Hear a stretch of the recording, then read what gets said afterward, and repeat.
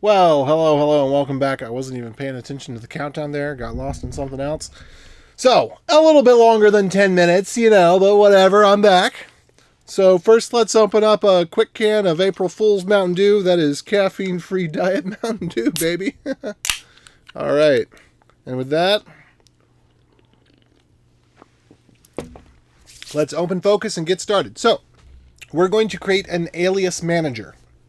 And we're going to do it as a POSIX script. So, let me show you what I mean by aliases. So if we go to my config for fish, thankfully all aliases are the same thing. So it's always the word alias, a space, then the thingamabob, an equals, and then the other thingamabob in single quotes. And I do kind of wonder if it's required to have the single quotes or not. We'll try that out real quick. So here's what we'll do is we'll comment this out. We just need to understand the syntax here. And I'm going to see if this works. So what should happen is if I do ls, I don't know what is going on there. So that makes it look like the single quotes are not necessary. Is the equals necessary? Because it'd kind of be nice if the equals weren't necessary too. Let's see. Oh, nice. So it looks like neither the quotes nor the equals is necessary. Whoops. Actually, we did not actually test that in the way that I thought. Ah, there we go. Unknown option -F to alias. Okay. So the equals is necessary. Can we have a space after the equals? Can we have a space before the equals? Unknown option -F. Okay. So let's go back to this. Wait. Hold on, did I even save? Let's make sure that we save. Okay. Open it up, unknown option, close it out. All right, add some spaces and some equals, unknown option, close it out. Add an equals, unknown option. Okay, so it absolutely needs the quotes. That's a little unfortunate, but it's okay. Does it absolutely need the equals? It does not absolutely need the equals. So the equals appears to be optional. The quotes are not optional. That's what I'm seeing. So ls. Oh no, that did not get applied. Okay, so let's try this way. ls. That did get applied. So the equals is optional but must not have spaces. Got it. So that's our syntax. Let's take a look at it. I'm going to see what bash and zsh say. Bash alias. So we're going to create something that can write that file and add stuff to it. That's basically what we're doing. It's pretty simple. How to create bash aliases. Alias names equals. Do we need the equals?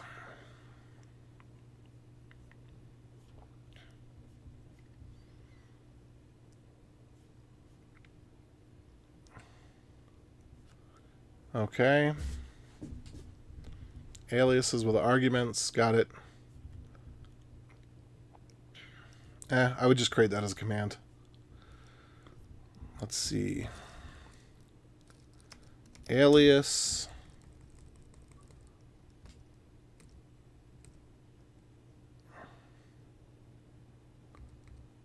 It looks like in every case here that I'm seeing, alias needs to have an equals.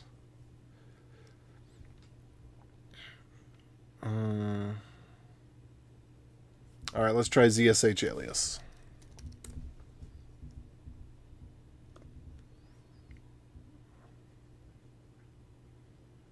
And aliases can have a flag.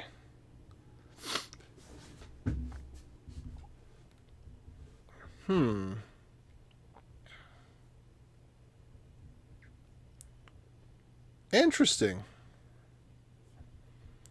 Let's check out and see what alias means in the different things real quick. So let's do, I guess, man alias. Oh, let's get the music going too. Sorry, I forgot about the music. And we can lighten things up here. I noticed that I'm looking rather dark. Oh, that's weird though, because I shouldn't be looking dark. I'm just as light as I usually am.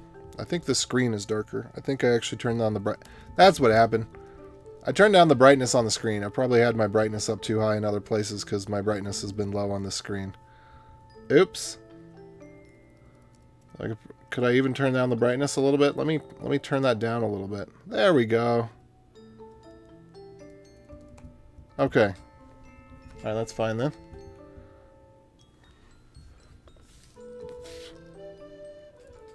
Fish shell. Alias. Create a function. Name. Options. Definition. Simple wrapper for the function built in.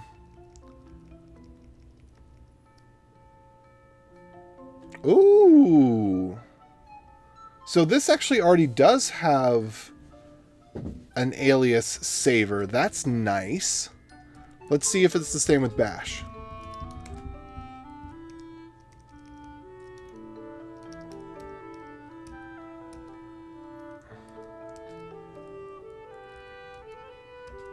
I don't think so. Alright, how about ZSH?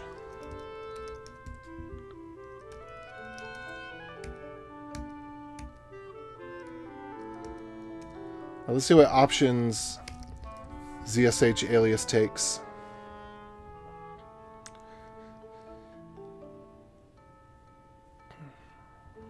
Okay, so here, a -s is for suffix, so we can't use that and have it work generally.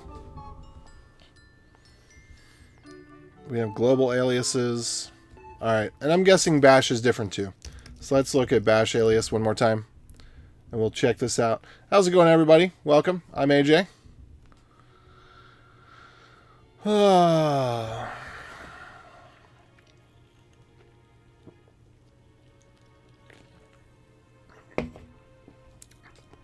Bash aliases you can't live without. Once you gain belly fat, you'll never eat Bash aliases again. Do we have any flags? Nope. Options? Nope. Flag?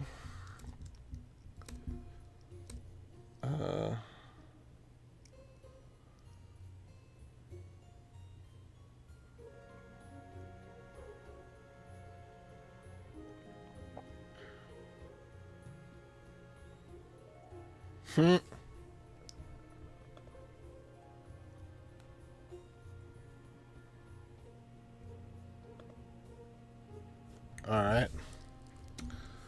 Cool. So we will go ahead and create the repository here, clone it, and get started. So I'm going to go into projects, beyond code for this one, git clone alias. 1 second.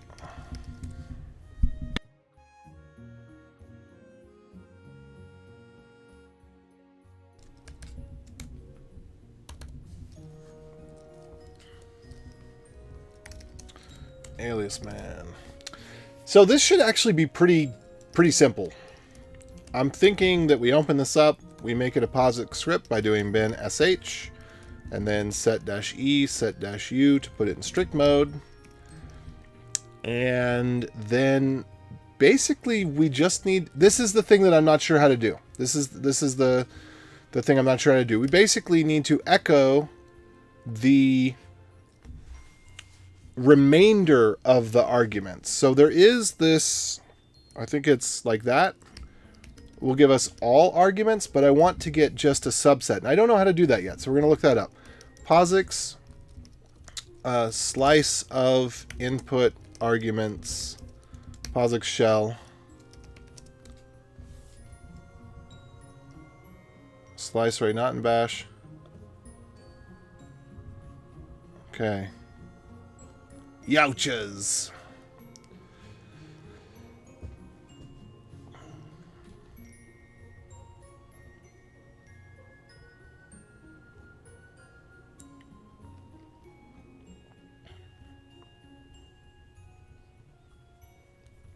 We might have to go to the POSIX shell.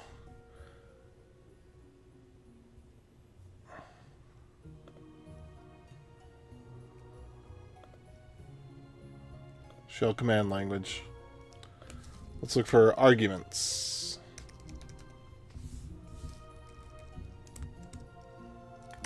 Maybe I could get to... Basically what I want to find is where $sign is defined.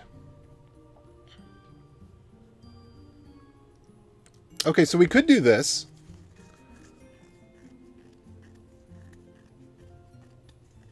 We could... For name in...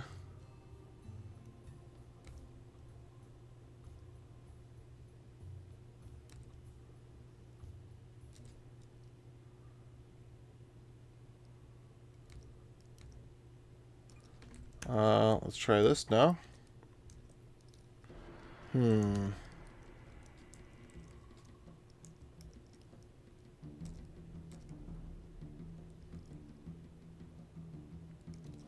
What about this one? Where does it tell me where this stuff is defined? You know what? This is a job for ChatGPT. Because it's difficult to search for syntax, but it's not difficult to reverse lookup syntax. So let's try this one. How do I get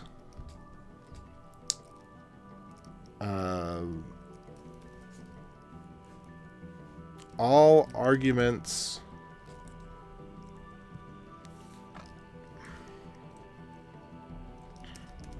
in a POSIX shell? Define blamp and blamp in the POSIX shell.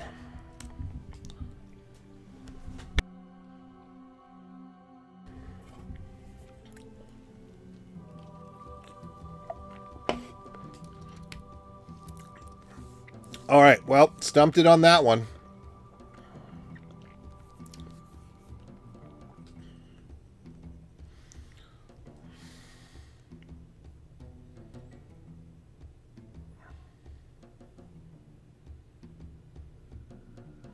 All of the positional parameters as separate entities, so each argument is treated as a separate word.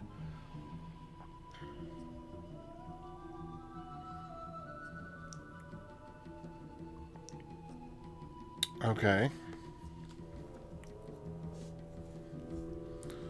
All right. How do I get a subset of in the POSIX shell?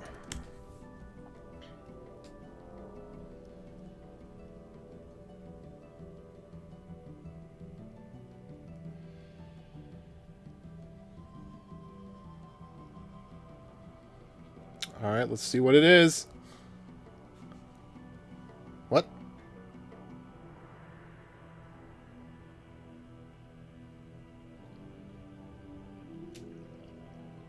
I don't think this is right. I think that's bash syntax.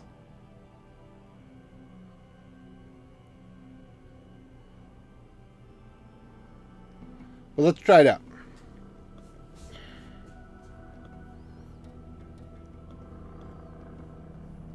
Ah, as a feature of bash, it may not be available in shell. Okay.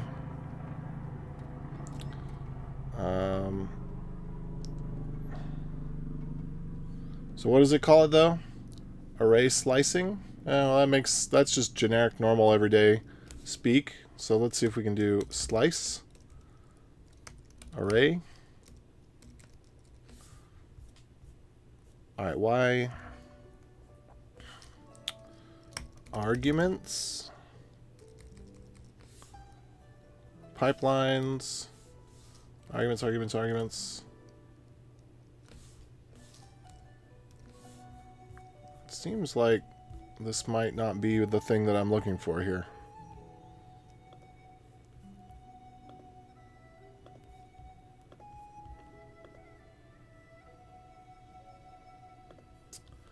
Okay.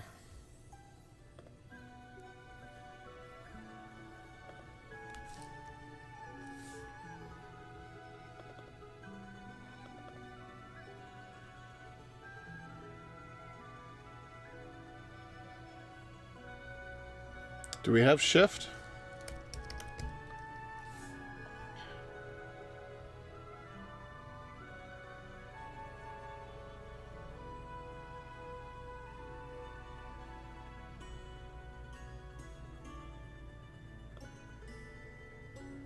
Ah, there we go.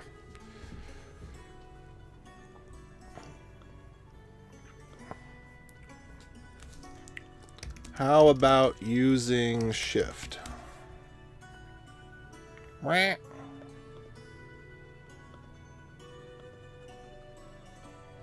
might have to log in again.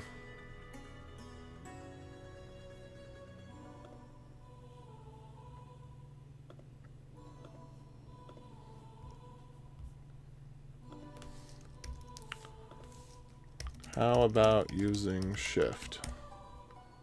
All right, I'll let it chew on that while I digest this.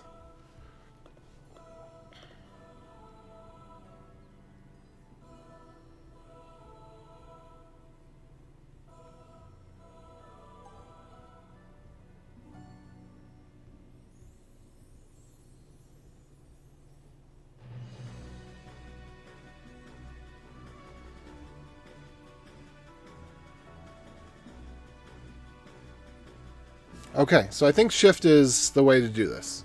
I think this will work.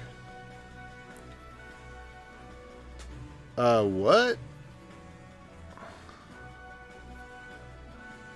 I like how it...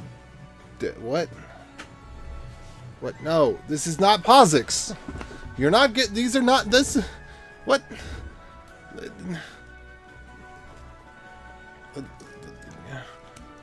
Try again in POSIX, not bash. All right, but this is the information we needed.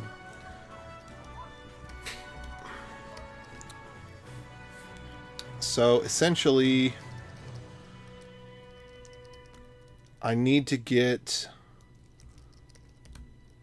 one, and then I need to get at. So we're going to need to alias. We need to alias. We need to get, let's see, my alias equals, and this is going to be 1.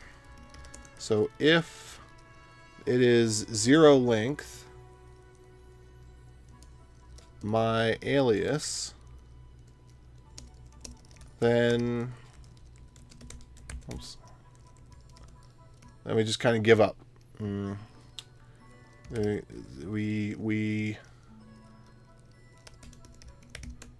We'll do usage. So let's define a function. I don't know. I think functions have to come before they're used, so I don't think this will work, but we could try it out.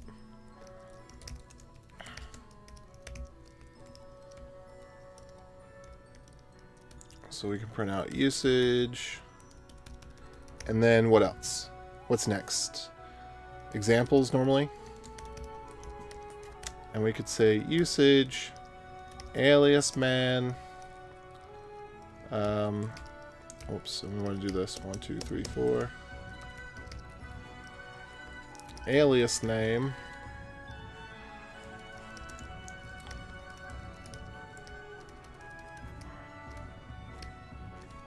Command.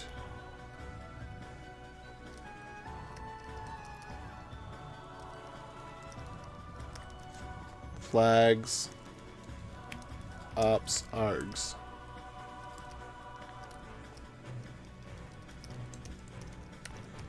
And so we could do ls lsd dash lahf.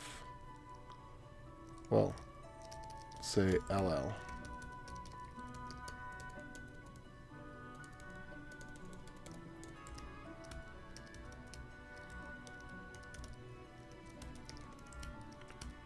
LA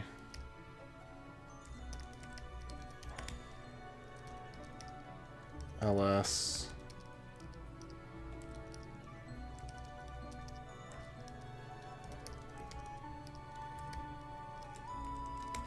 there we go.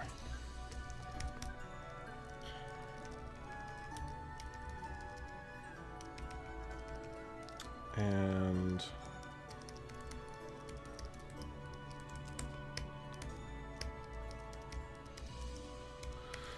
Let's see. What?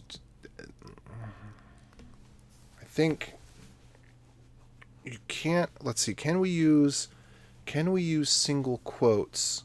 I don't really want to worry about that use case. No.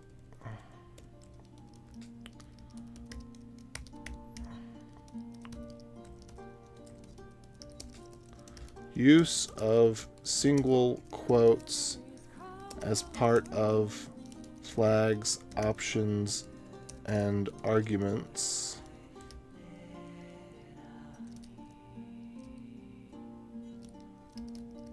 Let's see here. Is not supported. How's it going, everybody?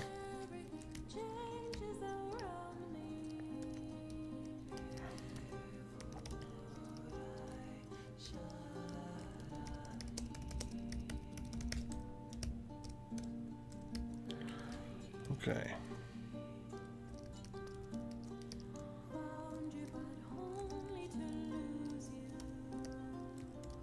Oh, let's see from here. Do I have 80 characters? Look at that. How sad.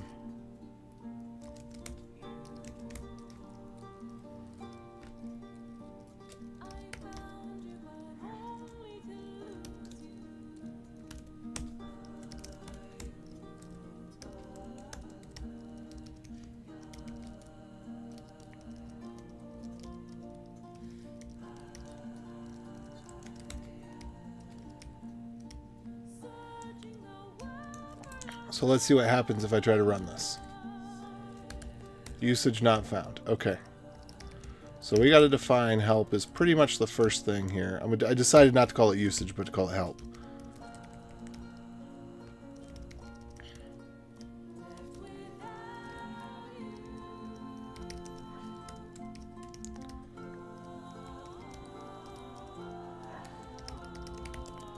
There we go.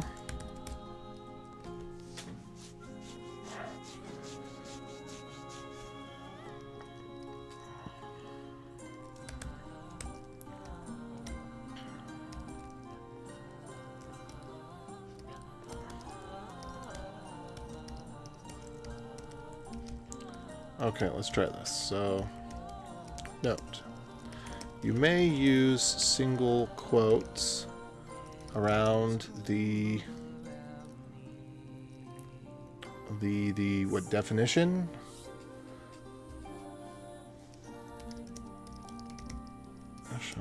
Like so.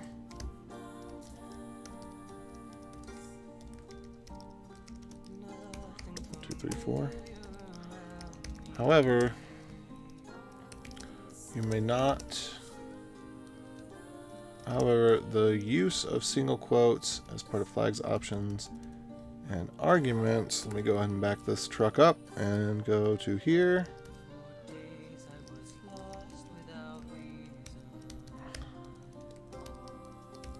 I'm going to say is not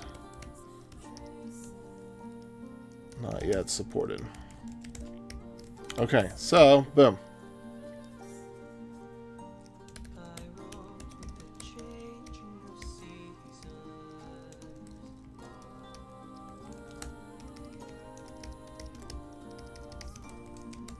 Cool. So we got our help out of the way.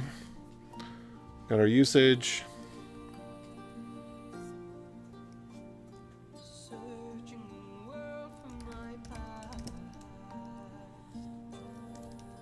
And I want to put a couple of my common aliases in here.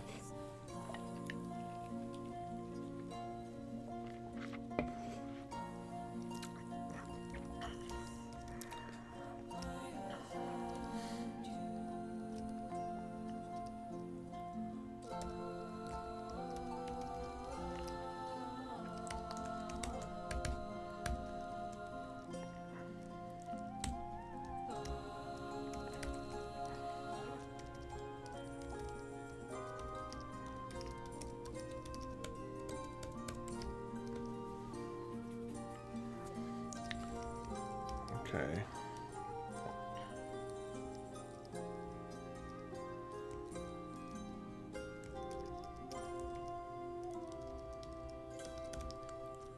go ahead and put tree in here.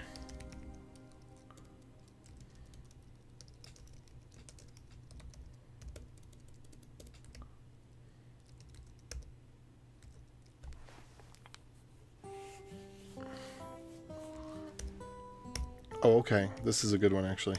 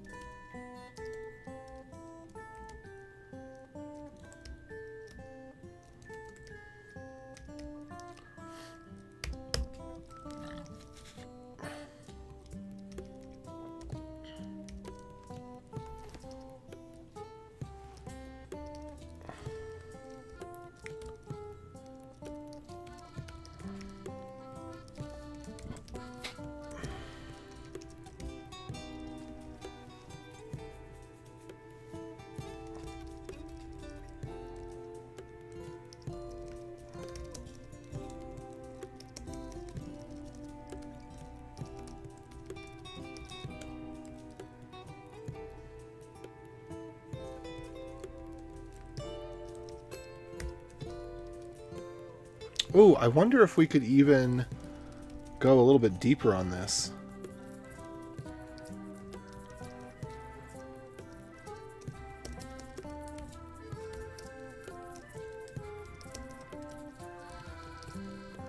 I would be very curious to see if we could get this to work. I would very much like that.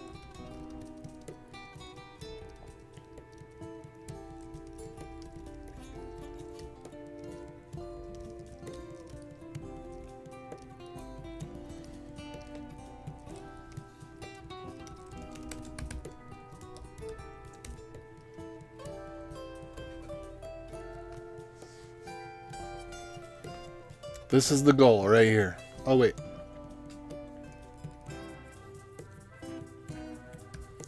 That actually needs to be a little further in.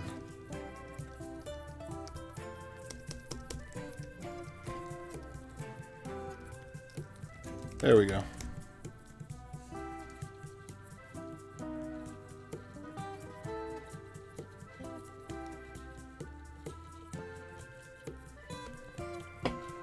Let's see here.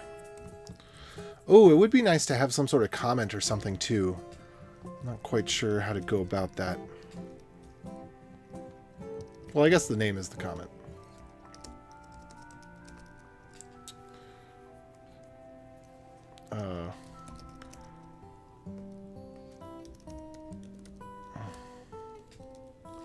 Random base 64.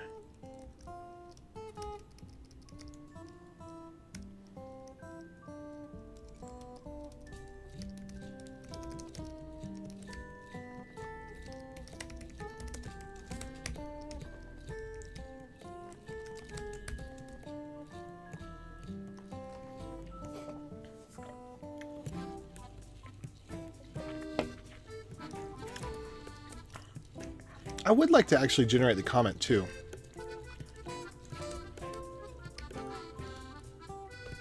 Let's see, I wonder what way we could do this. We could probably have a case statement. I think the shift might be the right way to go.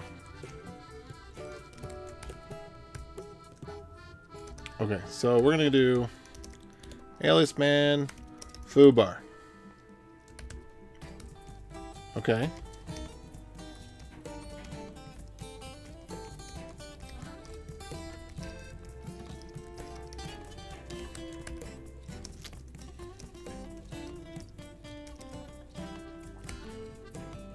All right, so that looks good, right?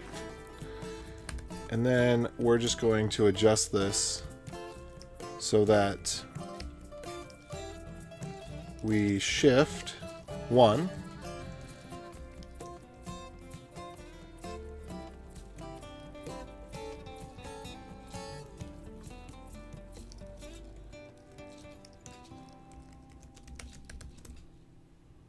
Hey-oh! All right, cool. So that was the hard part.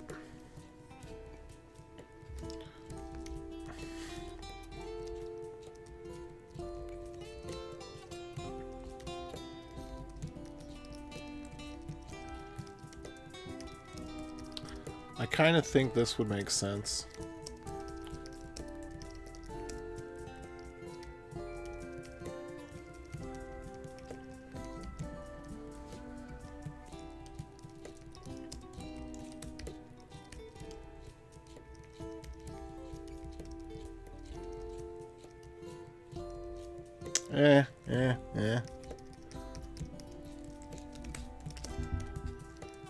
Here's what we could do.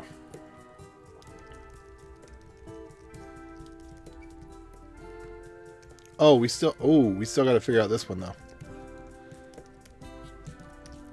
Hopefully it doesn't pull a JavaScript on us. Indeed, it does not. Excellent, excellent, excellent, excellent. So in JavaScript, the arguments is special, and it's actually a pointer, and it's the only thing in JavaScript like that.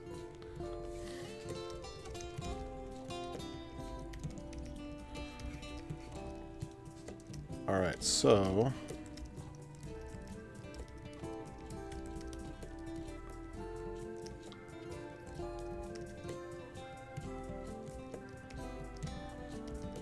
alias.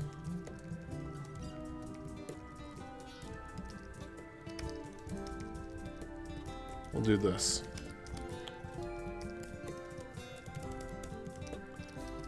If double dash is equal to argument, then shift 1.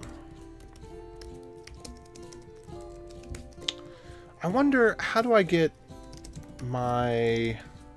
I need to update my vimrc so that schvumpt will run on files that match a header. I wonder how I do that. Oh, how do I get vim to match files based on, let's see, a vim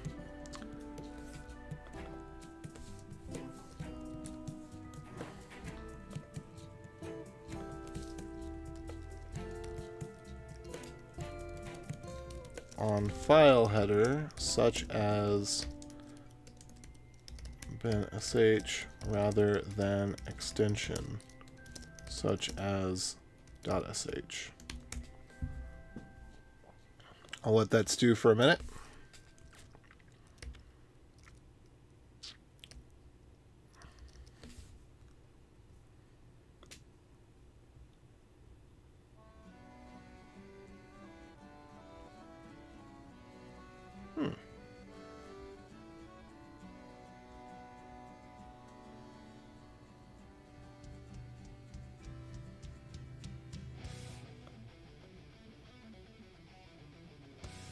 Hey, I like that. Let's see if it works.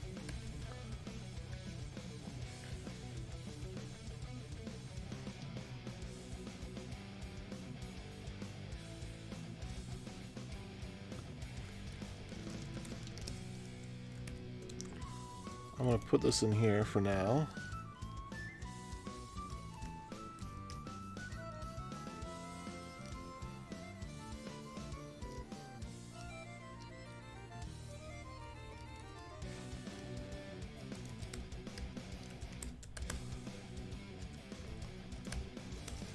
See if this works now.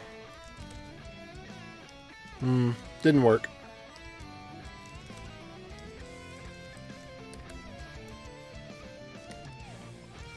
Let me see if I just need to add it in here.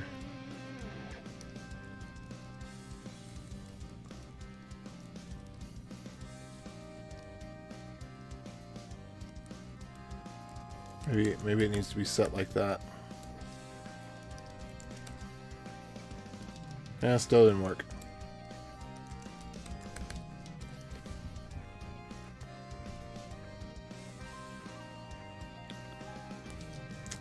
Whoops.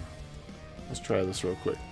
How to get them to match based on shebang rather than file extension.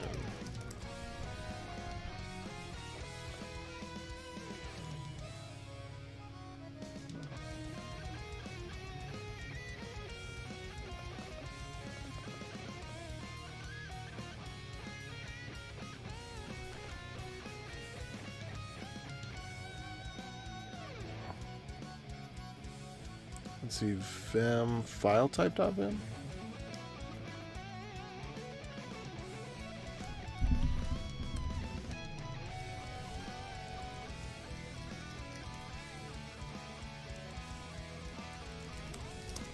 A little off the beaten path here, but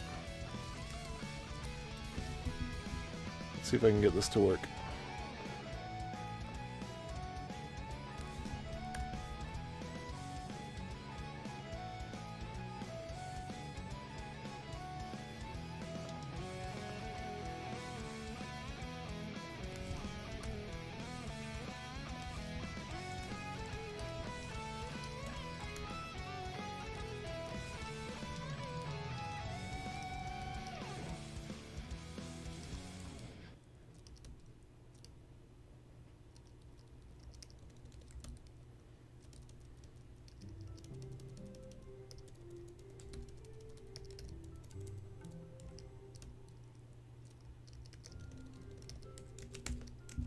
Alright, I'm going to leave this alone after this one.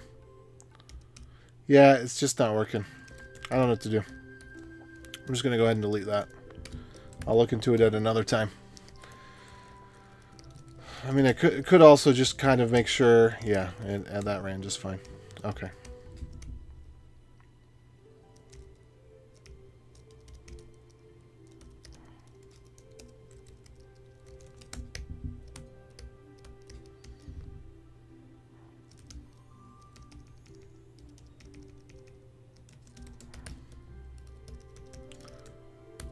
Okay, so let's try this out. And then let's try this out. That's the same. And then let's try this one out. Okay, great. Okay, so everything looks really good here. So we figured out how to... We've got the alias.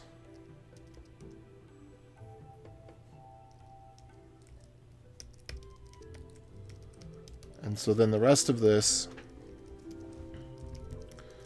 is my, I don't know, my args, my command.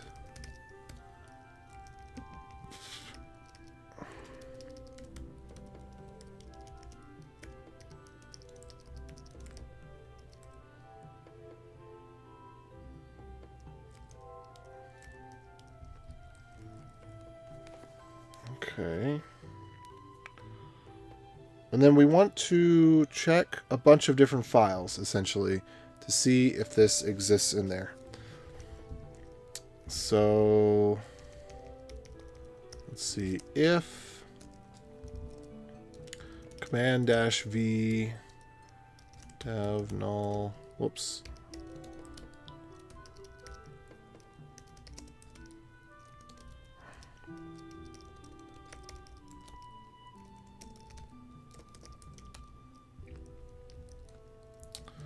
Okay, dir-p config fish echo, and then we're going to do alias my command equals, or I guess we could just do space. No, we'll do equals because I think we'll want to reuse this.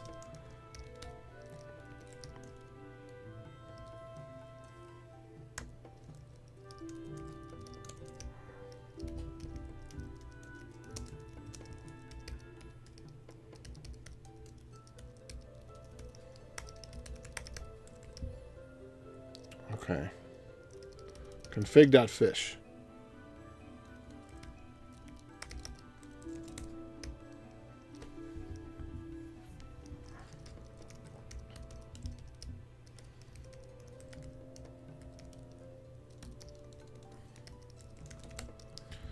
And then what was the ZSH one? It's just called ZSHRC, I think.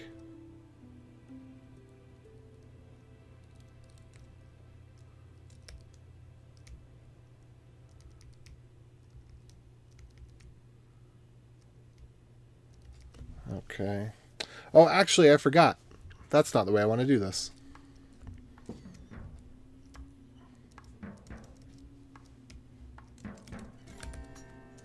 That's okay. So we're gonna do something different. So what we're gonna do is, to start, and we'll have to fix this later, but to start, we're gonna look for config envman alias. Whoops, no, just envman. envman alias.sh. Is that what it needs to be?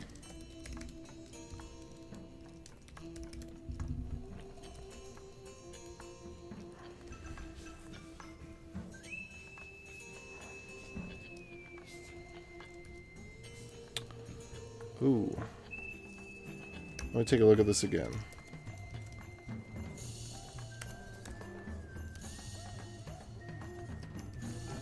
Got it.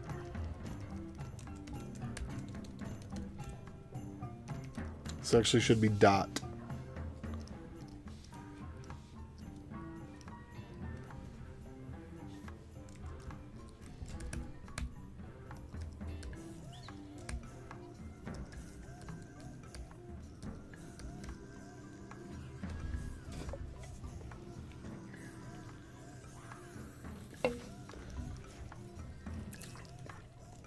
Okay, what do I do here?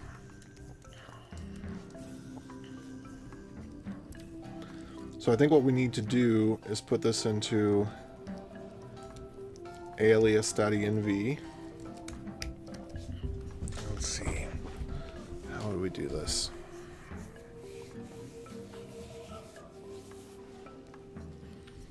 Because this is not really a .env as much as it is. I'm not sure how we should categorize this.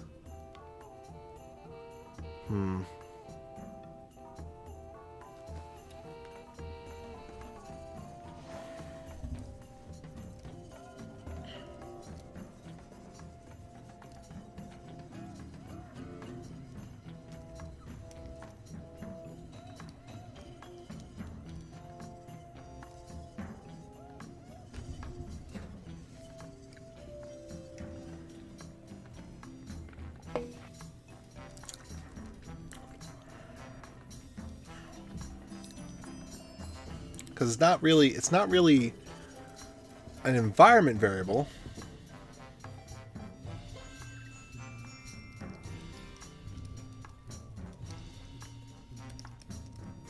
Aliases, maybe?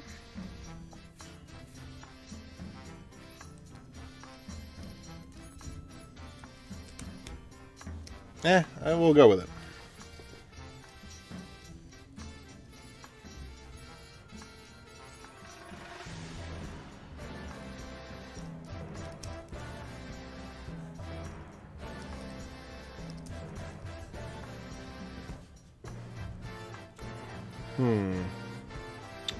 So if not exists,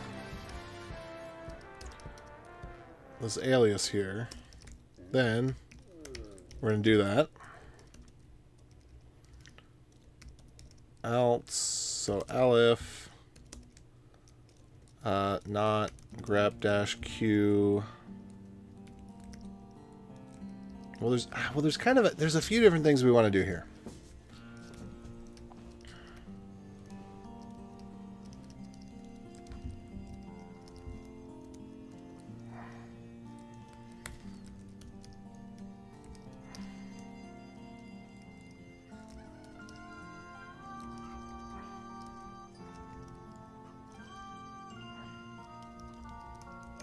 Alright, my alias.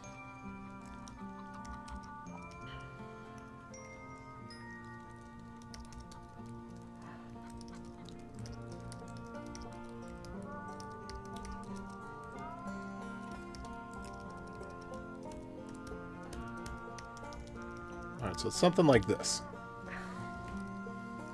My line is this alias thing. So we can say my line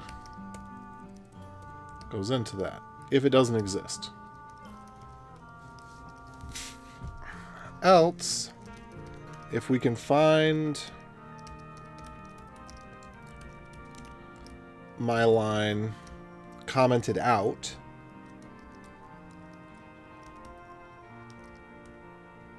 In this file.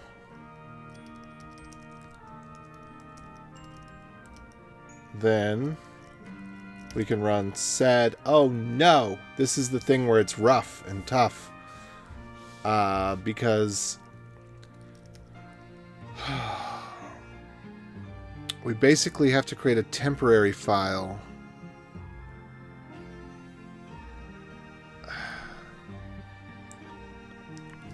Let's see, POSIX sed. Ah, there is no -i in POSIX sed. That's our problem.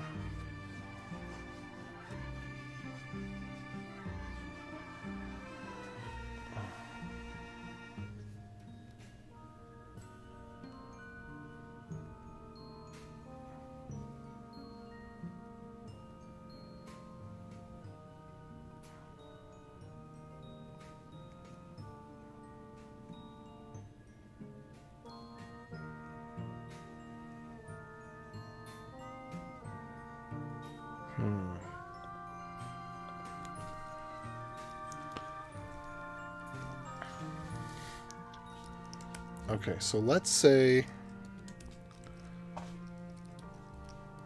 it's in there, but it's commented out. Oh, we also have the my... Oh, hold on.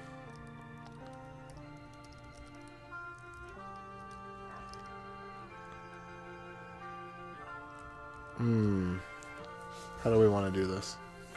I think we don't want to handle this thing. So basically, if grep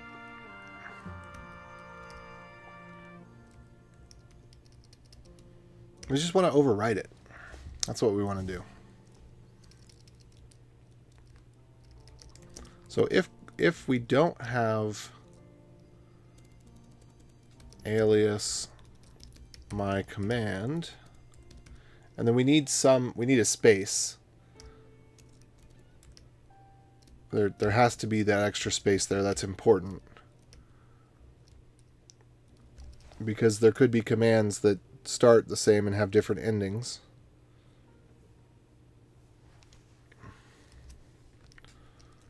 Okay, so if we don't have it,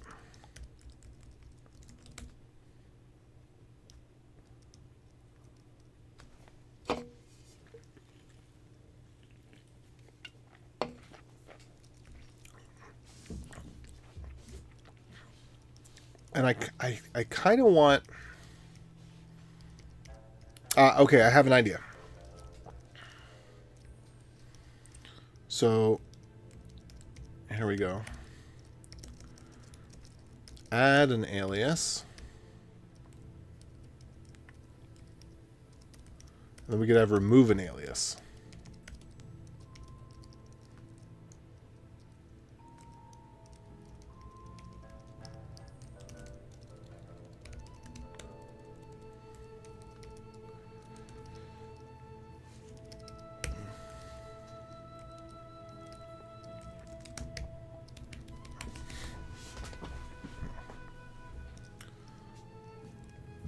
Okay, that'll work.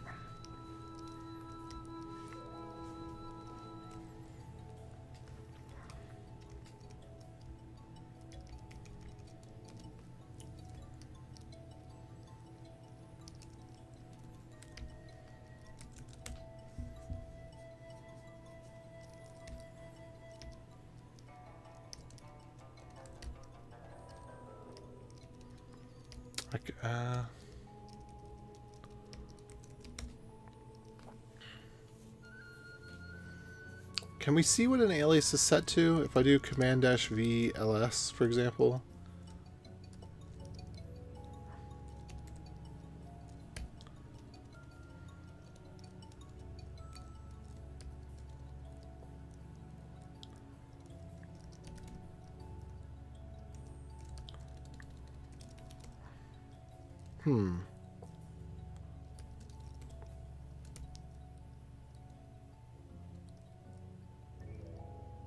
I'm not really sure. Hey, everybody. Hey, everybody. How's it going? So I'm just trying to figure out how to write this alias manager. And currently I'm wondering, how do we determine, is it type?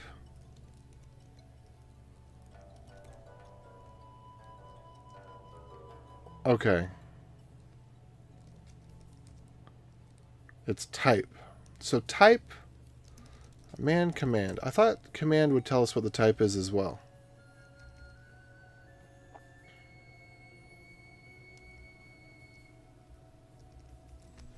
Let me look up POSIX command as well. So POSIX command.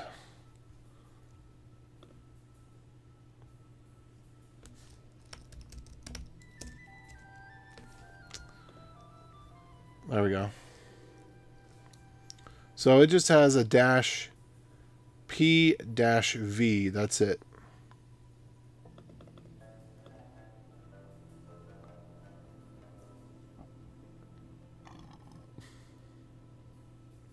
Okay, don't care. Not going to use that then. And does POSIX support type? That's another question.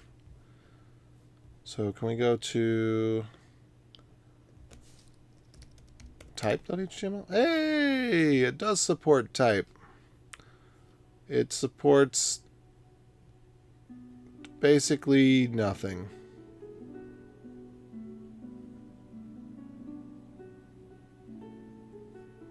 What?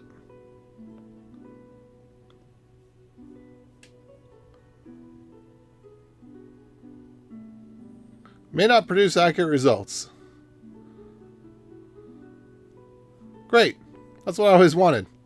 I was always hoping that we would get good things standardized that don't produce reliable results. That's my fave.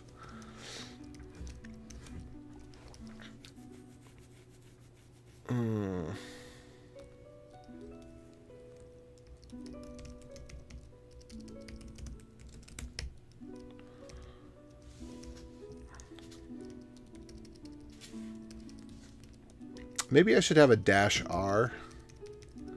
Maybe that's what it should be. Something like dash D. What is a common delete remove? Is dash D, would that be good?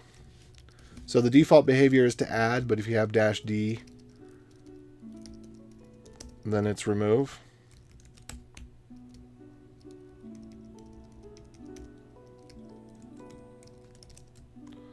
Let's try this.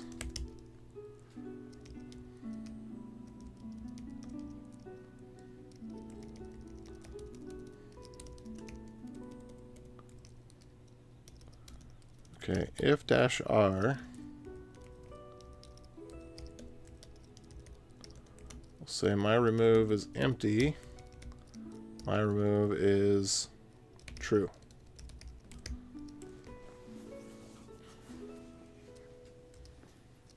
And that's kind of a whole different function, kind of. So maybe at that point, yeah, I don't know what we should do with it. But in any case,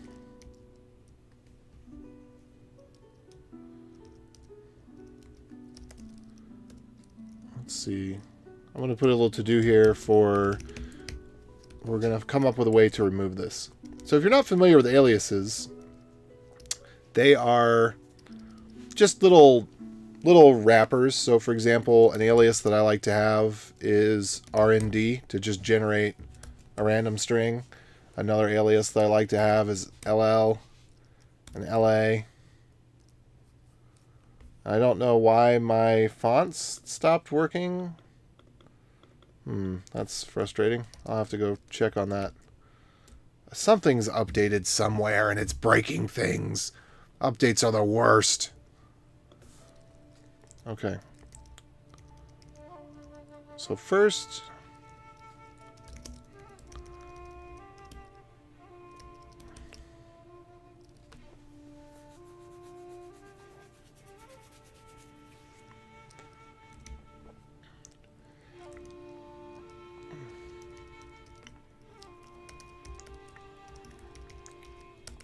here's what we should have.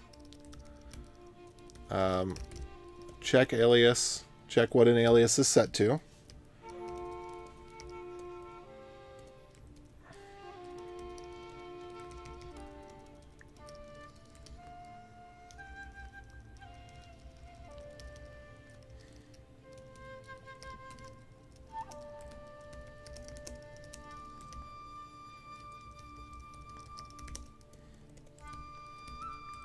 Set an alias, check what an alias is set to, and remove to. And in all of these cases, we actually want to check to see what the old alias is before we do anything. Because if we're replacing an alias, I want to print out replaced alias X with Y. If we're checking what an alias is, then alias is set to X, or alias is not set. And I'm just going to put a comment for myself here. Alias set to X or not set. Replaced X with Y.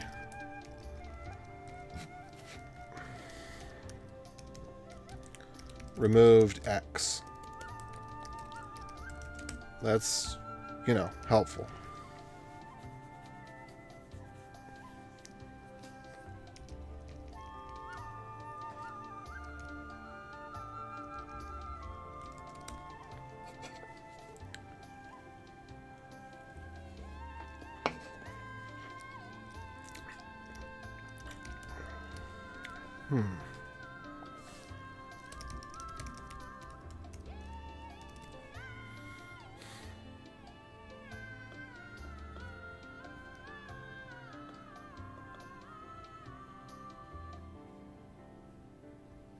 Okay.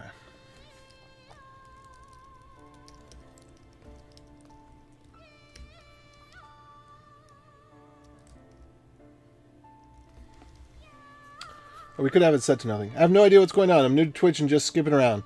What is wrong think? Oh, wrong think, that has nothing to do with Twitch. That has to do with the book 1984. So, wrong think is when you express an opinion that is not acceptable. That the powers that be don't want you to have a way to express. So, it's just... We live in strange times politically right now. And so that's just my way of saying that if you're looking for sympathy, you won't find it here.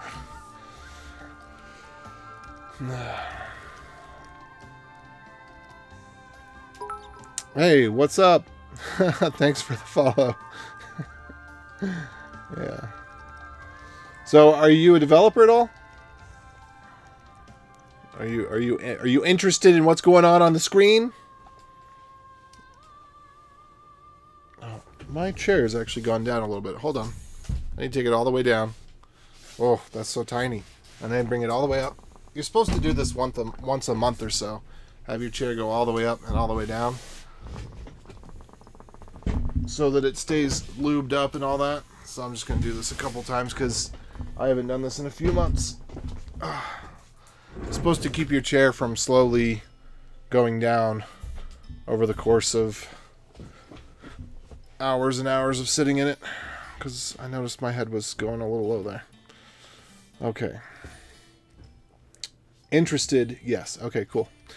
So, what I'm working on is an alias manager. So basically we're going to check a text file, see if something exists there, and either set it, or remove it, or add it, or check it. Set it, check it, or remove it. That's what we're getting to. Okay. So let's see. So first we're going to figure out what this whole thing is. That one's weird.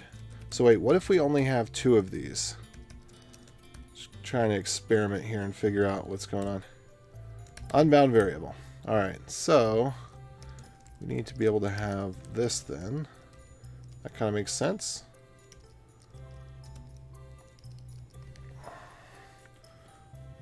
Okay.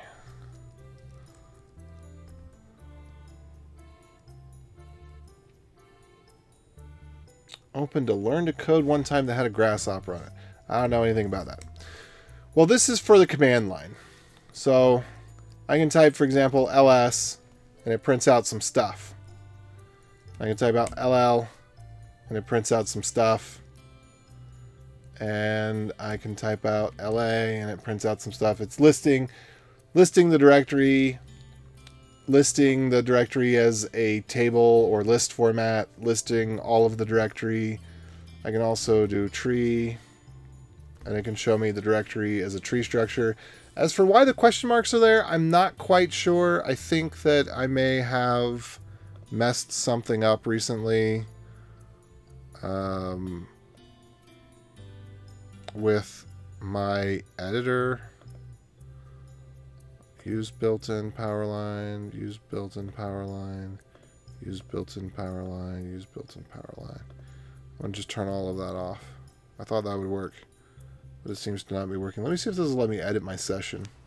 Can I edit my session? Session, edit session. Okay. It's over here.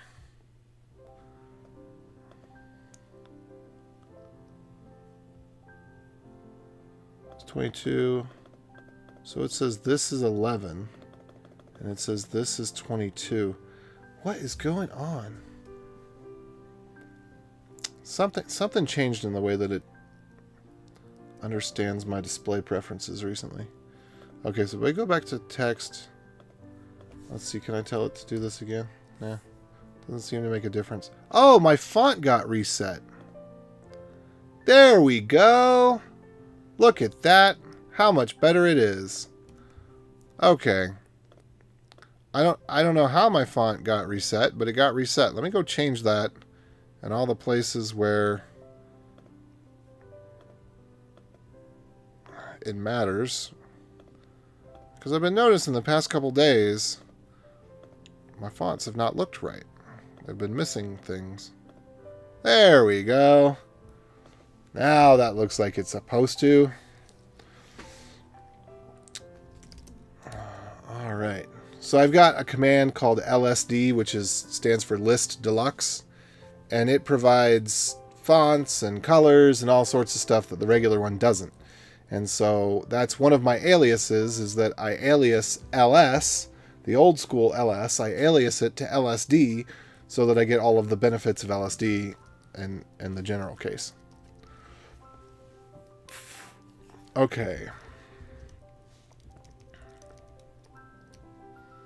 There's a couple of things I need to update here.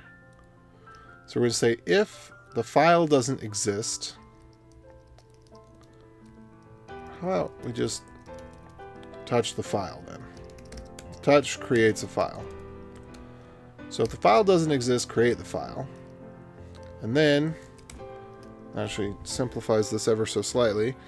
If we can't find the command, and I would need to use, I'm not sure what it is, but I need to use the grep syntax. I think it's going to want backslash. Let's see.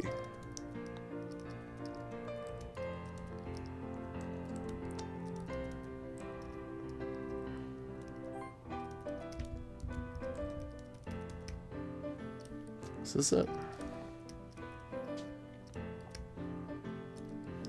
This caret should match either end of line or non-word character. But that may actually not be the right thing.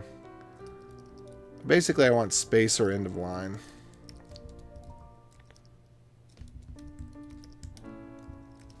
Let's see if I can do -E. Let me make sure that this is part of the POSIX spec. Let's look at POSIX grep. I think it has -E defined. Yeah, -E is defined. Extended regular expressions.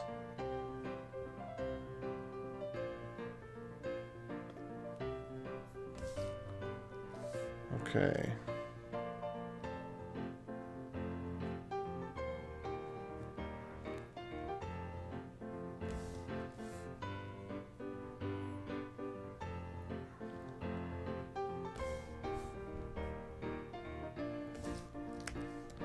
Let's see. Do we have \b? No. Do we have \? This, what do we have? We have capture groups. I have to figure out how this works in practice. There we go. Alright, so I'm going to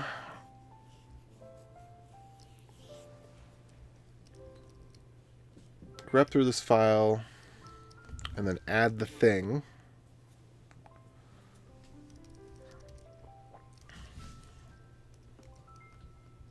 I guess we could do this.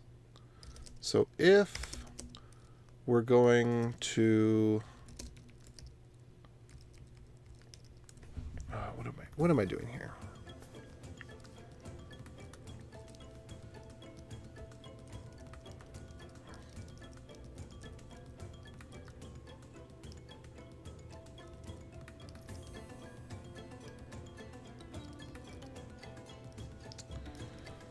Okay, my existing, or let's say my current equals, we're going to do it this way. My current alias just turned 32, tired of working myself into an early grave. Okay, I understand that kind of, sort of, but not really. By kind of, sort of, I mean I get what you're saying. By not really, I mean I have not experienced that because I discovered the magic of computers when I was quite young and have always worked in them since I was old enough to work. Computers might open some doors. They certainly could. I think the most important thing is to automate tasks for yourself. So find things that bug you about your experience in using a computer, and then learn how to automate things. So, for example, learn how to delete an ad off of a web page. Learn how to send yourself a text message to remind you to take out the trash on Wednesdays. Try to learn small and simple things that can improve your own life. This gives you both a sense of purpose and motivation and direction. I guess that's 3 things, so it's more than both. But it gives you that, and that's going to make it easier for you to carry forward. And as you solve small tasks over and over again, you can begin to put the pieces together.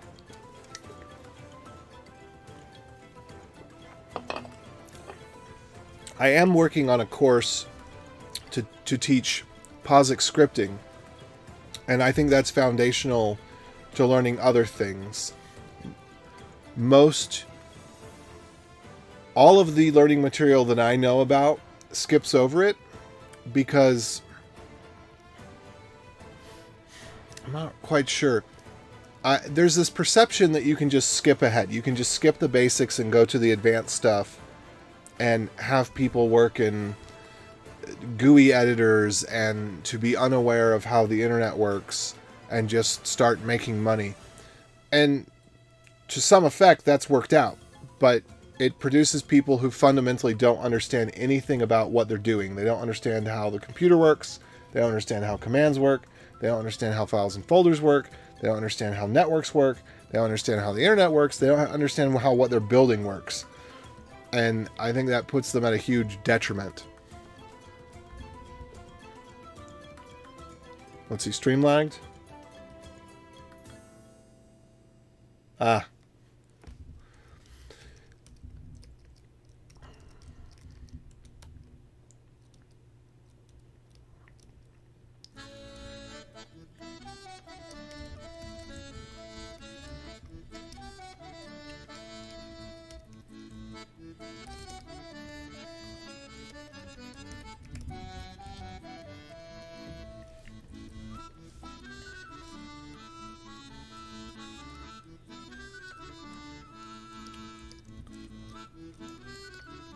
Let me know when you're back, and if you can hear me. This is also on YouTube, so if you want to go back just a minute to hear what I said, because I I don't want to repeat that all again, especially because I don't know when you actually started hearing. So let me throw you over to this. And just back up a little bit and then watch it on 2x and then swap back over when you cut up. Or let me know what you...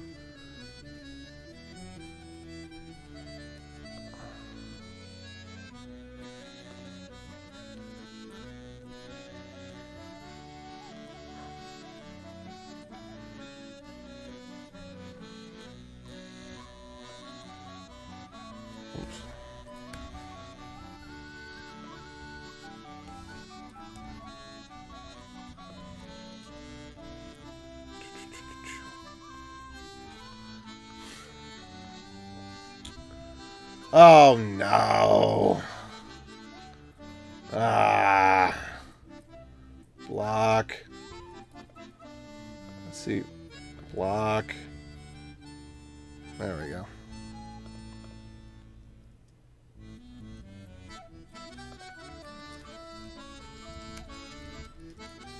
Okay. Alright, so where am I at here? I need to figure out if the my current thing can be found. Okay, unbound variable on line 61. Let's check that out real quick. Unbound variable. Ah. So we actually need to move this further down, because we need to figure out if we're setting or checking.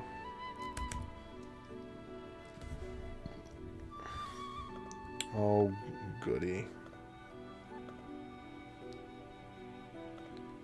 I don't get what that's all about. It's been a while.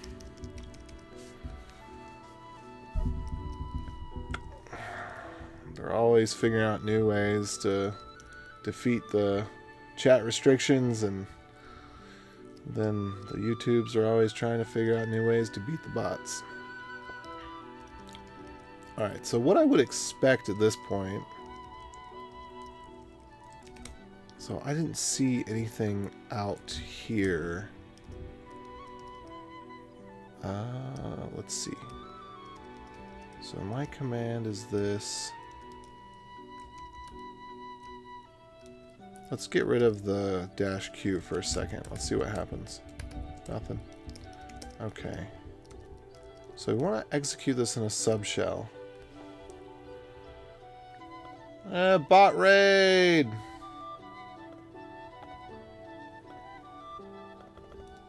Oh, huzzah! Let's see what we can do here.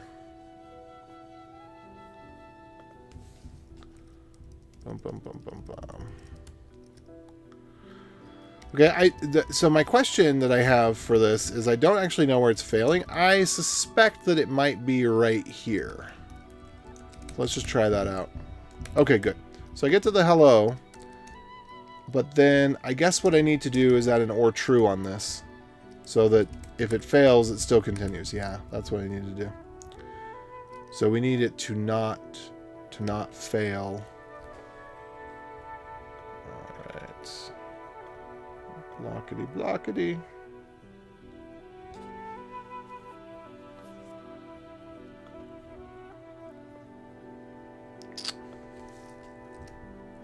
Okay.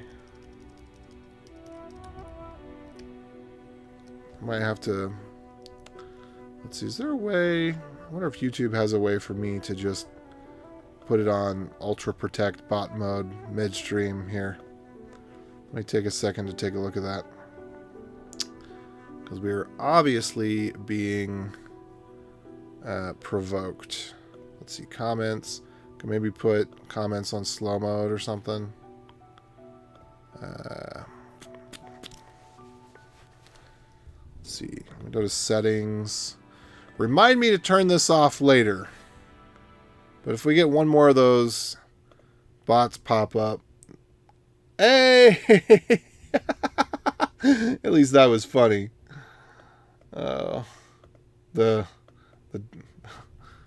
Okay. Give me just 1 second here. Got to deal with the, let's see, defaults, increase strictness. Do we have that for chat? Have a community. Let's see. I'm just gonna have to turn off. Hold all comments for review. Oh, come on. This is really weird. I've never had this happen before. So, messages in your live chat. Can I turn off live chat? So give me a second. I'm gonna have to turn off live chat on YouTube.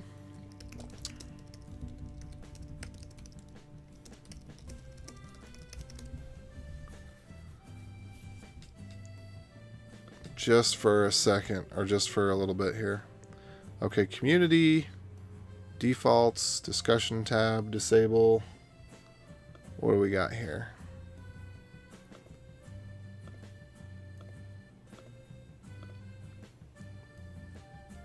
Channel guidelines, automated filter.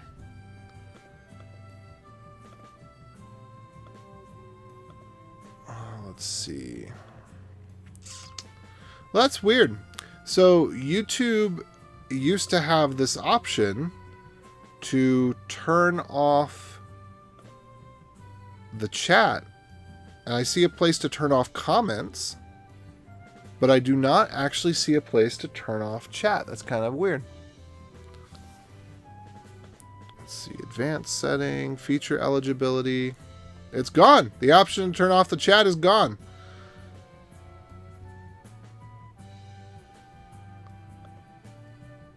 All right. Okay, there's a new page. I'm going to have to check out the new page.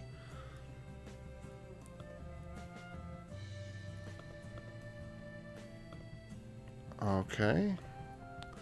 So stream, manage the current stream, top chat, options, community moderation. Flippy do. It's taking me to this other page that is not.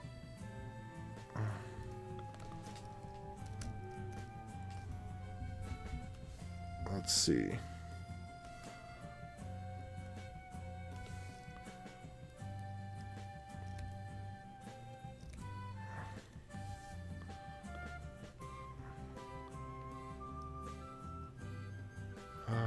Whoops.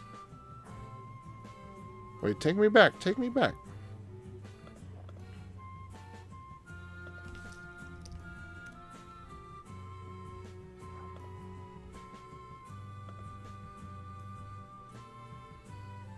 Well, that's dumb.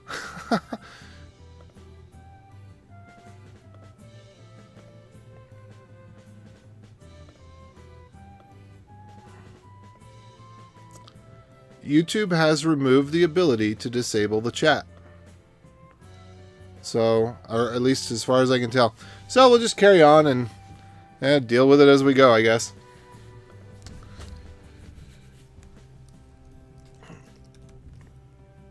Okay, so where was I at? Lost my place a little bit here. You know, the first time that ever happened to me, it actually shook me quite a bit because I wasn't expecting it at all. One of it.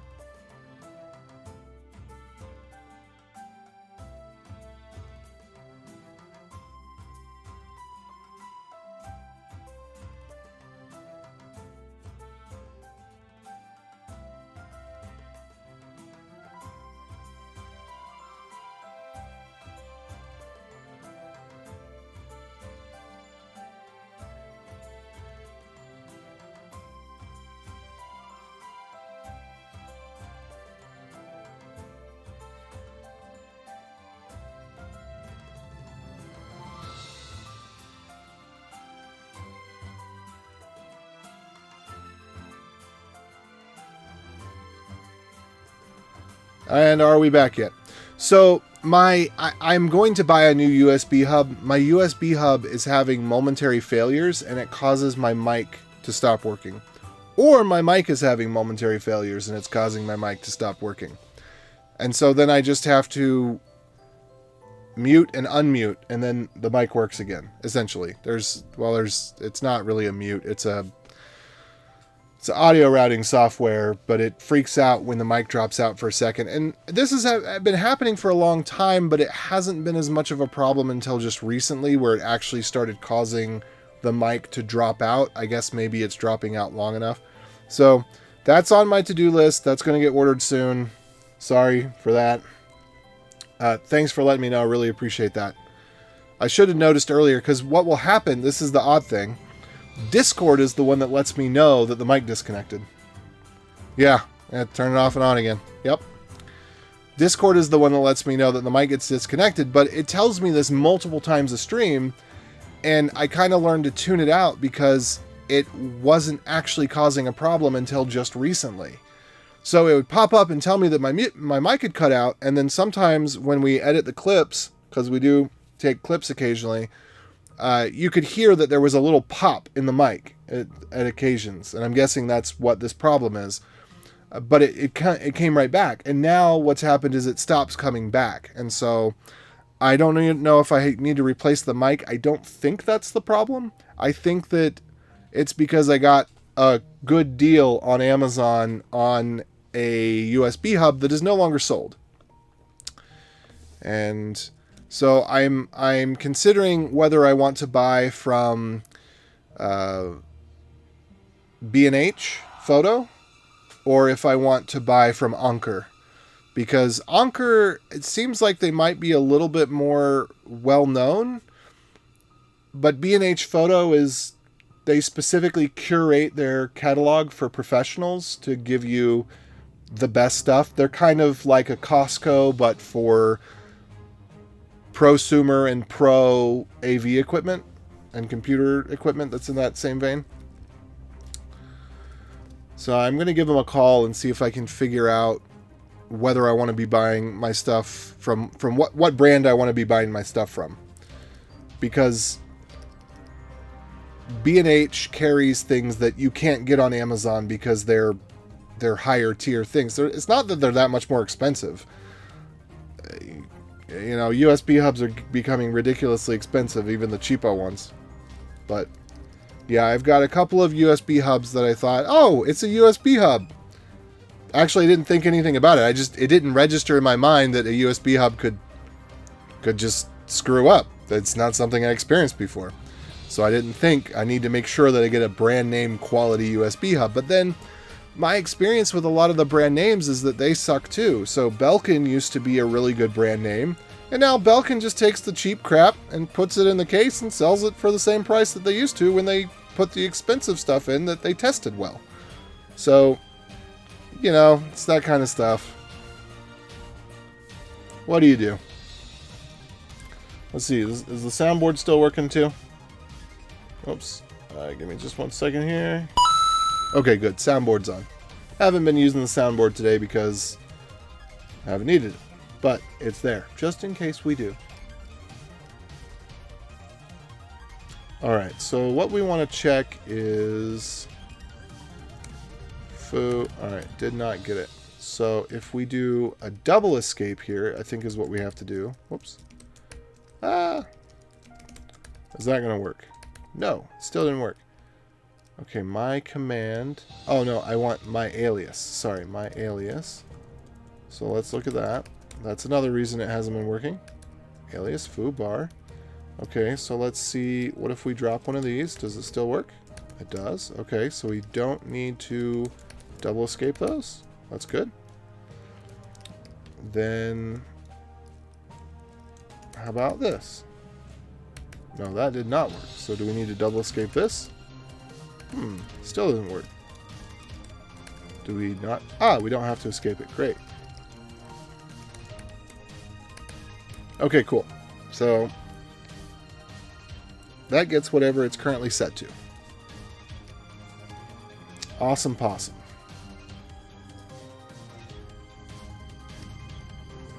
And that could potentially be more than one. But that's good. So now we've got the current. So once we know what the current setting is, which may be nothing, and that's fine. So I could also run this for foob. I get nothing. That's great. All right. So now we have to figure out what we're going to do.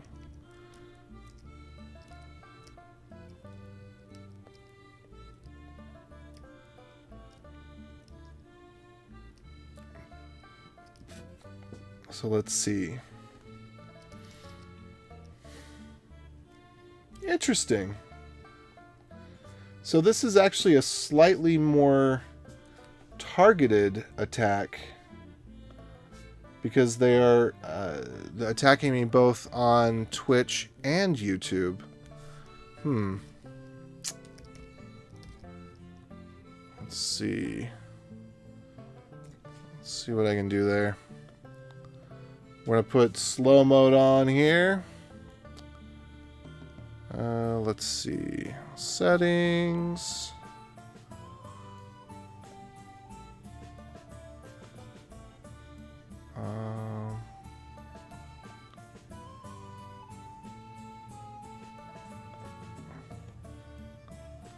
So I'm changing some chat settings real quick. I'm going to turn shield mode on here.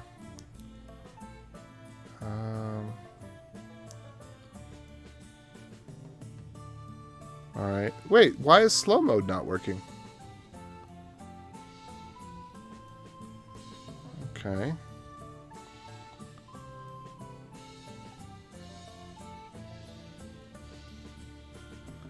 One second.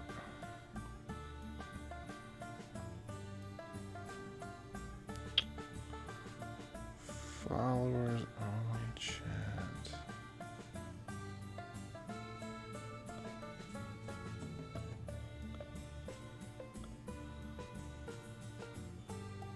Okay.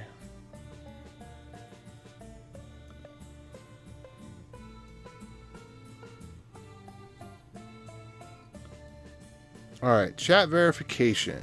All chatters must have verified email.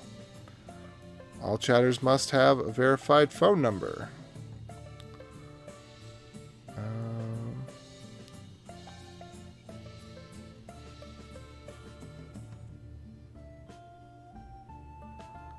Let's see, auto mod settings.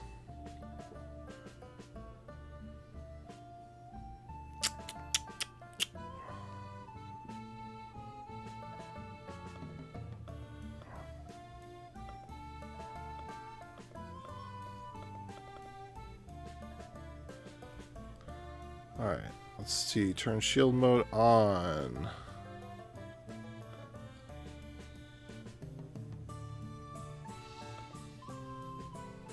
Alright. Where is shield mode?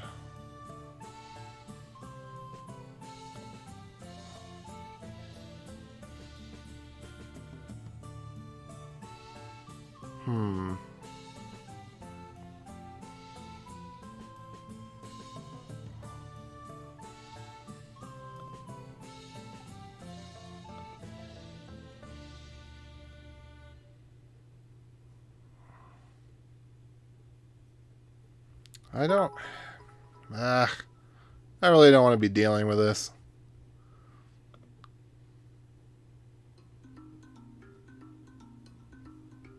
Cool. All right.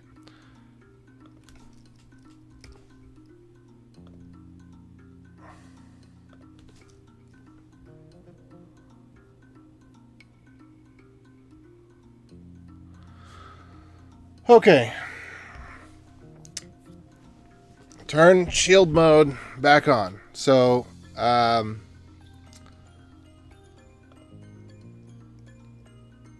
see here.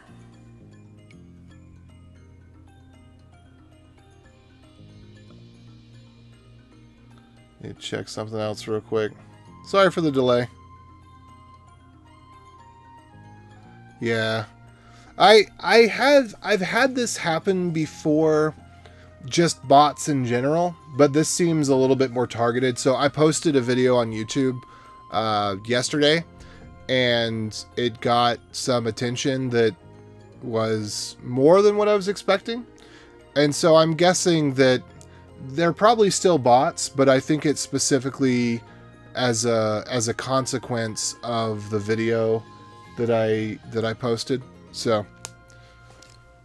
I don't know, or it could be complete random, but the fact that it's hitting me both on YouTube and Twitch makes it seem like it's maybe an individual who has some element of control, that it's not just random, because I think when it's random, the bots target kind of one or the other, but they're not targeting both at the same time. So yeah. No, and if I didn't want to be distracted at all, I wouldn't stream, right? But the streaming in general, it helps. Okay, now where was I? We're going to grab our current here. Dun, dun, dun.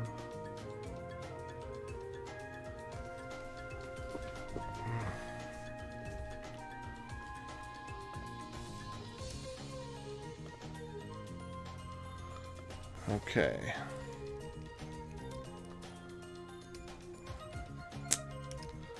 All right, so my current is going to grab what if there's an alias currently in there, it's going to grab what it is. Great. Okay, from there I need to figure out what to do. So from there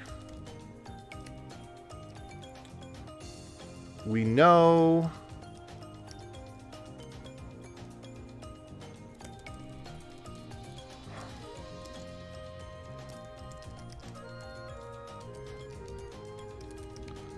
here's what we got. So if my current is empty, then here's where we will check for delete or not. So if non-zero my remove, I think is what I was calling that thing, my remove, right? Yeah, my remove. Then we're going to try to delete that line. So we should echo out removing my current.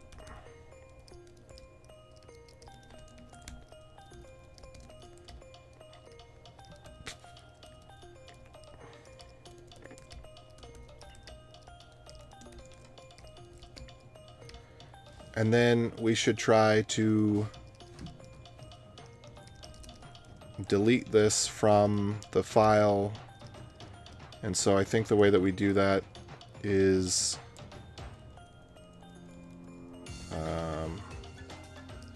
I think we have to move this to a backup.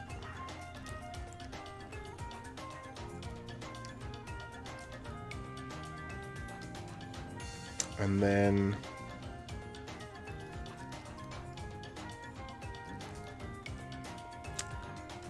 let's see, after we move it to a backup, then what do we need to do?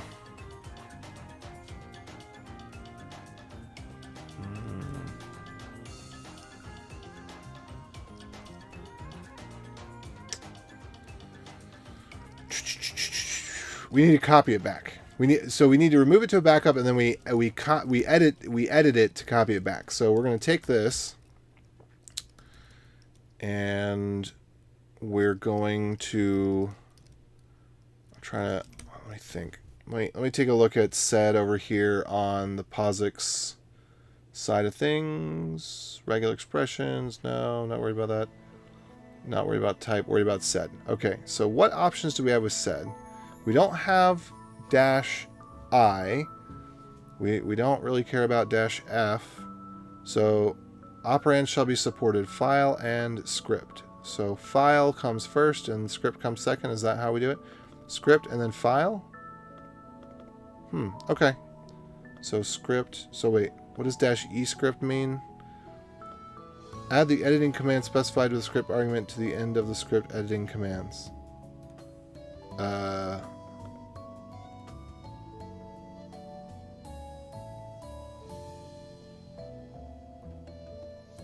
Okay.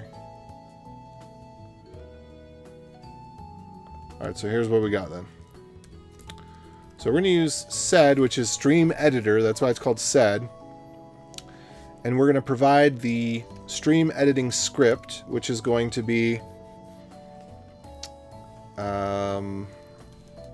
it starts with an S and then it ends with... Well, in most cases it ends with a G, but in our case, I think we don't actually need to end it with a G. So we want to remove the current one. And I guess that's what we'll do, is we'll say we'll remove my current and we'll replace it with nothing. So the way that the sed pattern works is that you can actually choose different delimiter characters. So the normal one that you'll see most often is just the slash. And so it's S for search and replace, I guess, slash, and then what your search term is, and then slash, and then what your replacement term is. Now, this one's going to be a little tricksy because, let's see, we want our search term to be pretty literal. We can't have a slash inside of it. I don't know if this is going to work out. Add the editing command specified by the script optional argument.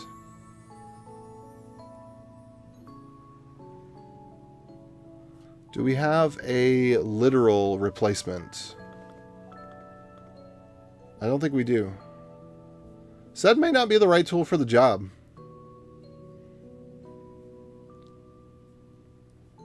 Let's see. Again, let's ask our good friend ChatGPT. How do I do a literal string replacement?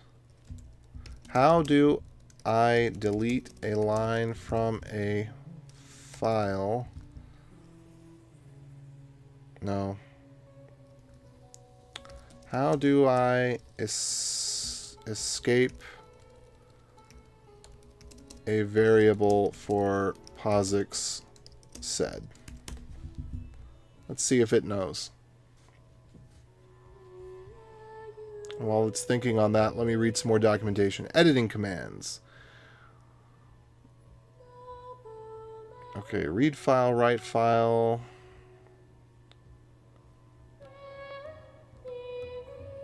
I kind of want to see an example of this. This is a little bit weird. Delete the pattern space and start the next cycle. So I think there is a way to delete line with maybe with just a D. Delete the pattern space and start a normal new cycle as if the D command was issued. Otherwise, delete the initial segment.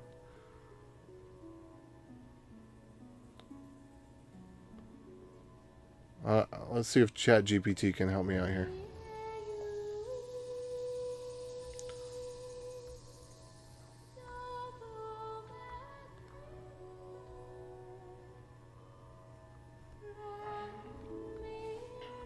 Echo string sed to ampersand and. Oh, okay. That's something I did not know. Well, let's see if it actually works.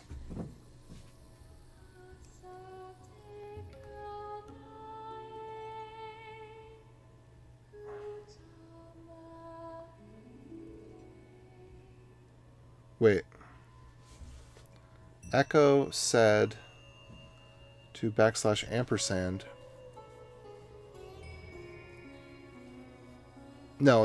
I want to use a variable as the replacement, as a replacement value.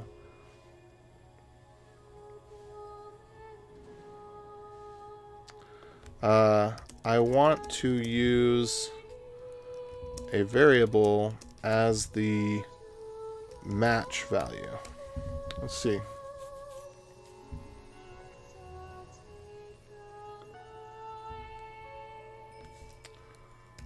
How to use sed with variable. I remember looking this up one time for quite some time, back when I was younger at shell scripting and knew a lot less about the right words to use. I think I'll be able to figure this out, maybe.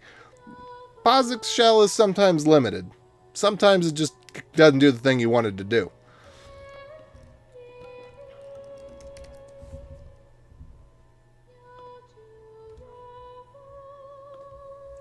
Okay.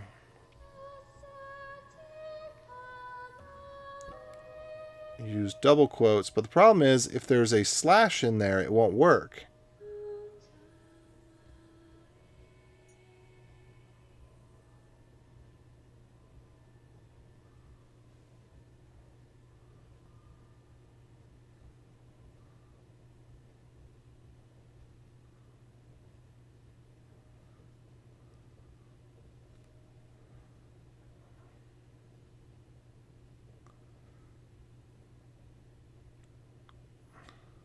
Oh, okay. Single quotes for the pattern. Double quotes with the variable. So here they're using comma as the separator character, the delimiter.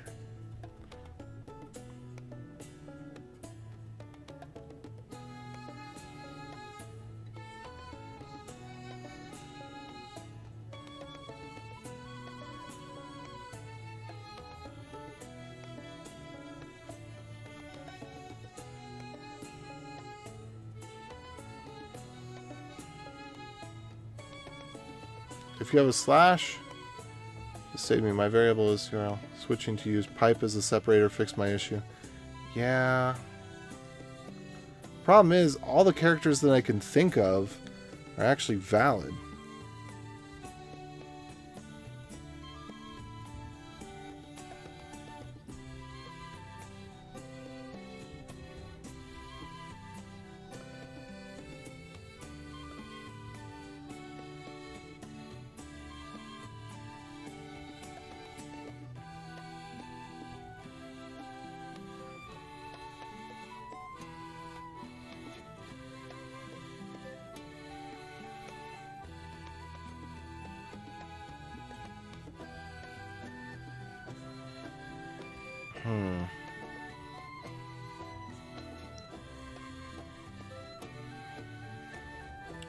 Additional you escape in addition to enclosing the variable in double quotes. For example, how do I escape such a variable? Okay. I think that I actually don't need to worry about it that much because I don't need to find my current. I actually just need to find alias my alias. And that should not have a special character in it, particularly it should not have a slash.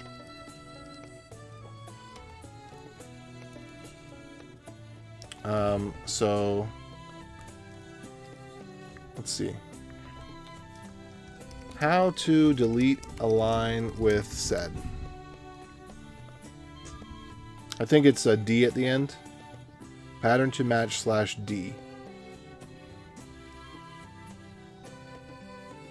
I wonder why it doesn't have an S in front. Okay, that's fine. Alright, so pattern to match / D is what we do here. And then we would put this. I think we can just put this on the same line like this. Here we go. So I think that's how we would remove it.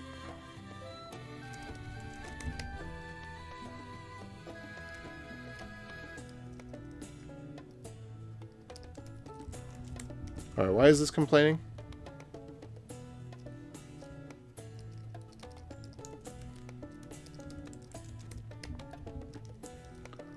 So if test. So this is one thing that's interesting is this bracket character is actually a command.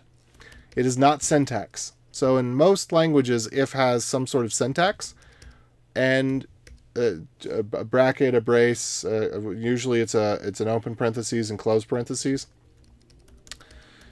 Here, if can only evaluate a status code, whether it's 0 or non-zero. That's it. That's all that if can evaluate. If is a statement that evaluates whether a command has a status code of 0 or non-zero. And this bracket is actually a command. Doesn't look like command, but it is a command. Okay.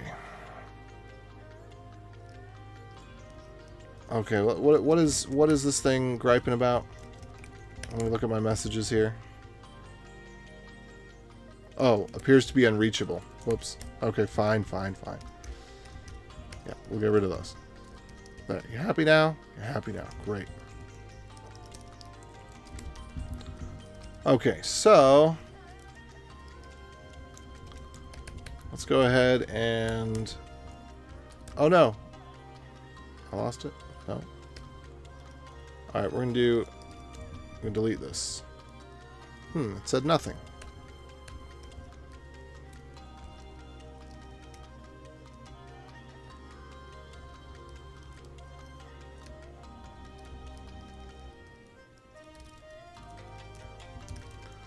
Echo.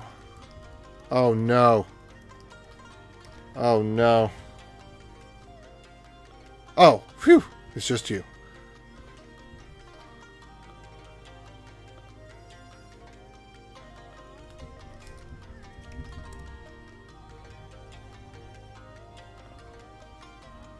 Let's see.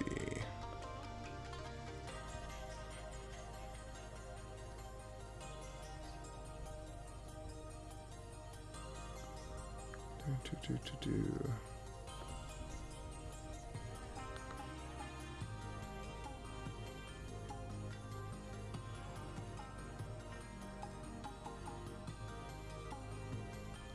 Welcome.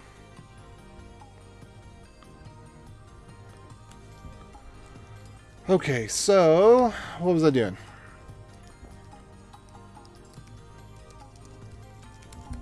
Are we still getting this far?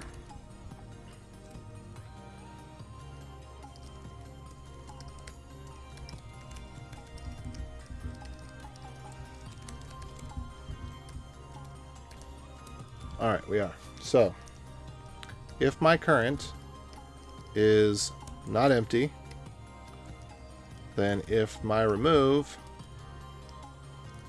I might be structuring this the wrong way, say removing whatever, and then do the little ditty and call it good. So now, if I go look at this, whoa, I don't think that's quite what I wanted.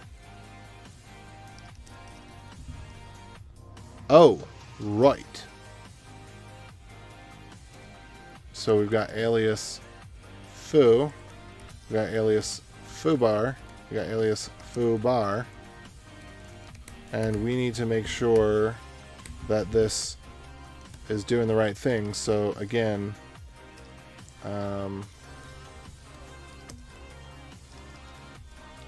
does sed have regular? It ought to have regular expressions. But regular expressions, regular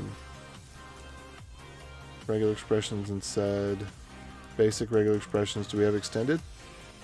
No, we do not. Basic regular expressions, does it include space?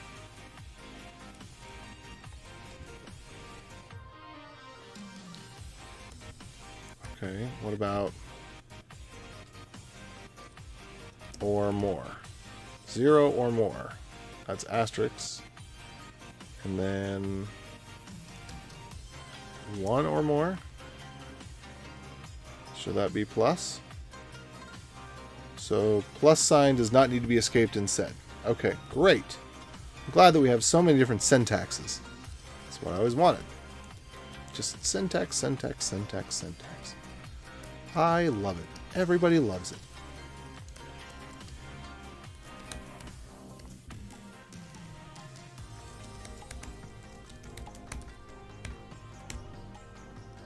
Alright, so let's check and see if it removed the baddies. Oh, and left the goodies. It did not.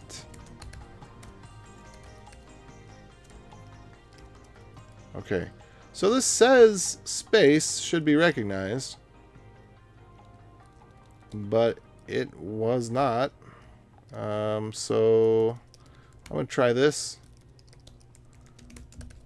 Let's see if this works. Nope, it did not. All right, so I'm going to go back to, let's just focus on normal space.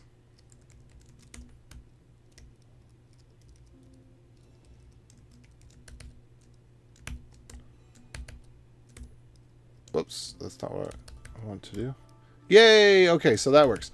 So for consistency's sake, because, you know, we can't have in the POSIX standard regular expressions that actually make sense, of course, that are compatible between each other.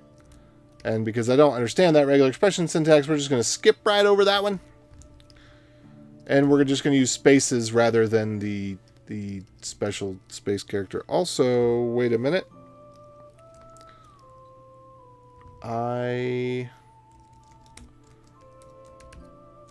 Let's see. So let's do this one again. And let's run it. And let's see, did it delete it? Yes, it did delete it. Now let's try this. We're going to do add one space in front here, and now this should be left alone. I'm actually going to put that there. Okay, cool. So that worked. All right. So this is fairly safe at this point. Alrighty. So if the thing exists, if we want to remove it, remove it.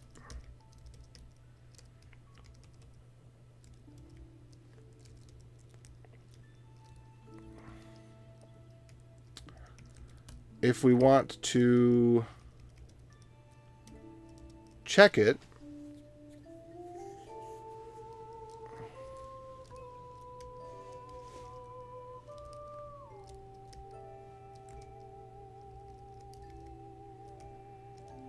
oh, this is it's a little bit more complicated than I wanted it to be.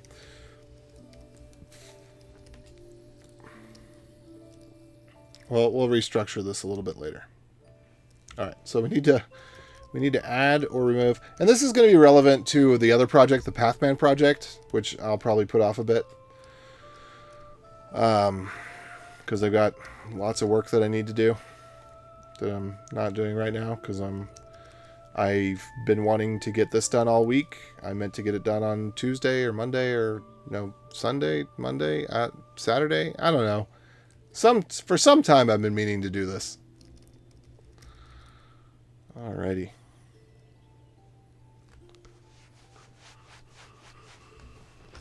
Ugh.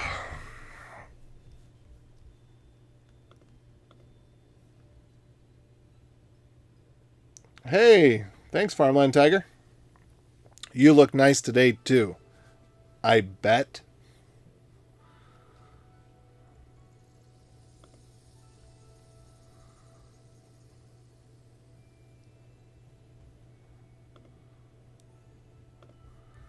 Yeah, I got a haircut.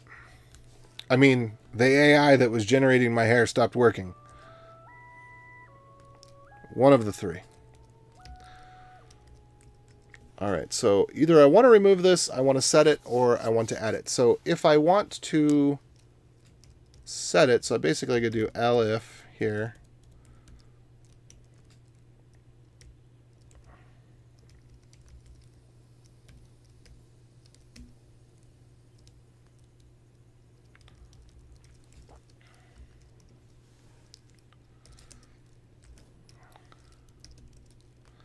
So actually I need to check this as well. So if not empty, this really needs to be my command. That's right. So if not empty my command, then we need to run the help.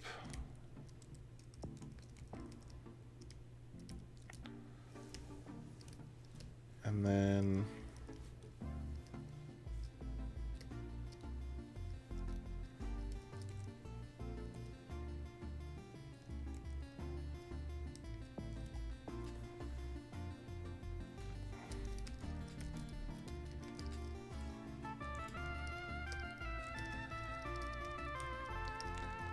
say printf.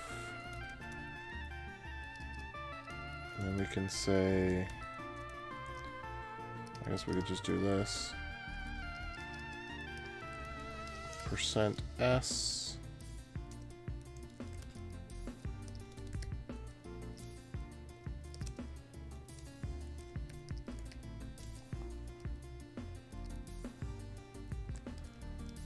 And then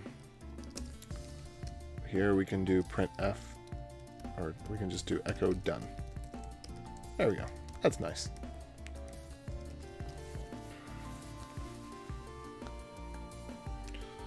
I like to have a little done message to know that nothing went wrong.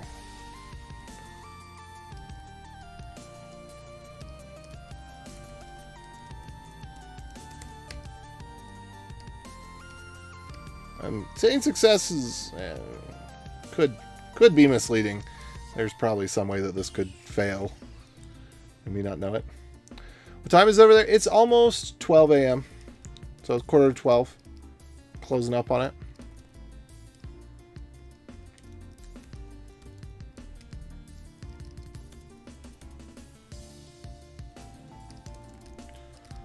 Okay, let me go ahead and just add these to everything because I like to. So if we don't have a command, then we can just say my alias is set to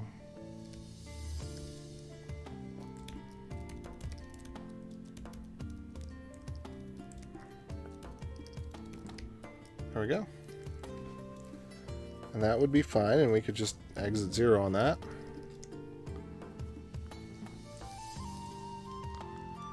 And then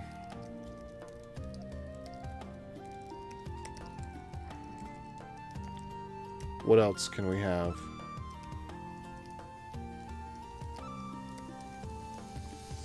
We can say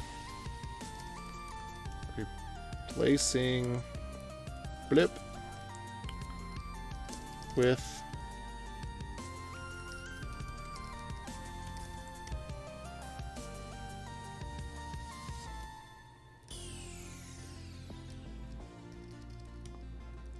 alright, my line is alias, my alias, and the rest, right?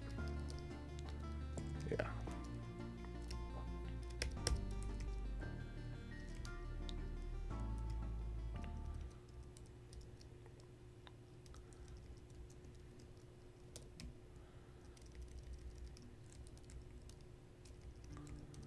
And let's see, can we actually do a replace? I think we can do a replace. I think we can replace my alias.star with, well, can we?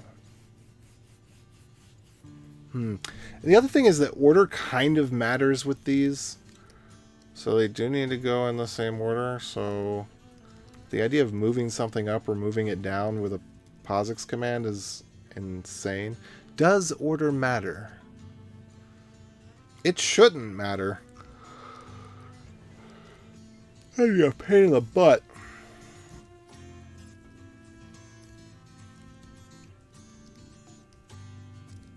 Yeah, let's just do this. We're going to delete it.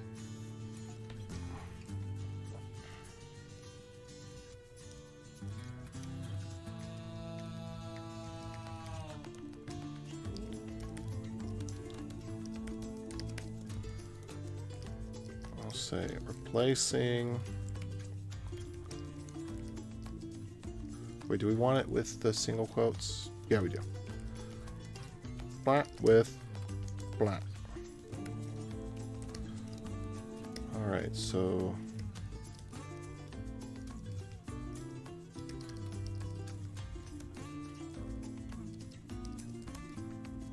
let's do this. Okay, there we go. Now that's cleaned up.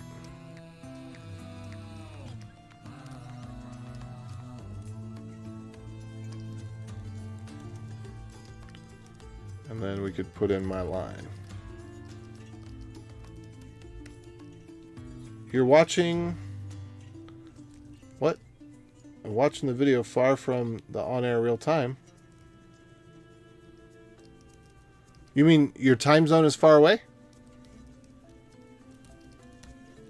I'm a little bit confused.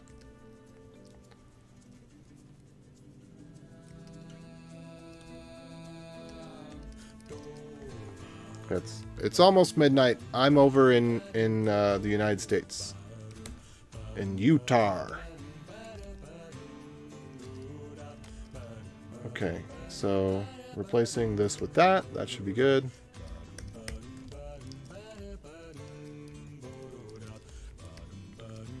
And then we'll have a little success.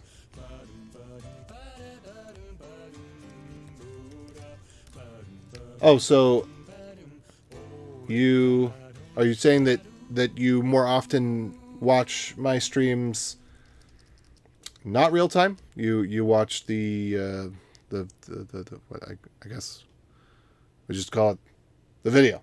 And well, welcome. Okay. So what was I going to do here? So we're going to replace that one.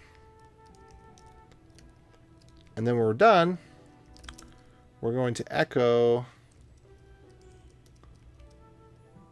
Whoops, that's not, my line is not what we need here, right? My line.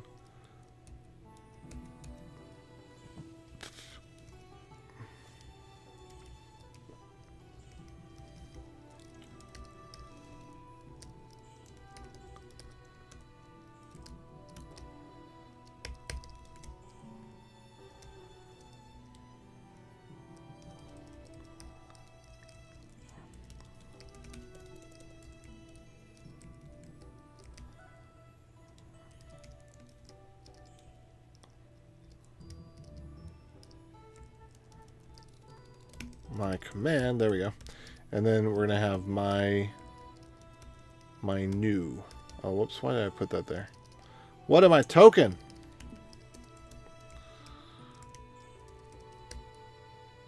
Alright, so then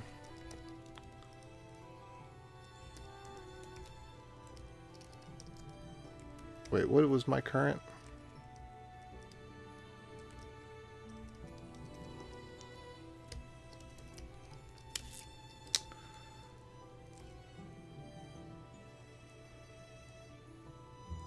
Oh! Watching and chatting tens of minutes in the past one? Oh, okay. So if you're ever in that situation, you can speed up the video and then get caught up with real time.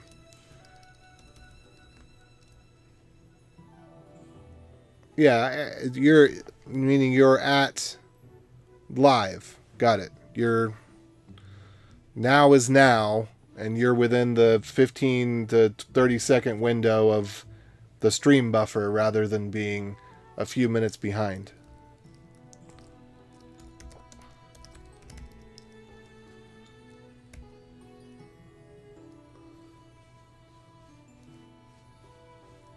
Okay.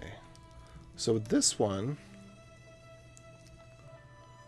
what I actually want to do, and I'm not sure if the pipe can do this or not, but what I actually want to do is say cut -D by space and pick fields 2 on. That's what we actually want to do. So remove my current.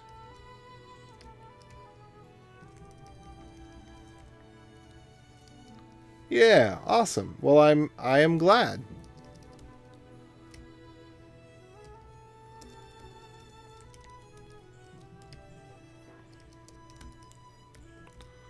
Okay.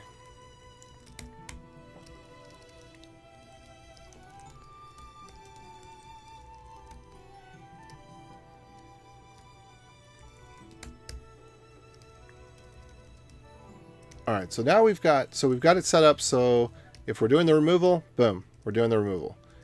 If we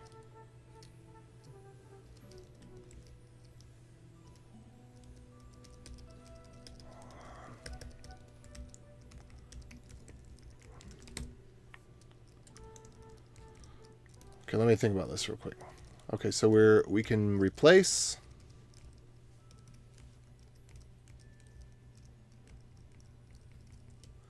We can delete.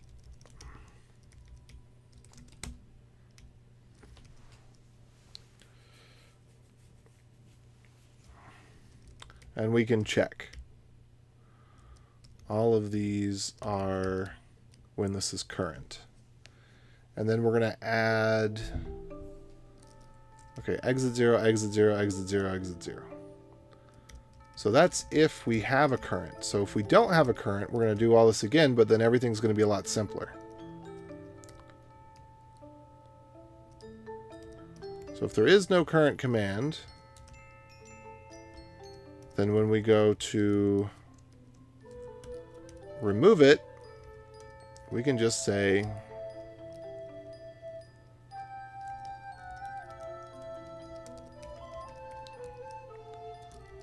is not set. Now the question becomes whether this is an exit 0 or an exit 1. I'd say it's an exit 1. Try to remove something that's not there as an exit 1. You have a force that makes that change, but I'm not going to worry about that for now. Okay, next. If we have a command that we want to set, we could just do setting alias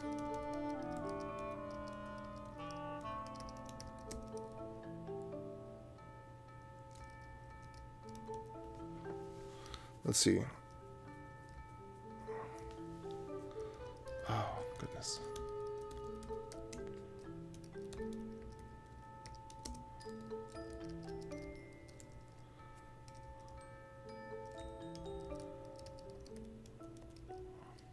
Whoops, that's not what I want to do either. Darn it.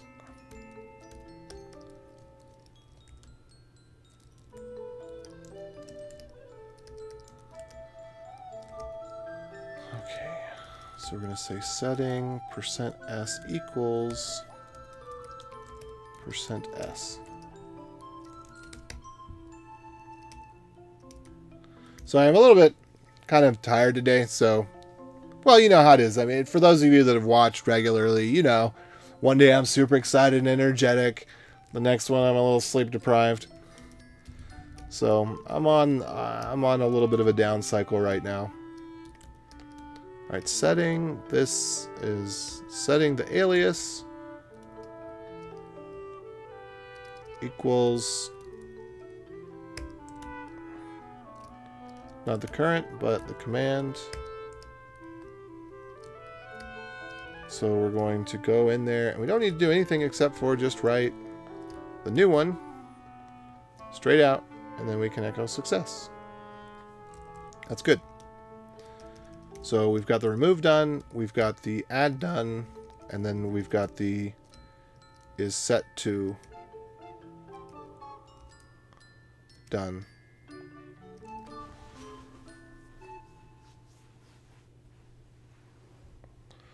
But in this case, let's see, it would be is not set.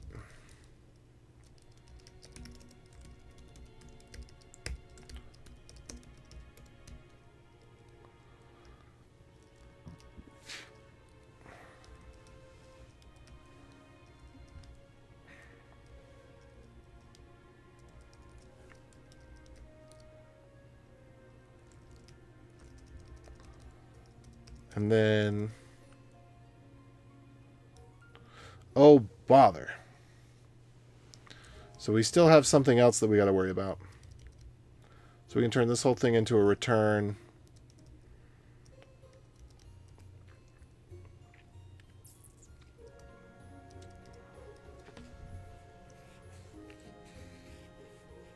Oh, dang it. So the thing that we still have to do is we still have to have the I should probably have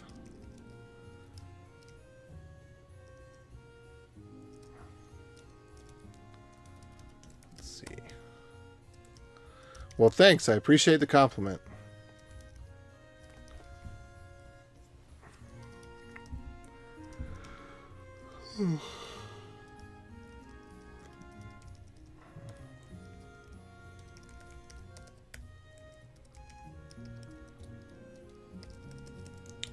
Config is stored. Aliases are stored in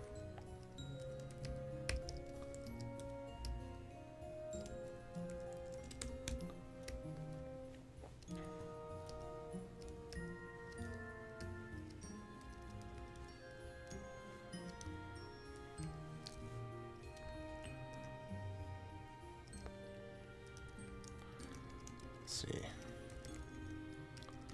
Maybe I'd just do it like this. Files.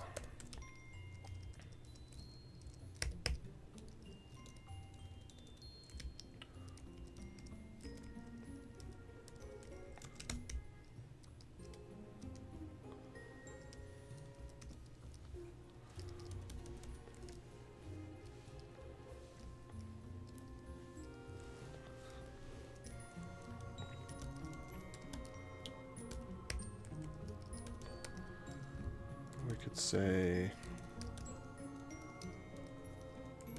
load.sh, load.fish, and we could say .zshrc, .bash rc, oh really it's .profile, and .config fish, config.fish.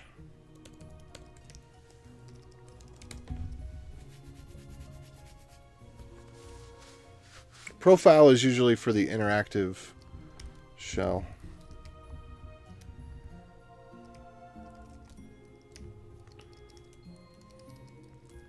Hey, look, and these happen to be in alphabetical order. How great! Just the way I like it.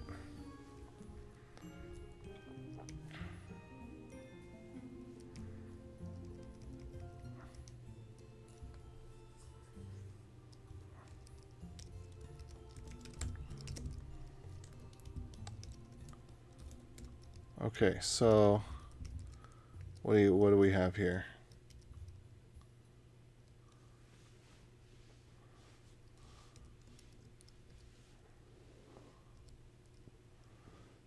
Yeah.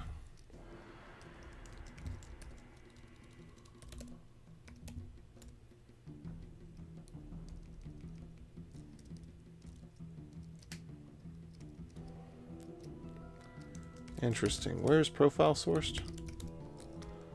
It doesn't appear to be sourced here.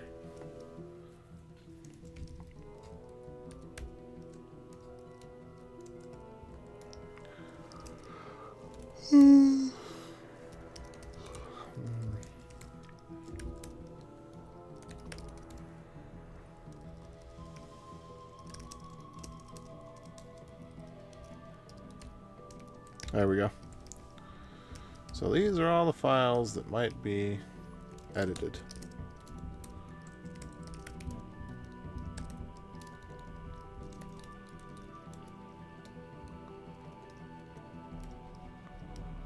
So RVM is in there from heaven knows when. RVM is also here. And the load is here.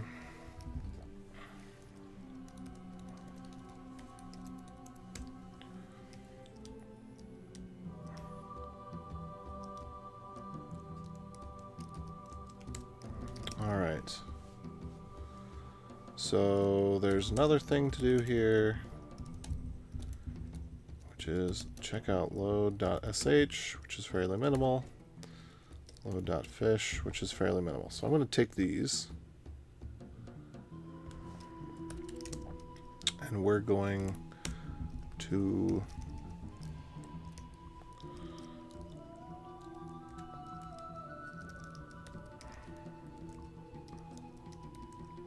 say load.sh,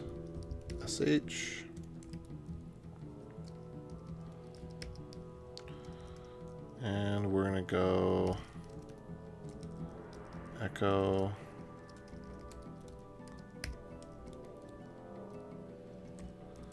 Let's see, get that in here.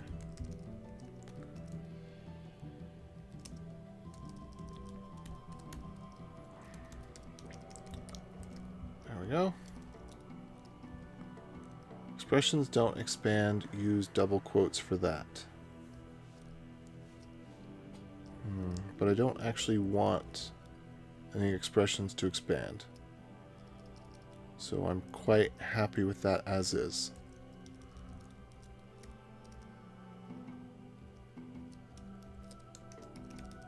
Oh, it's because I've got some other stuff in there. I need to fix this.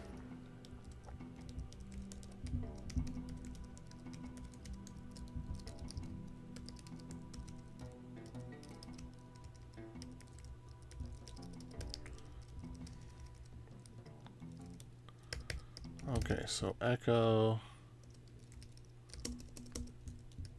all the things. Oops.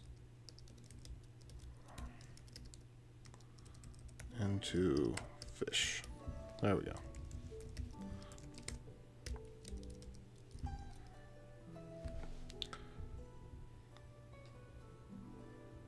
Expressions don't expand, use double quotes for that. So shell check, expressions don't expand. Let's see if we can get this error message up.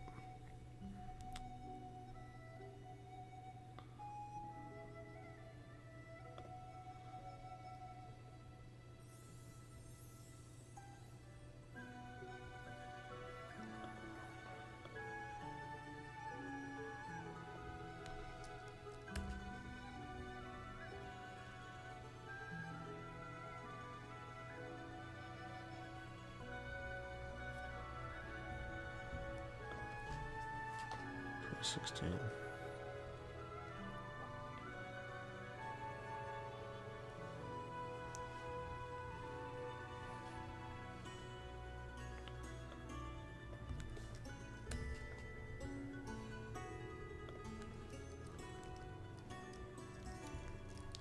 I wonder if I just did printf instead. Will that change it? No, it wouldn't. Okay.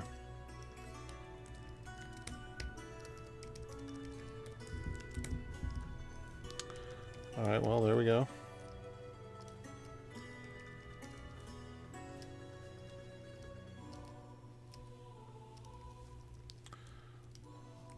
This also actually needs a change. So this needs to be if, let's see, what will it be? If star.env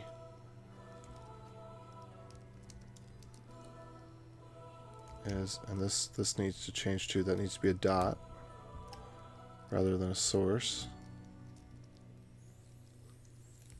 So my base name equals base name X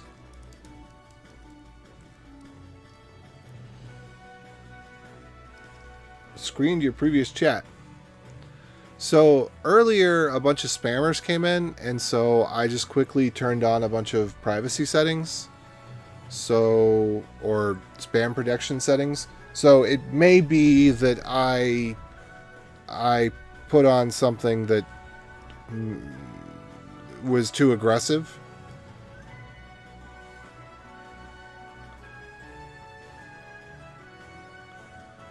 Speaking of which, let me, now that I think they're gone.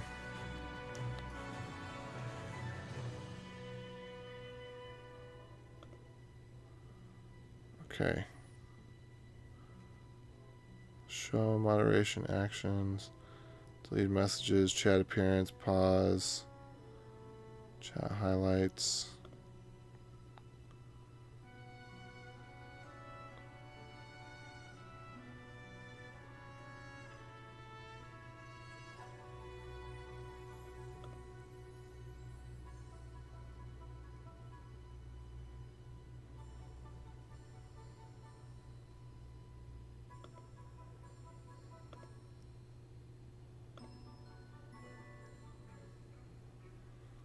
See. I'll have to go back later and make sure I have things turned looser. Okay, so we're gonna have a base name here. Dir name, base name. Yes. So we're gonna have a base name. And so if my base name, then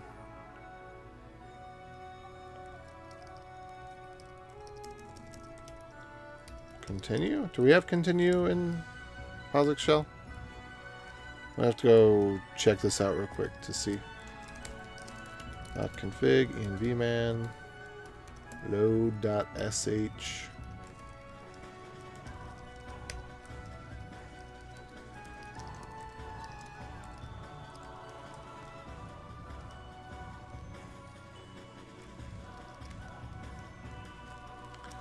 Shell check disable.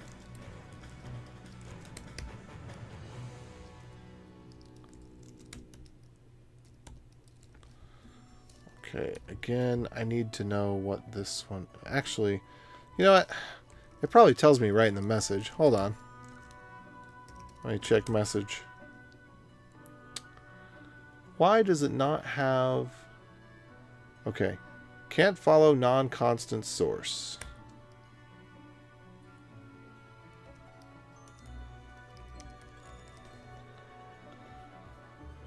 Again.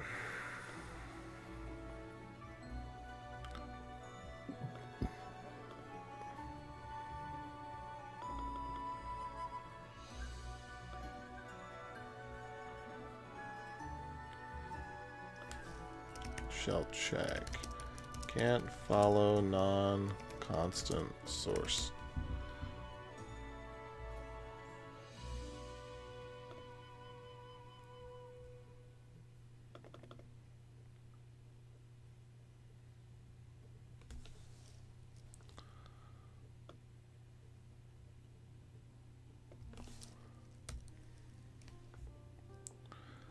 SC 1090. Alright, let's see if it works this way again. Great. So.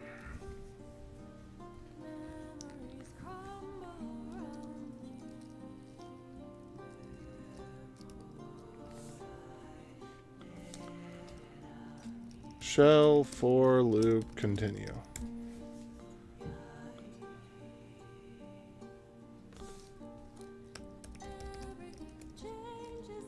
Do we actually have continue? Bash for continue.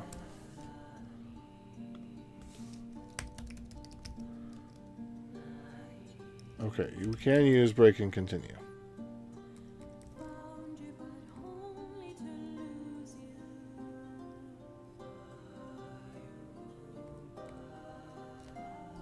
Okay, that's just making sure the syntax is right here.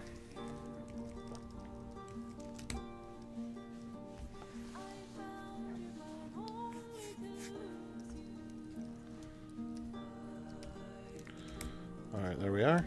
So I'm actually going to take this back now and put it into aliasman.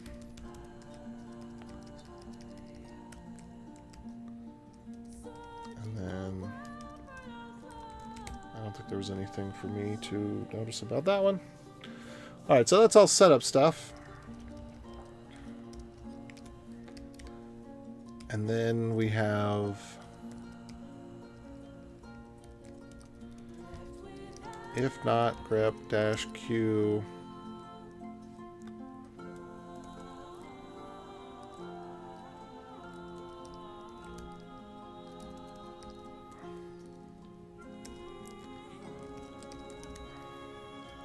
well, I guess. Let's see.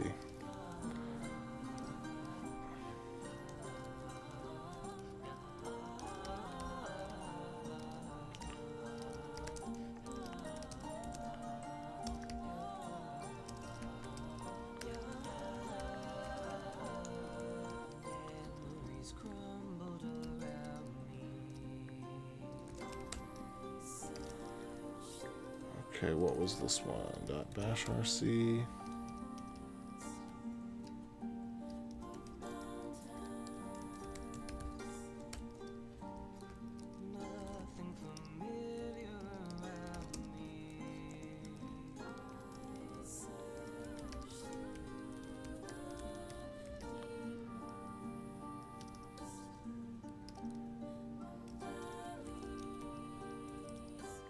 We're going to put a new line in there. And then we're going to put this line in there.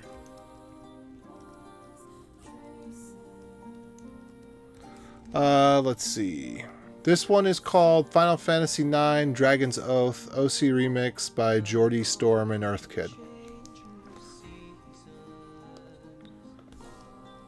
We're going from the folk tag today.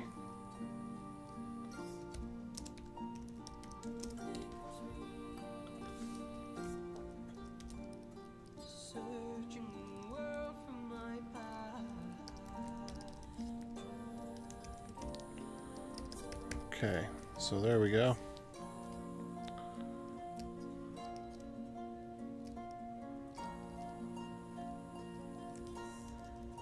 Yeah, I know tilde doesn't expand. It's okay. I don't want it to expand. I am looking for literal things here.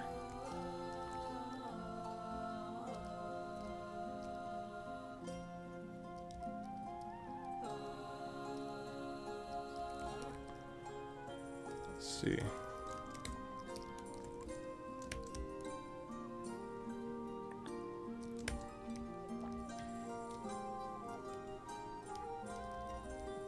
All of that. It's nonsense.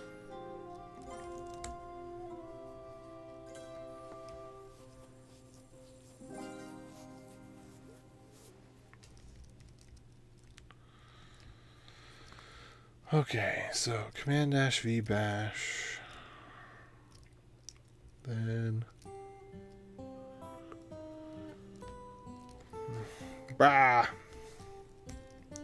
shell check.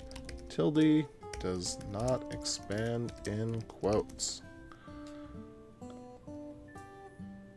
I don't want it to expand.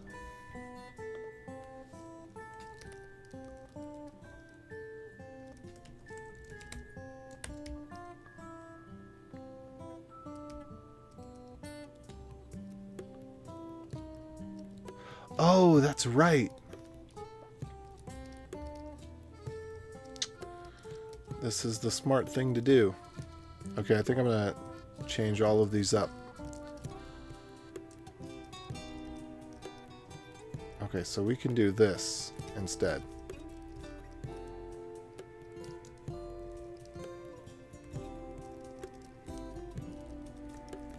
So we can make this a lot nicer.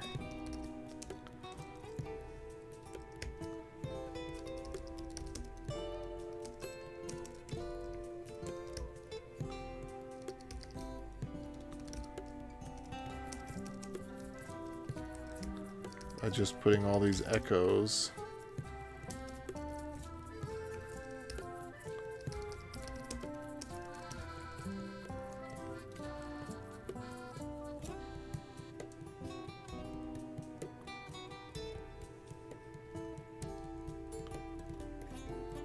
Let's see. Echo.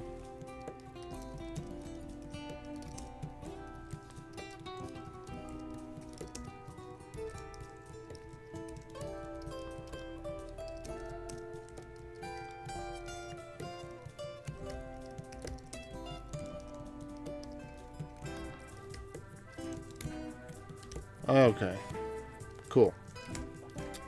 So we can do this expansion here, and then all these are grouped together.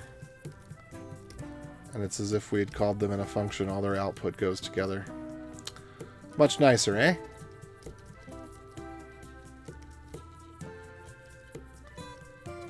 Beaut. Absolute beaut.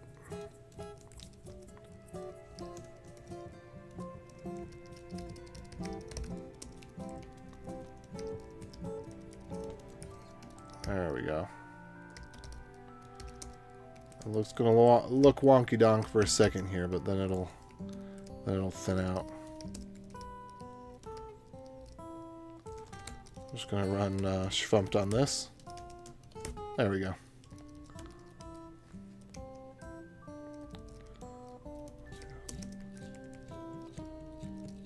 No. Here docs. Well, maybe there's a type of here doc, but let's see. The ones that keep the line alignment are not. POSIX here doc.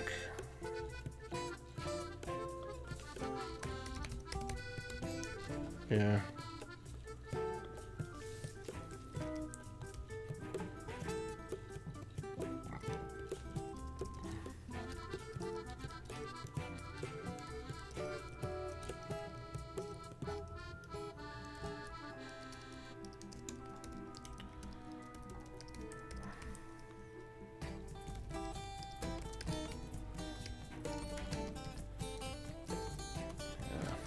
Okay, so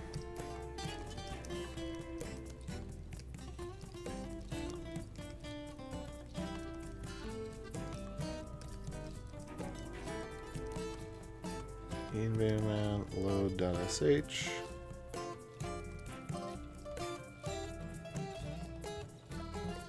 Although I could make this a function.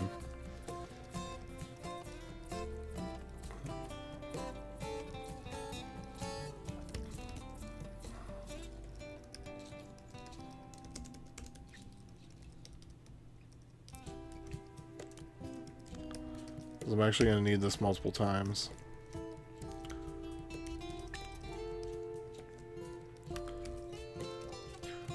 And then we could just do echo load sh.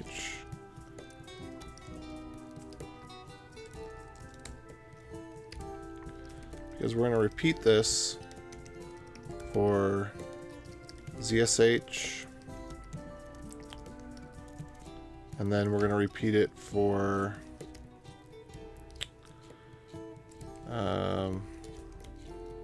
we're going to repeat it for profile.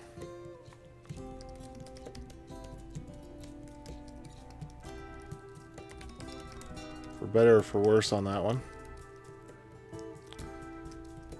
And then zshrc. Alright, now let's rewrite that. Hey, by the way, Jose, how you doing? Josue, sorry. Slip of the tongue. It's good to see you. You gotta come over sometime. We'll hang out. You know what I'm saying?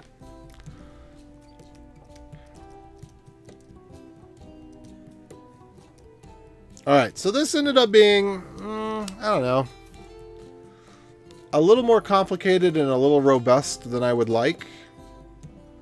But, it's about right.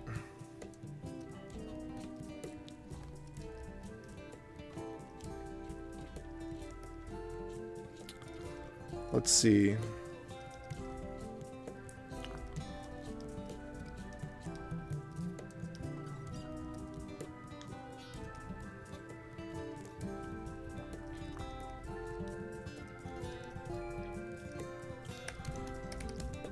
Let's see, echo.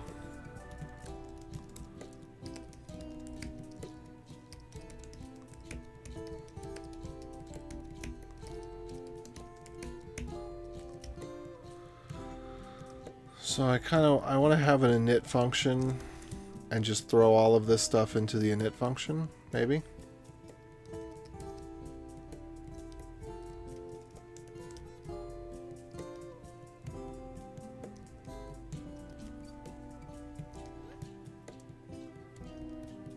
Because none of this has to do with any of that. So you move all this down here. Define some functions first. Oh, why is this all upset again all of a sudden?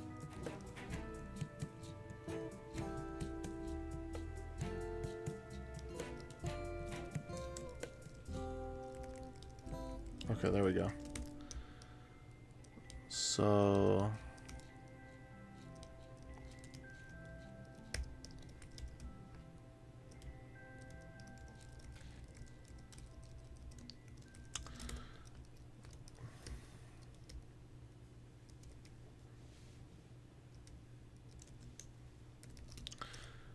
see, fn echo fn generate. I don't know. We'll leave it. We'll leave it as such, as it is.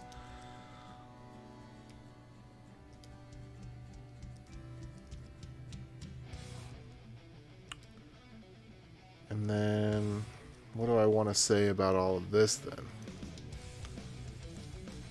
So there's the init, and then there's a bunch of essentially flag parsing.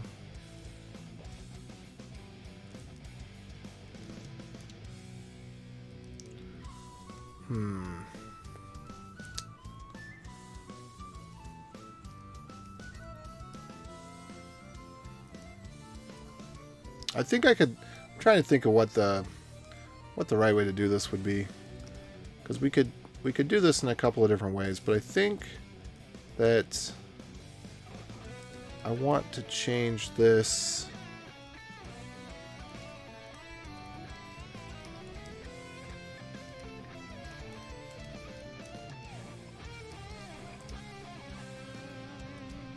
So that we're dealing with the remove first. So let me get all of this out of the way.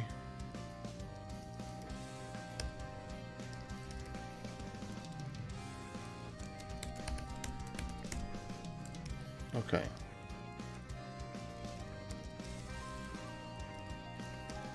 So if my current is empty, then I could just say it's not set, leave it alone. And there we are.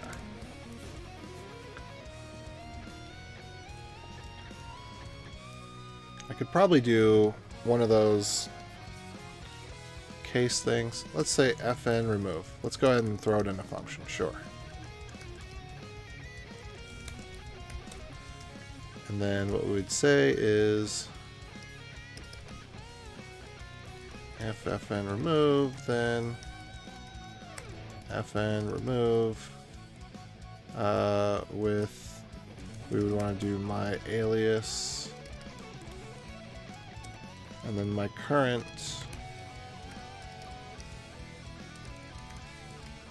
that would be it. Yeah.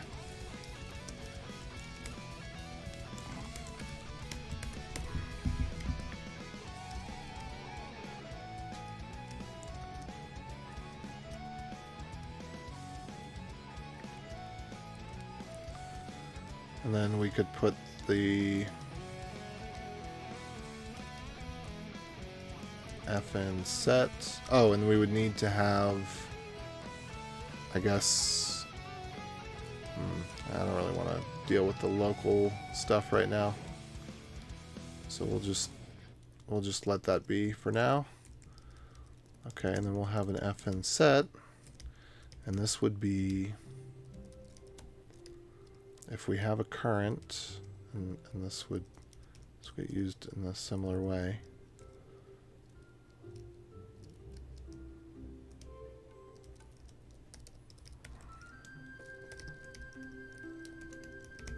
Yeah, I think this is the better way to go about it.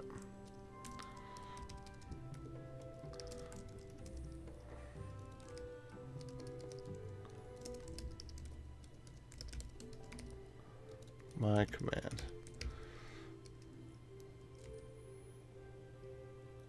Doing great, coding a lot. That's good to hear. Sorry, I wasn't checking comments right there. Oh, hey everybody, how's it going? Lego Logic, what's up? Is an inner object placed in the same place as the parent object, or is it a different memory block? JavaScript objects. Is an inner object placed in the same place as the parent object? You know, that is an implementation detail. That's not something that we know.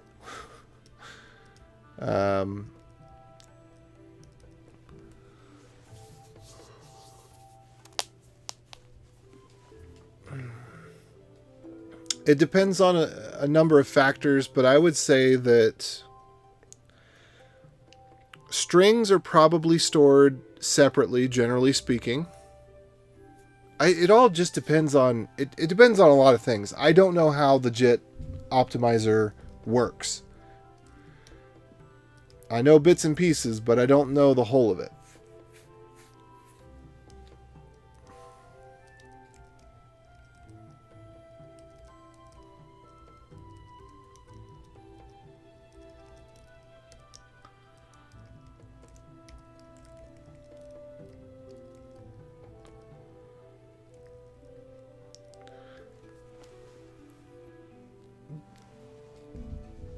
I believe that the structure is made out of pointers to an extent, but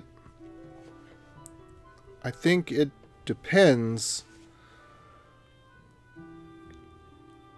Strings. So it totally depends on whether you modify something or not. Because if you never modify it, if you set a string and you never modify it, then it could know what size it's going to be. And it can know whether or not you're going to modify it. It can analyze that and see whether or not that will happen.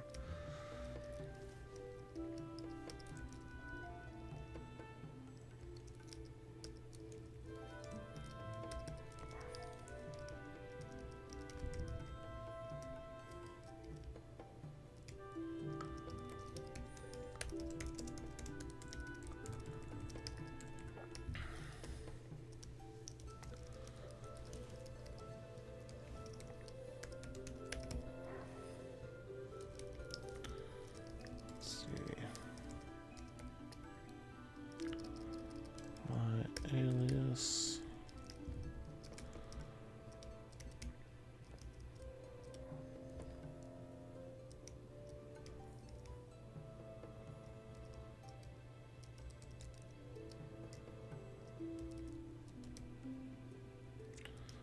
Let's see, my alias is okay. We can get rid of all of this one now. This is starting to make a lot more sense.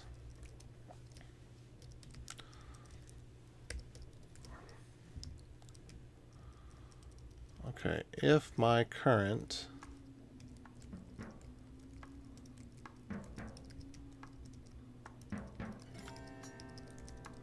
now these exits all become returns instead, which that's good, I think.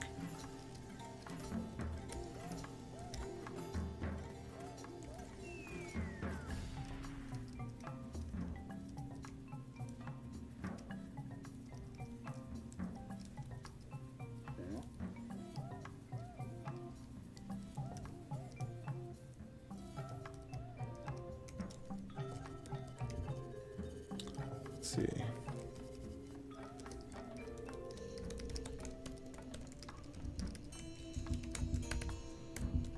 Okay, let's see if we can basically change every exit 0 into a return 0. I think we can. Well, that we don't need to. We can just get rid of that one.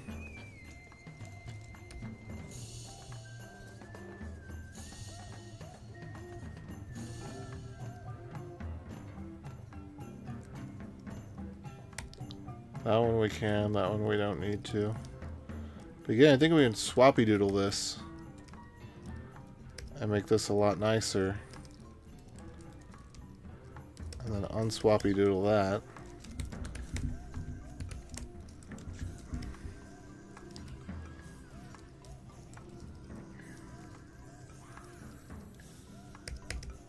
Oh, but then we need that return here. Okay, we don't need the return here. We can return 1 on that. We can return 1 on that.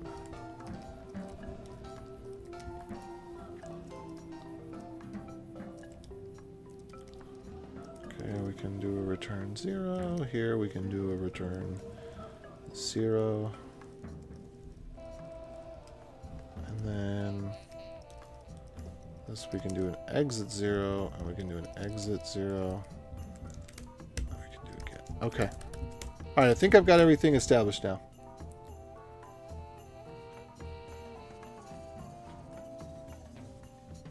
Well, so what they're going to do is they're going to manage the memory. So they're going to malloc, but they're not going to malloc the individual pieces.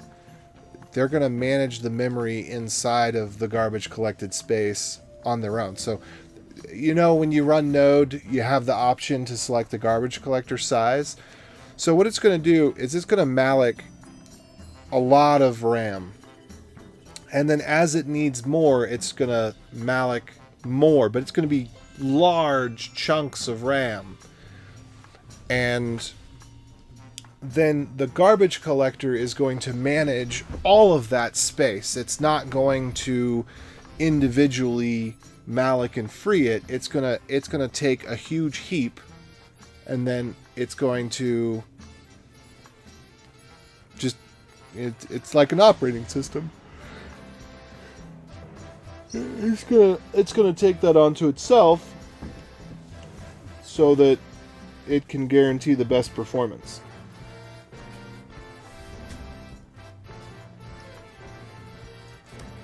Yeah, take a look.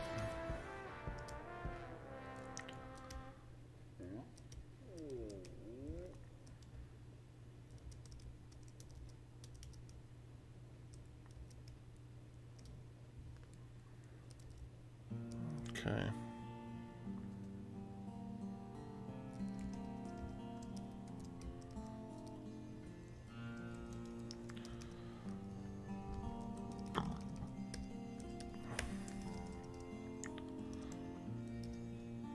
Meh.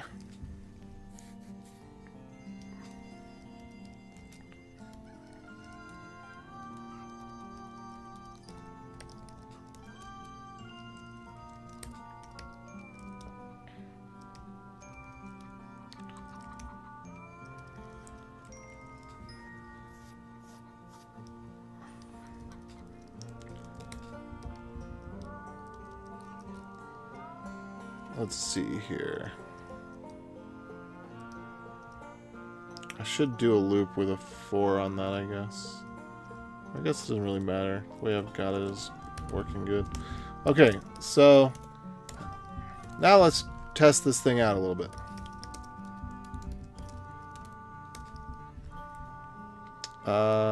Let's run aliasman. Let's see, what am I going to say? ls. Well, I'm just going to foo ls dash f.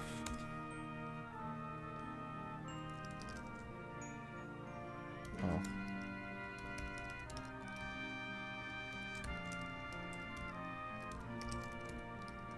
Dev null. Dev null.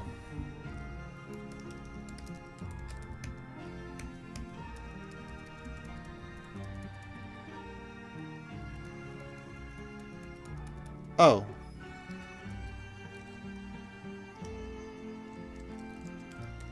Let me double check on this real quick. Dot bash rc, right? Yeah. So test and source. So I'm actually going to, rather than source,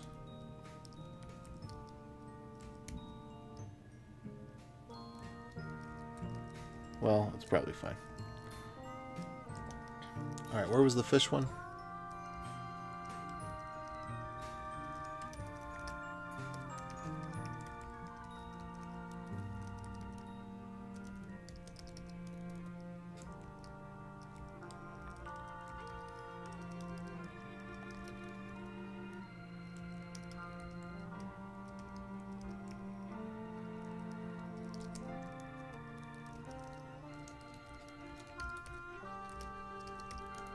Okay.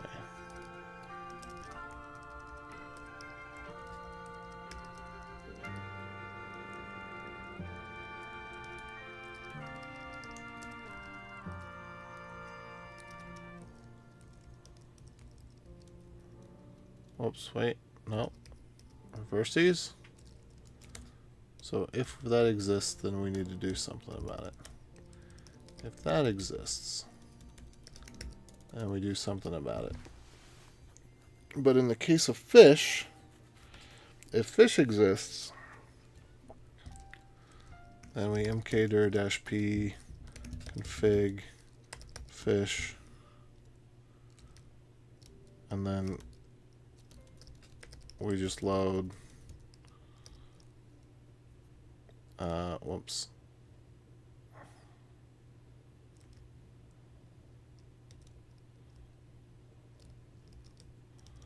If it doesn't exist, then we create it. Because fish, by default, does not have a config file because fish has reasonable defaults.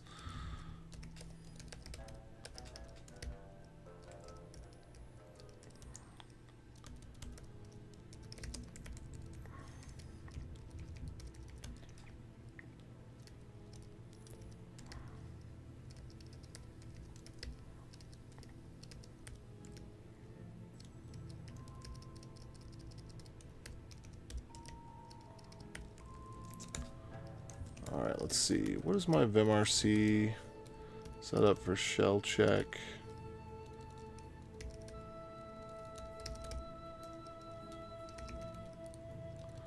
Or is it schvumped? Vim, plugins, schvumped. This one. This is what I want. Like that.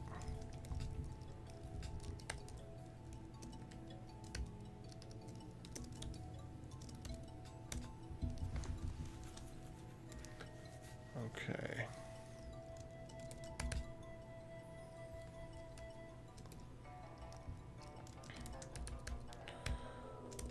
Okay, let me check this out in just a second. So this would be load fish, and I'm gonna figure this one out real quick. And then I'll check chat. I see there's a bunch of activity over there. I'll get into it. Don't worry, chat. I'm coming. I'm coming.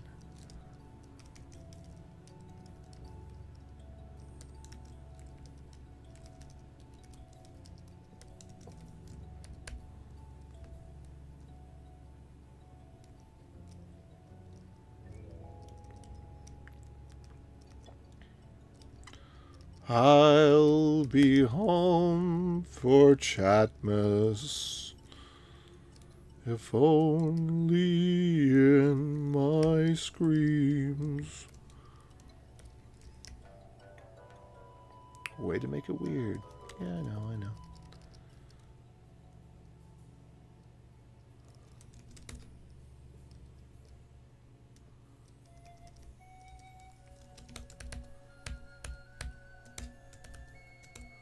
There we go.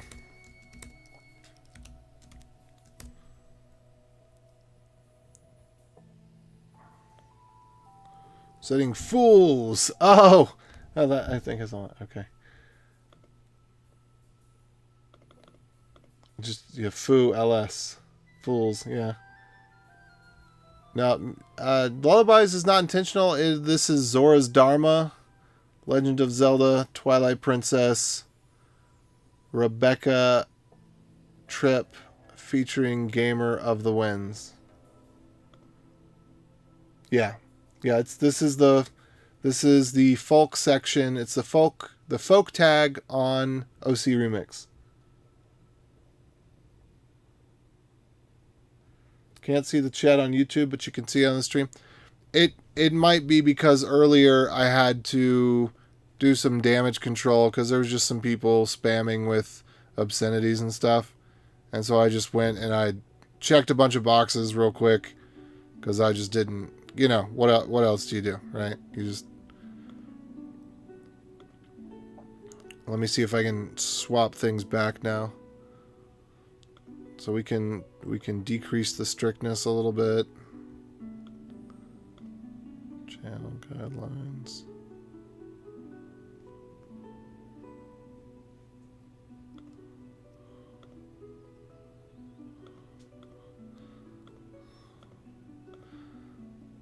I just...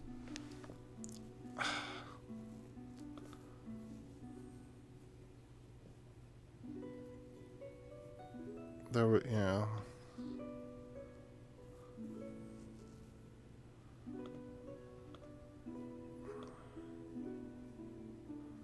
Advanced settings. Now I can't even find where that stuff was.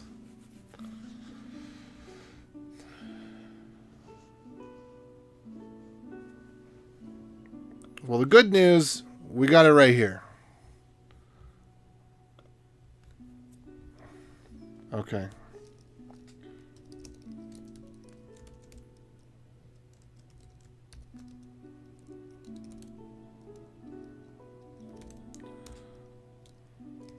Uh-oh, that's no good.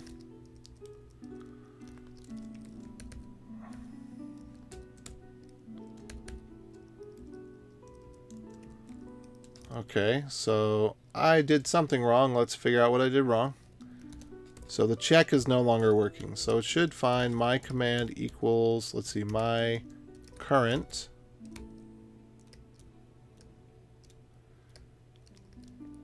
And then it should see fools.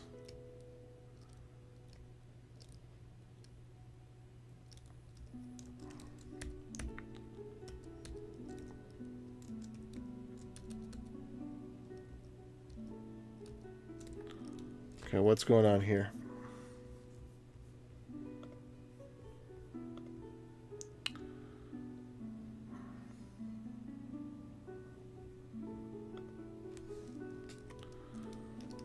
Space. So my current. And this actually should be 3, I think. Let's try that.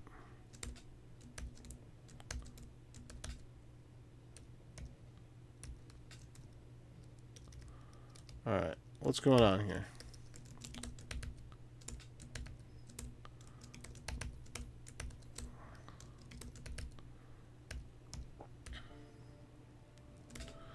The problem is that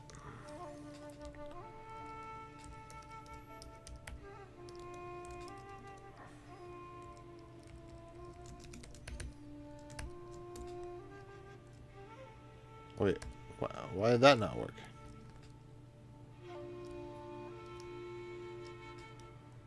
My alias.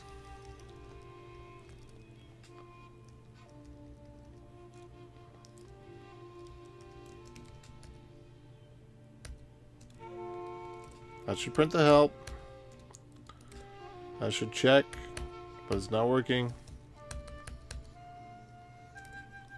I should add, but I broke everything now.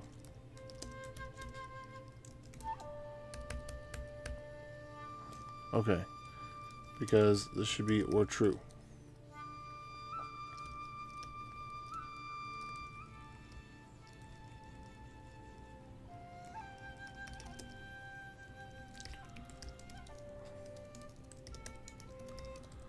So, fools should be the alias.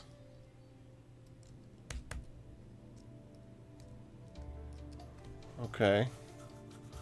So we should be able to grep.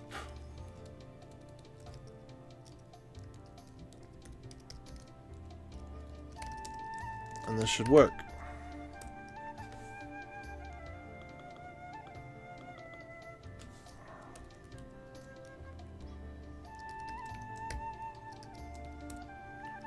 Okay, that works there.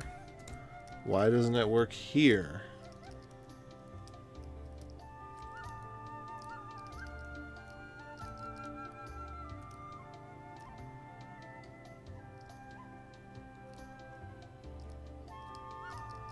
Why doesn't this one work?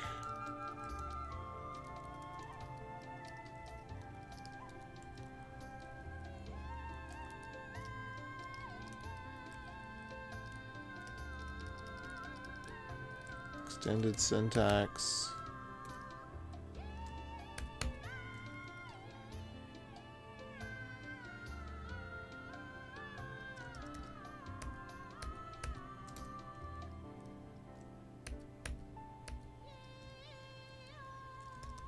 I don't get it, because this works.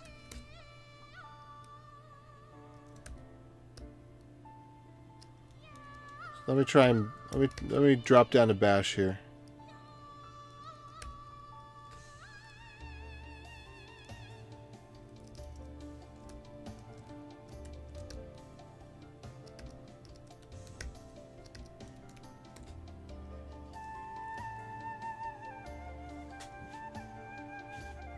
Yeah.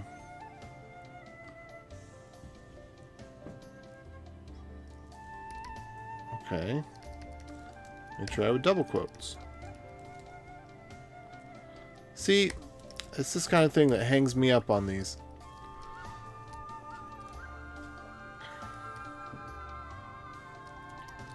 What is different about these two?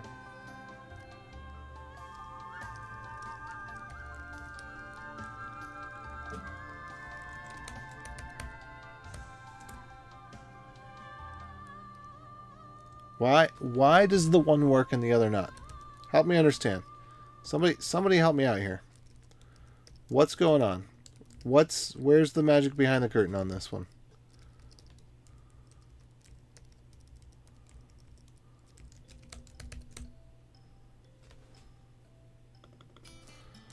Okay.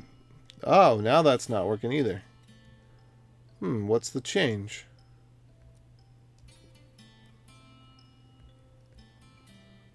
Does it have to do with the type of space? Ah, it has to do with my stupidity. Ah, yes, that's the one.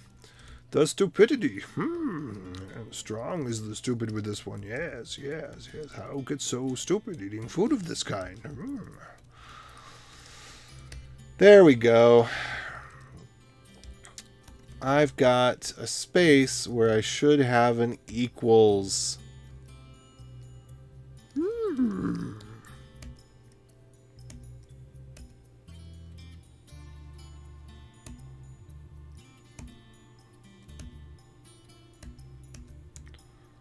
Let's check it out.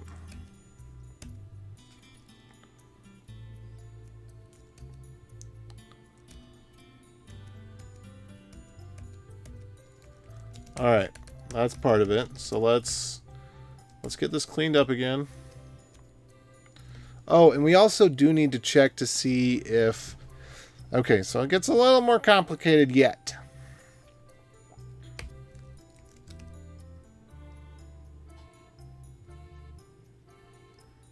Because, well, I guess it doesn't have to be more complicated.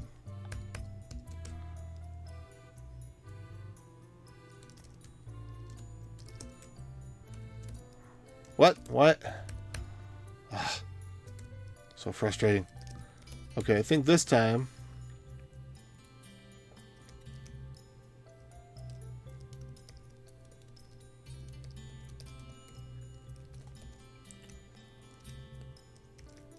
Alright, so we should be able to get rid of all of this. And then this, we should actually be able to just count the characters. And say that we want to cut from character alias space from 6 on, I think.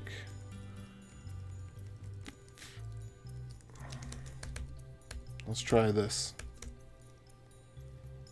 Hey-oh! The first of the night. You're on the edge of your seat. Alright, yo-ha, bro-ha.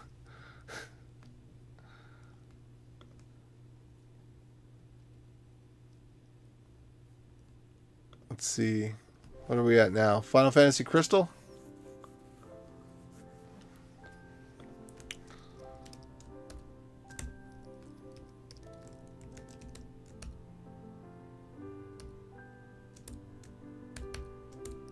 Cool. Looks good.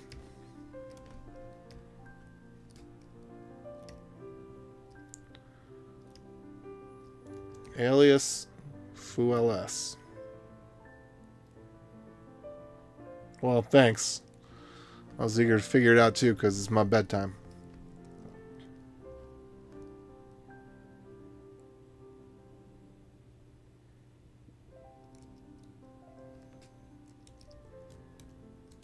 Alright, we've still got a couple of things wrong here.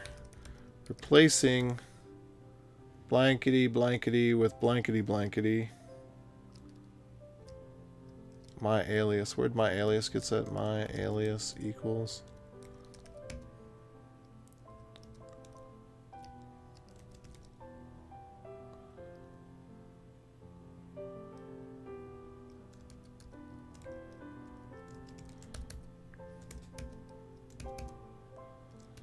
Replacing.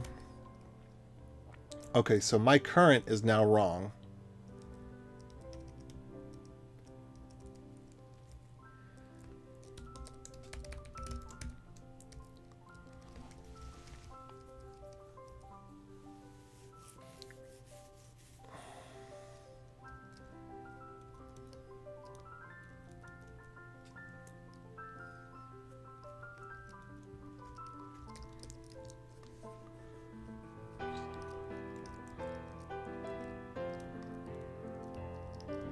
Current, we don't need to know what the alias is. Okay, so actually, we can go back to D and F2 plus. Alright, this would be the better one, I think. Alright, let's make sure this still works. Alright, so it's getting the setting correct.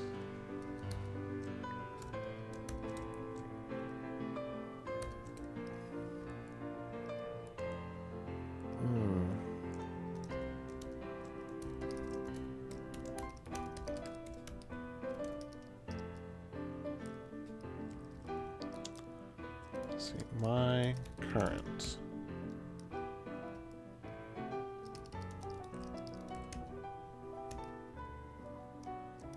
My current. We don't want to double quote.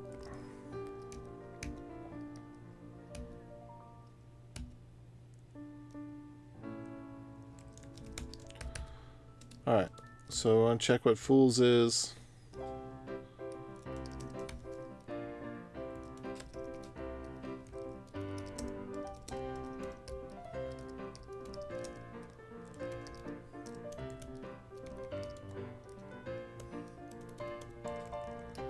There's what we want.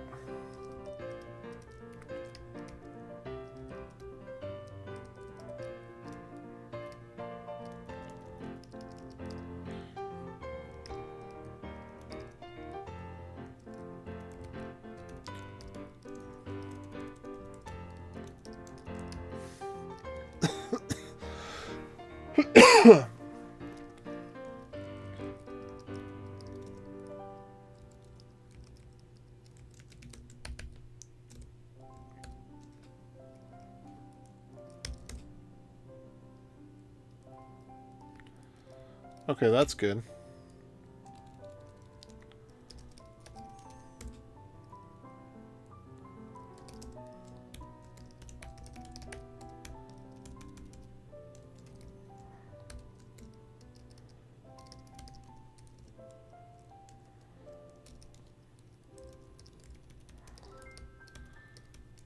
And this would be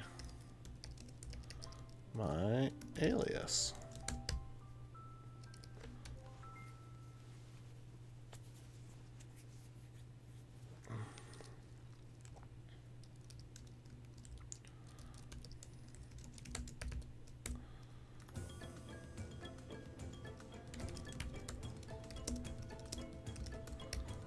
Let's see.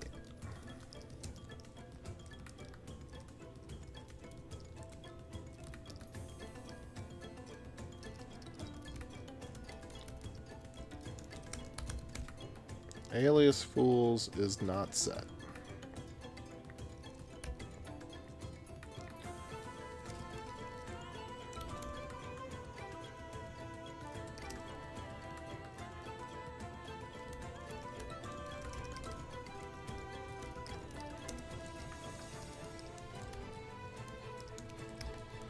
Let's see about this.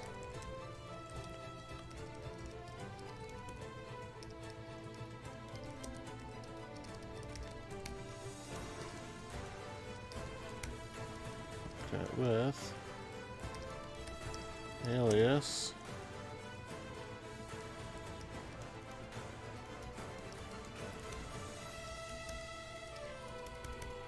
my current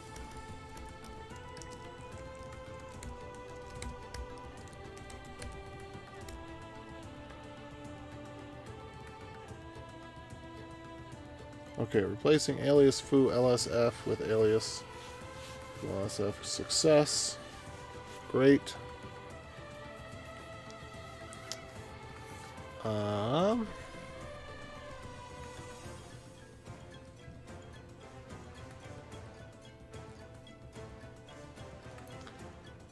This one is now Zelda. The previous one was Final Fantasy Crystal Chronicles.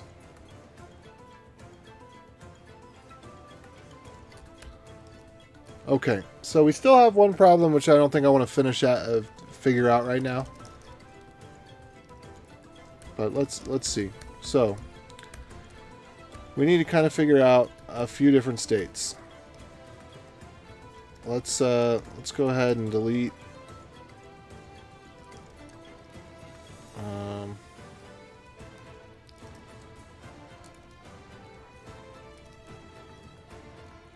Well.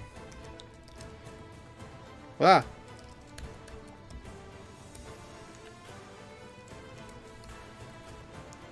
So we'll do. Whoops.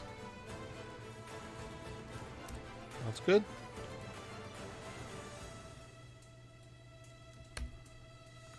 We removed it. It's not set. Oh, interesting.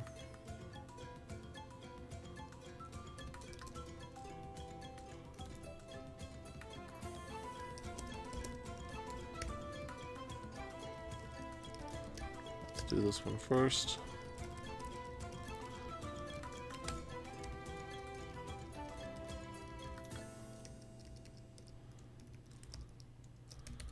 Incorrect usage. See help.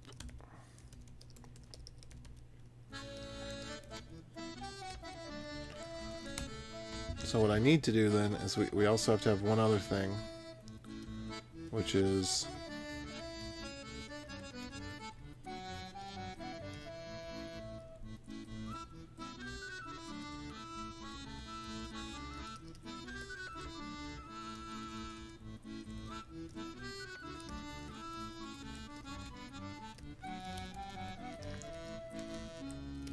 if -h or --help or help, then f and help exit 0.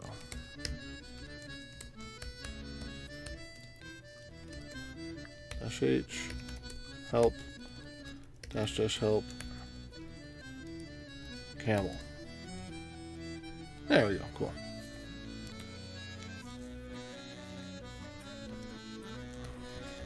I don't know why I thought of camel, but you know.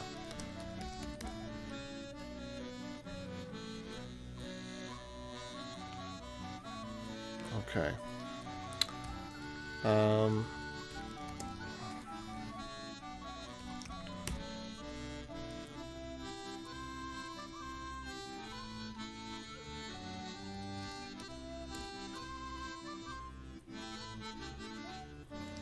All right, let's take a look in there.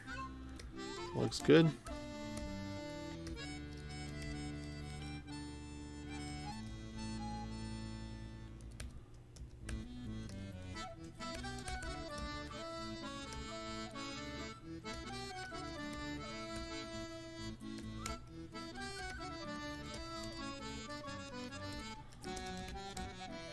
All right, that looks good.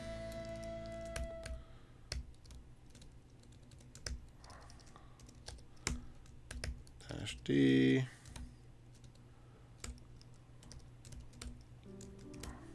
Alright, that all looks good. And it prints out stuff. So we can set, we can replace, we can delete when it's there, we can delete even though it's not there.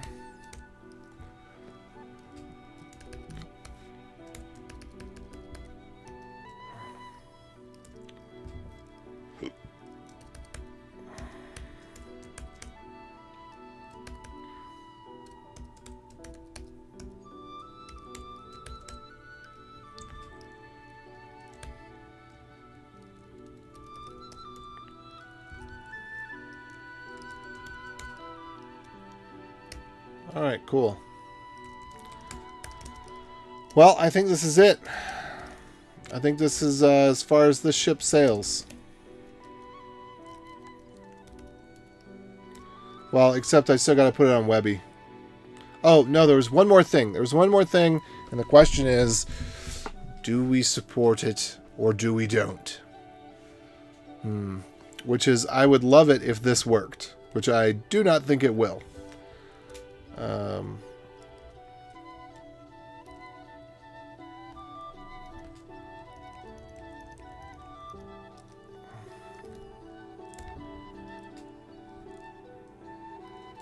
Let's see what this looks like. I don't know if it's allowed to be on multiple lines like this, but we kind of need it to be on just one line.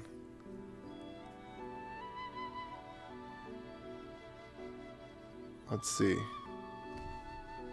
Why all of this?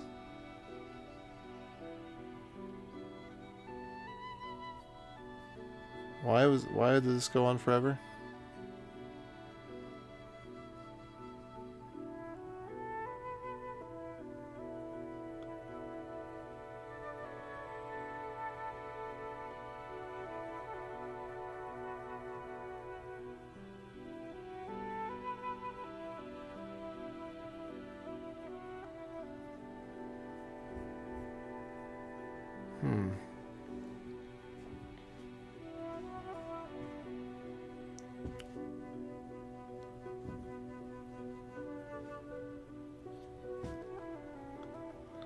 I'm a little bit confused. Let me see what happened here.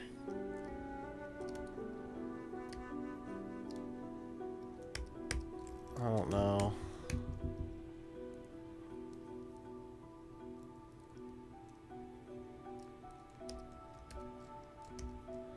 Okay, so there's a real danger that we need to talk about, children. The danger is that if the function doesn't exist, or if the command doesn't exist, it freaks the flippity dippity out.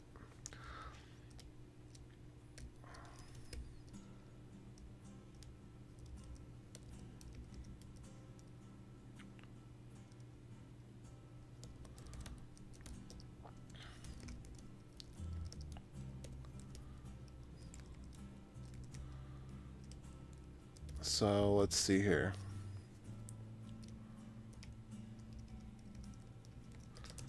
If not command-v my command name dev null, then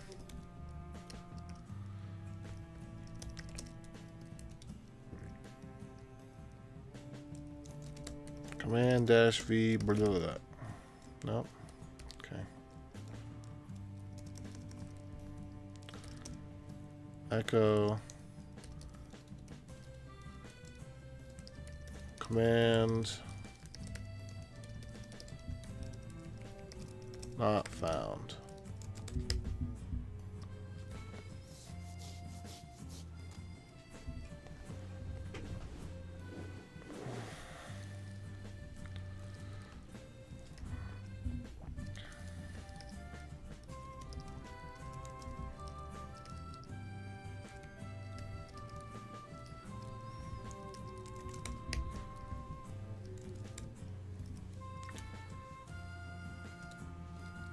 Aliasman. Do I have videos about basics or tutorials? Yes, I do. You can check both on my channel. There's some playlists, the CoolAJ6 channel, as well as the _Beyond Code channel. So let me just bring that up real quick. I'll send you a link here. There's some goodies under playlists.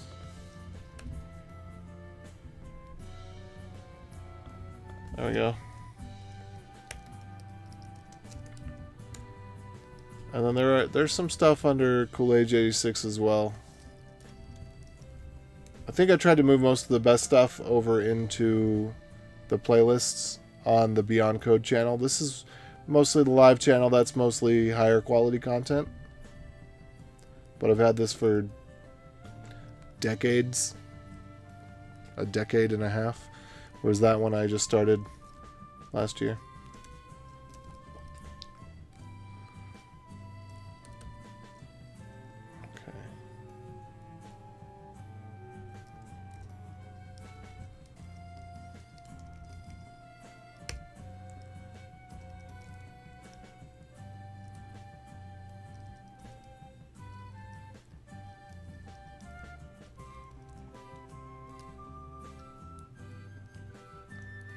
Let's see.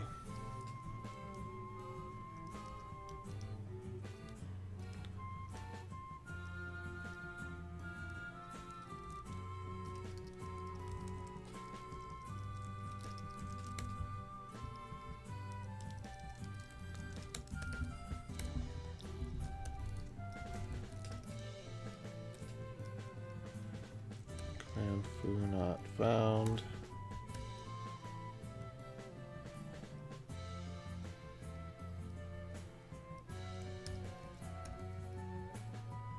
That's weird.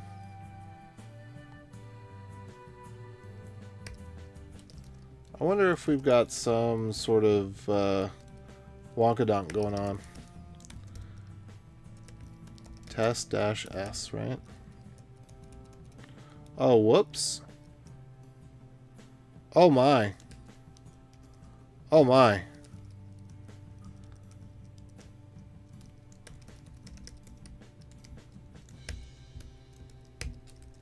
Okay, well that one failed. That's good to know.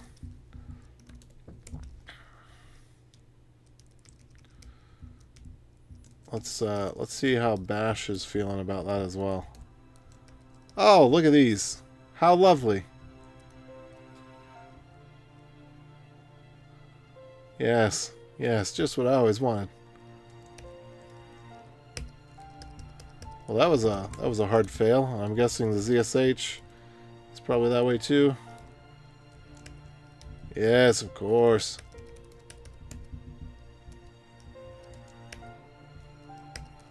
Okay.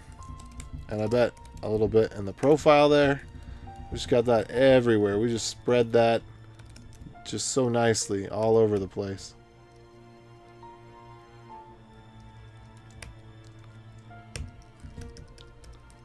Okay, so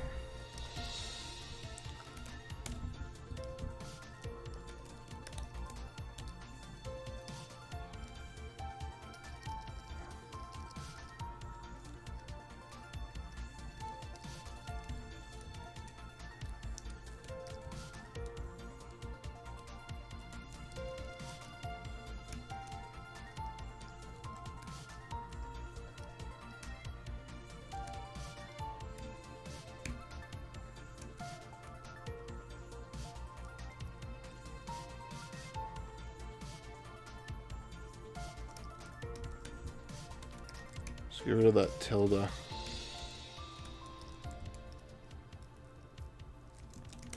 Okay, now let's try this again. Excellent, no problem. And then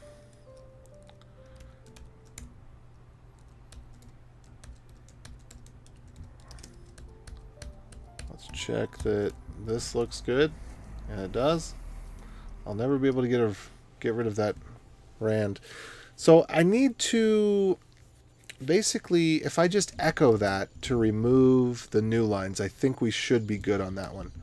So let me try this. Let me try, where are we doing? $sign. This is kind of difficult to search for, being all special characters and everything.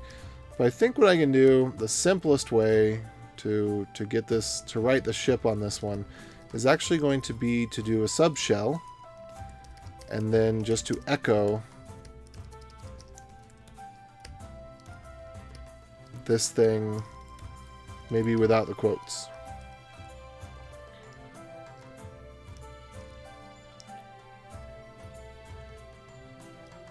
Because I want to actually get rid of the white space problem.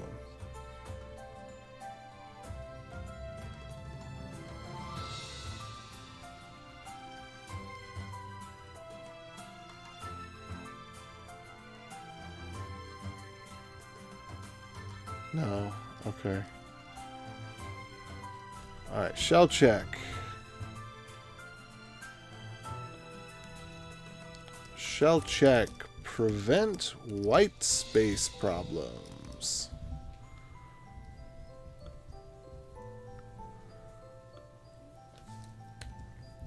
We're going to disable that.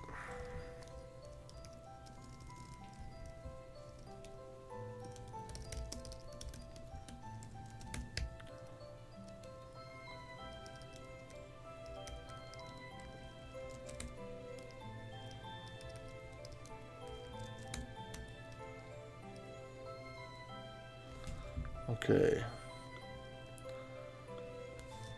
Double quote.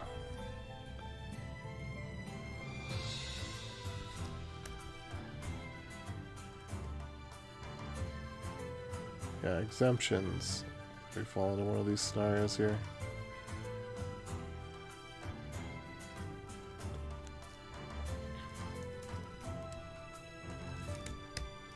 Great.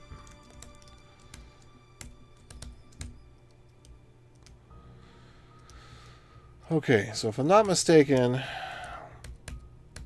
last two things I need to check then are, let me again, I'm going to delete this out of here.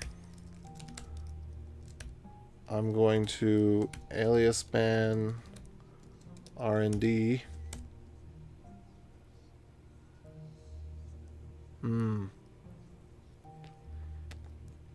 That's actually, okay, so we do need to change this up yet a bit still again. So my command name,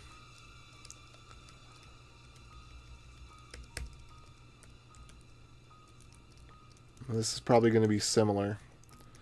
So in order to get my command name, I'm going to say, okay, well, echo my command, and then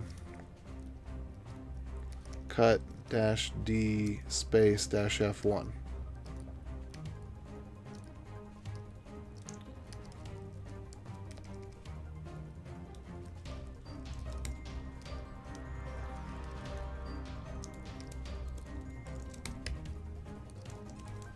Alright, so let's try that.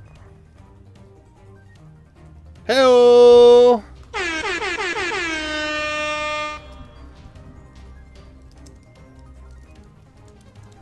So let me see if I can go into my fish config now.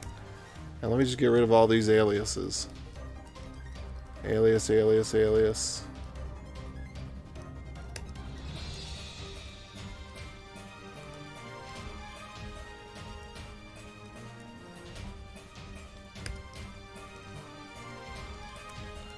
Now my aliases will be available in all my shells.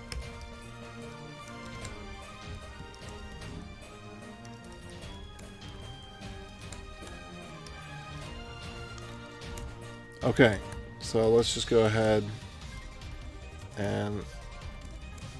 Yay! Look at that! It works. Cool. That's really, really cool.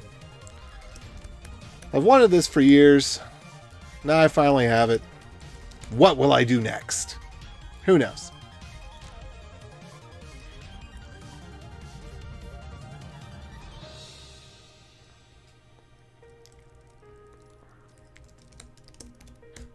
Oops. Let's see. Note.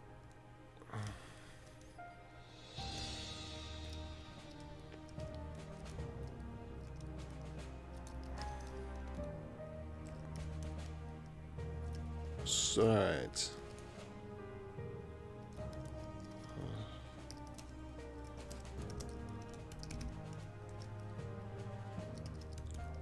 Let's see.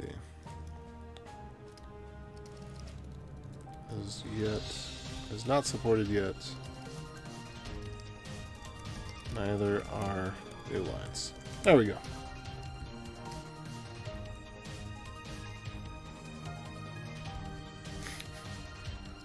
Remember, I liked anyway.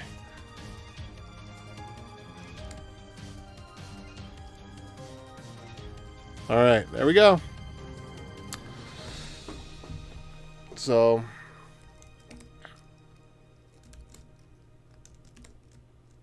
let's just double check here that our ZSHRC looks normal. And then our bash RC looks fairly normal. So I actually do want to remove this out from both of these. And I'm going to get rid of all of this.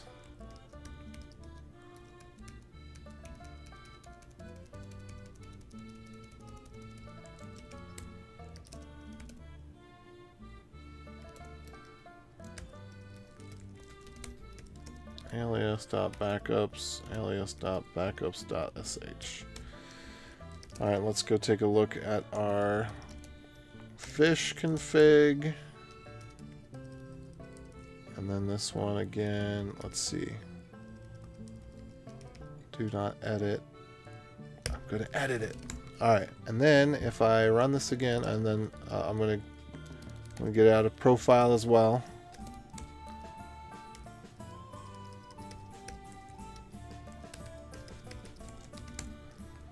And so then we're going to run our aliasman.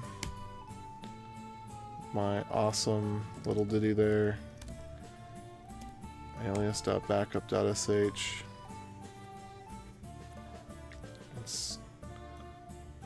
We'll set xrand.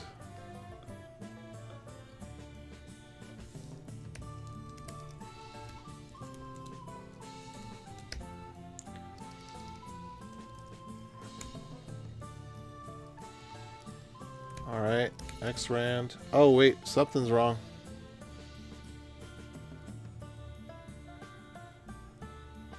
Unknown command, pyenv. I think I know why.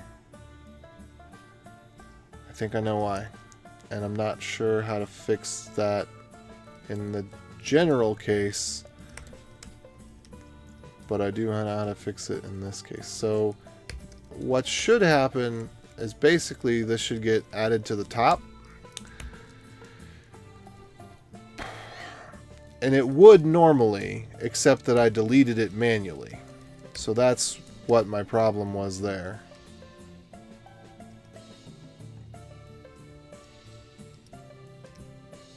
Let's see. Okay, so I'm going to have to put these back where they would have gone, simply because these were added after that was added, and then I swappy-dooed it around, and that made it not work. But in the general case, it would work, and I don't want to... What I could do is make it so it adds it to the top rather than adding it to the bottom. But it would have to be a weird case like what I just did, where I manually edited it. I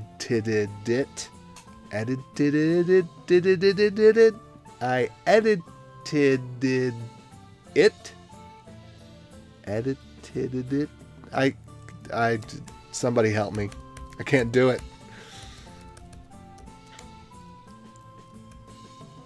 Alright. xrand. Woo! Rand. Woo! Check that out. Boo! That's awesome. And now, not only that, here's the other thing. If I go into ZSH, xrand. What? Oh, no. Uh-oh, what happened here? Let's check this out. Oh, whoops. Whoops. Whoops. My bad. Let me go fix that. Thankfully, I caught that there. Ah, cross-shell compatibility. So hard.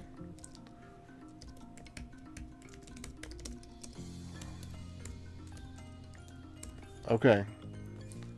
So, exit out of here. Get back in here. Sweet. xrand. Rand. Yes!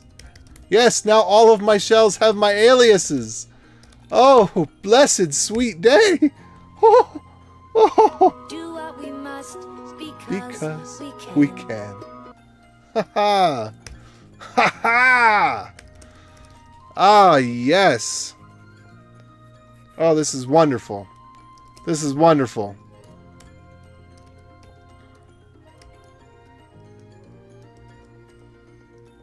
Well, now I think I can just kind of cut and paste. I don't need to use that command every single time.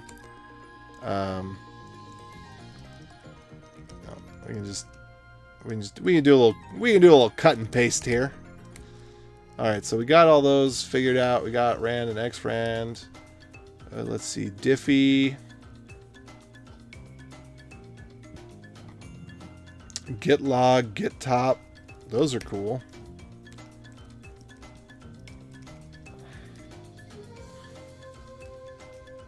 I actually don't want to do that, but I do want to do that one. I think I already have that there.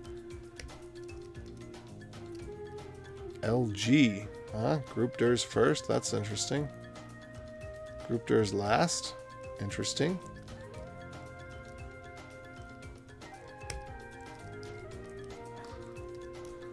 I think foo would be an interesting one. I don't think I need that anymore. RGI. Yeah, we'll take it. We'll take it. It's on discount at half price. We're going to take it. Why did I not do this years ago? Oh, because it took me 4 hours. That's why I didn't do it years ago. But now nobody has to do it again. We're going to put this up on Webby, and the world is going to be saved.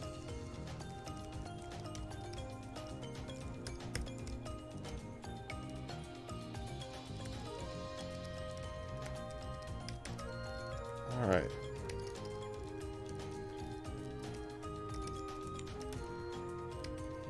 All right, group DIRs first.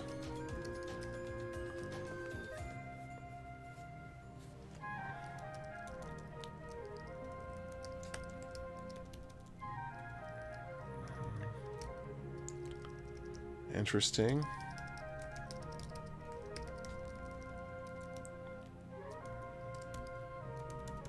Group DIRs last, huh? Okay, cool. We can try that out for a little bit. Yay, tree! QRST. And then RGI. Alright, sweet. Oh, Diffie, where have you been? I've been missing my Diffie.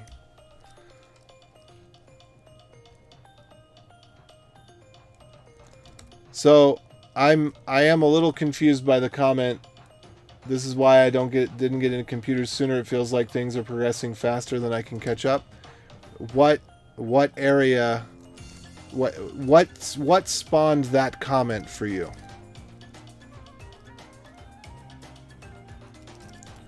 Let's see, aliases .backups, and we could do this.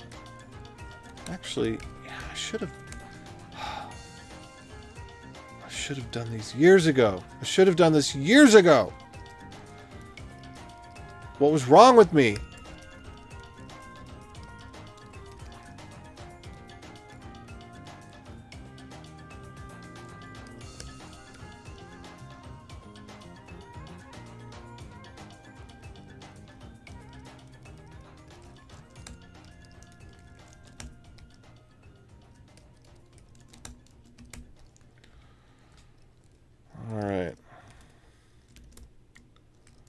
Finally, all my aliases together in one place, working across all my shells.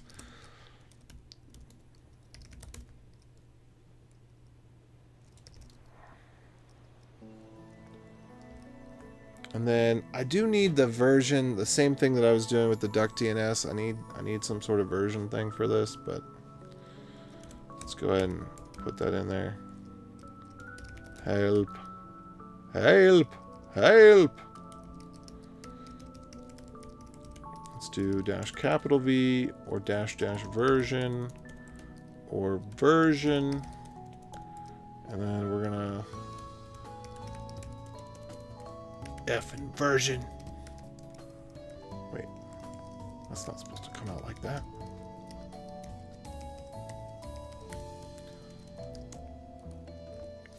Let's see. Aliasman v1.0 2023 0209.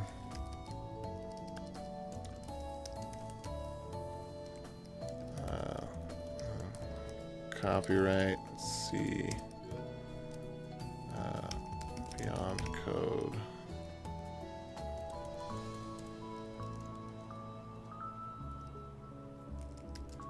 Still need to get the DBA for that.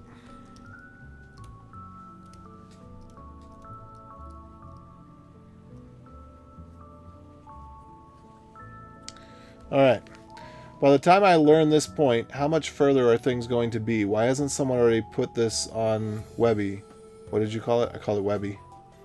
How much more are you going to accomplish in the time it takes me to do something you could have done years ago? So, I have been working on tools for the purpose of being able to teach beginners.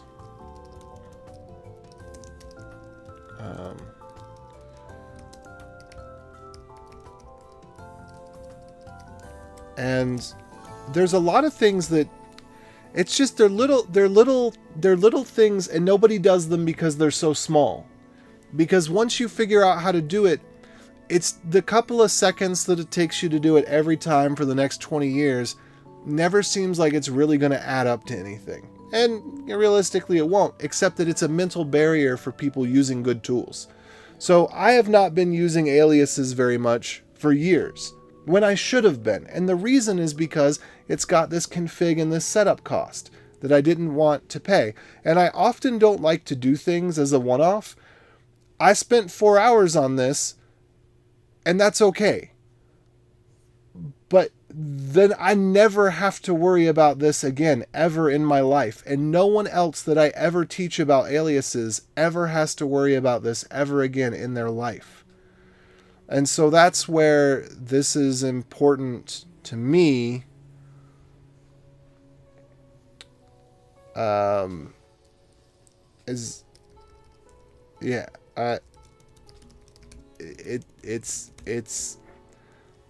want solutions that are permanent across time and space, essentially.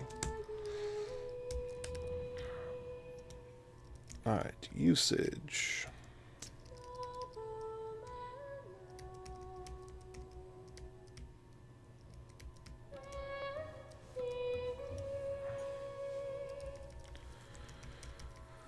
All right.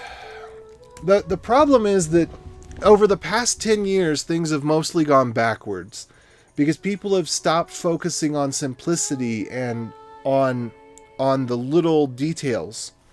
Everything's become just a rush to the finish line rather than a methodical process of let's make sure that we have this right and that it's reproducible and that it's streamlined. And we need to get back to that. And there's a lot of money in false solutions. There's a lot of money in things like AWS where they make it way more complicated. But there's a lot of money to be made in making it more complicated.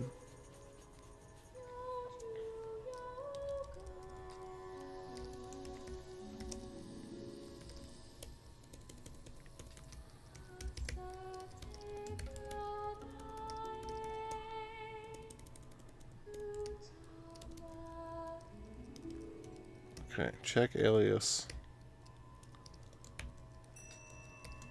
Delete alias. We'll go with...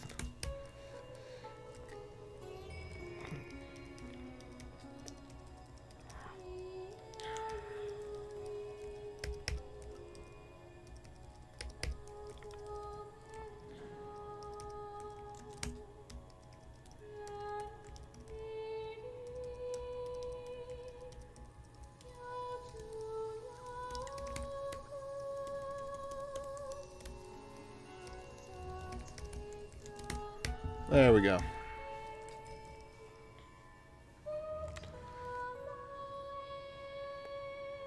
Is this why games are released incomplete and with day one patches? Yeah, there's just the internet has changed a lot of things, and not all of it's for the better, because there's now everything has gone monthly, so you can't buy anything anymore. And then whatever you're paying for, the things are just going to be thrust upon you whether you want them or not. It used to be we had to pay for an iPhone update. You had to pay. If you wanted your iPhone to update, you had to pay to update your iPhone. Those were good days. The software was the software that people wanted, because if they didn't want it, they wouldn't pay for it. And also with the internet, the expectation that you would deliver something that works went to zero. Because you don't have to deliver something that works. You can deliver something that doesn't work. And it's okay. People can refresh their browser, or they can try to download it again tomorrow. And so in one sense, this is good because when there is a fatal mistake, I was just going to make a little and then say the name of it, but I can't remember what it is. I think it might have been Banjo-Kazooie or something like that. Anyway, you know, when there is a fatal mistake in something, you can get the update. But the opposite problem is nobody bothers to check that anything works anymore. People just ship stuff, and it doesn't matter whether it works or not. It doesn't matter if it's good or not. It doesn't matter if what the customer wants anymore. Because the customer, they're just, you know, going to get sold anyway, so whatever.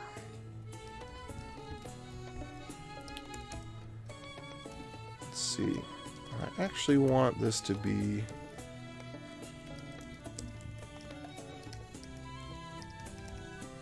There we go.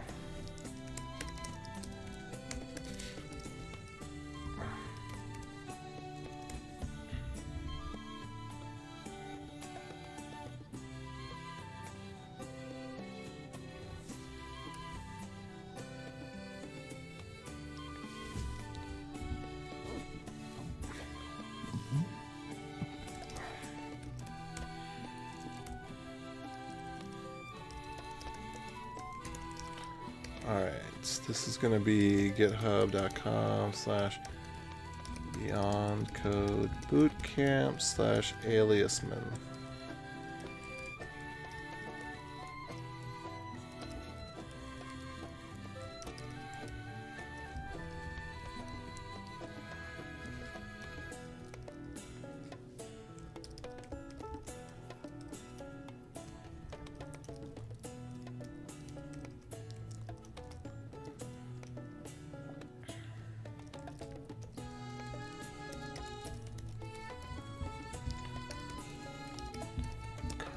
SS, https, webby.sh, aliasman, pipe.sh, source dot config envman, alias env.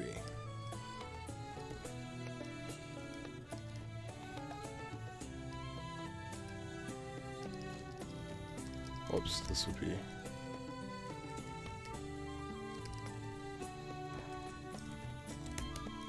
There we go.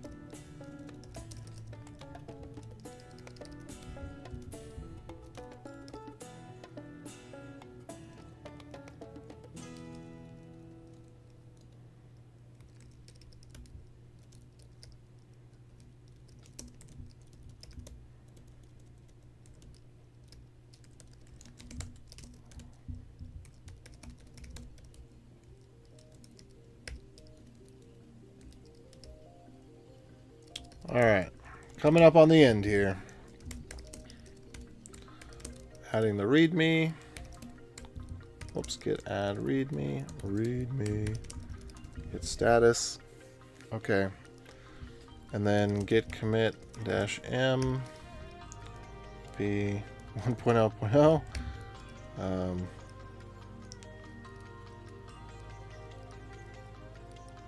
Let's see.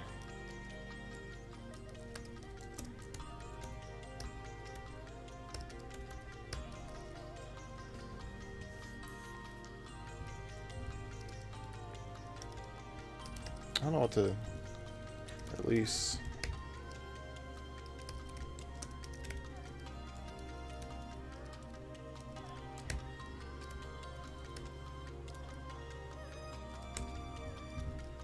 Git tag v1.0. Git push tags. Git push.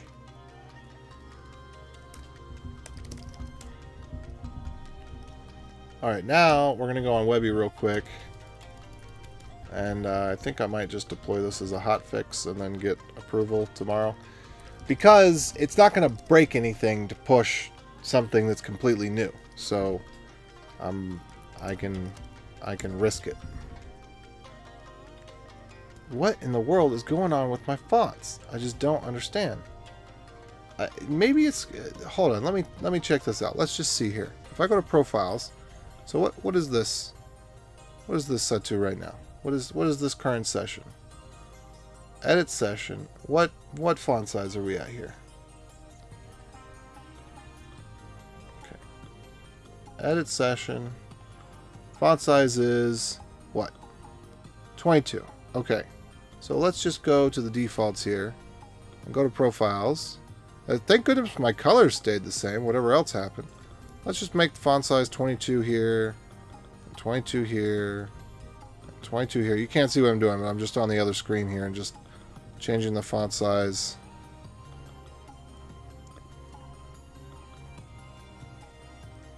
Okay. So now... oh, is this happy again? Okay, this is happy again. Great. Alright. So... so nice. Okay, we're going to go into installers, and we're going to create aliasman. And aliasman is going to be really similar to the one that we just did, which was the duck DNS one. So I think I'm just going to copy that one wholesale over like this. But then we're going to change out the releases. Is going to be, of course, aliasman. And DNS. That's going to be... yep, that's good. And then what else? We got to change out the install, of course, but this is going to be pretty simple. It's just going to be duckDNS is going to become aliasman. duckDNS here is also duckDNS.sh is just going to become aliasman. duckDNS in general is going to become aliasman.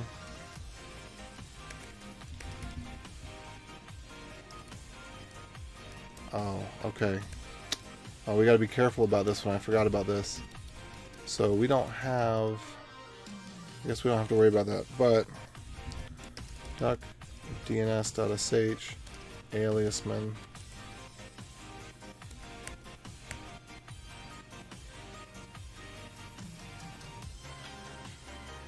Oh, and I'm not printing that out with the time that I wanted to. Or I guess.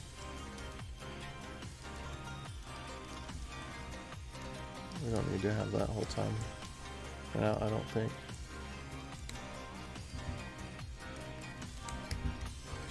Okay, so is there anything else that's ducky?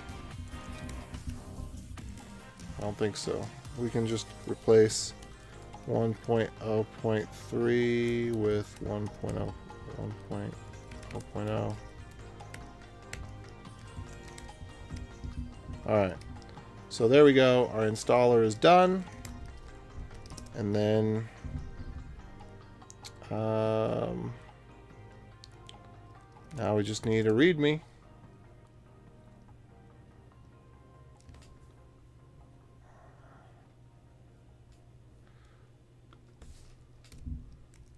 Say, Farmland Tiger, what are you saying? You check exactly what it does?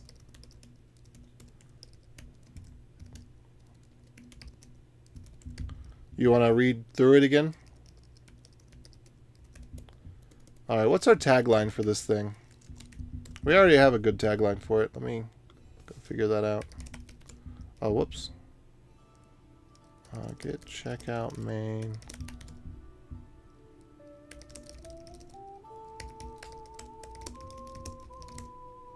Okay, good.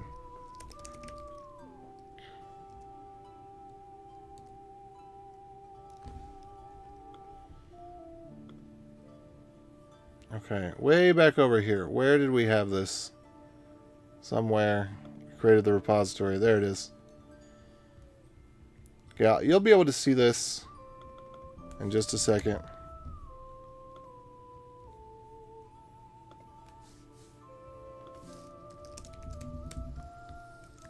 Oh, whoops. Let me go back here. README. Cross shell alias manager. And what do we call... Pathman has a similar tagline, I think. Pathman. Let's just check out what that says. Cross-platform path management. Yeah, so we're not going to go... So when we create the new Pathman, we're going to have to create it for PowerShell as well. And I have not even started on that PowerShell book at all.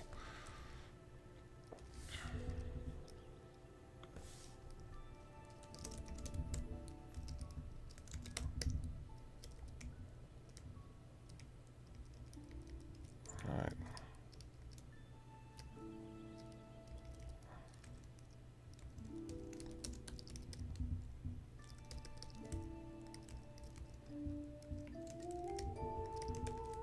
Mac, Linux,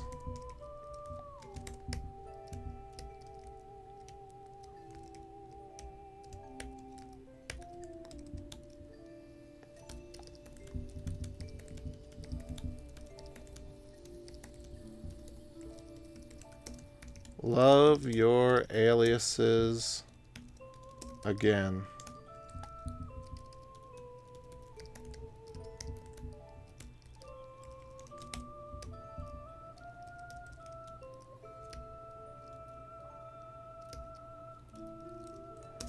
These little...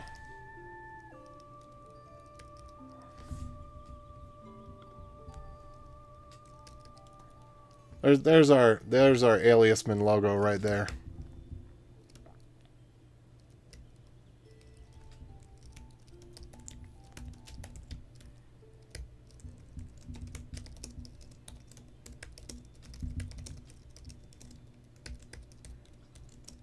Update tagline. Okay, so that's up and ready. And then here, I got all this stuff about Pathman is pretty similar.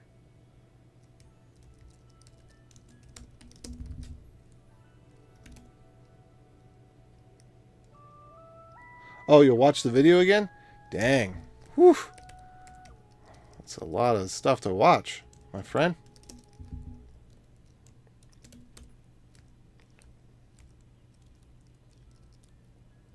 Heard but never used PowerShell? It sucks, man. You only use it if you have to.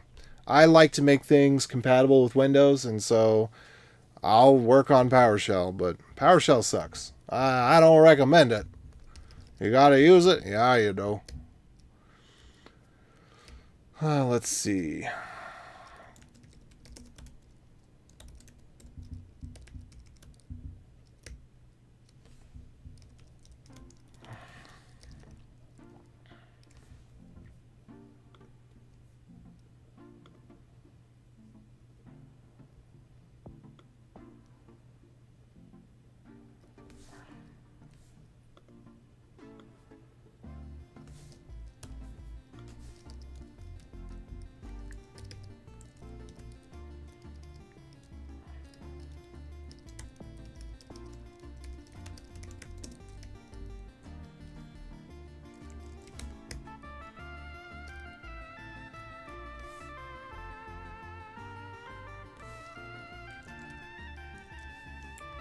Let's see.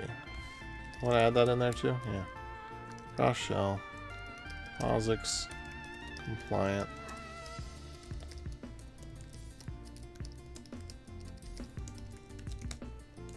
Whoops, what happened there? Oh, I guess I need to use asterisks. There we go. That's what I need.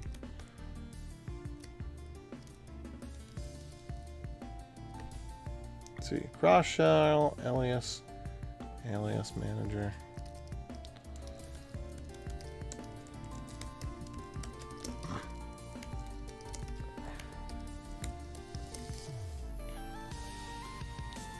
Okay, go back here.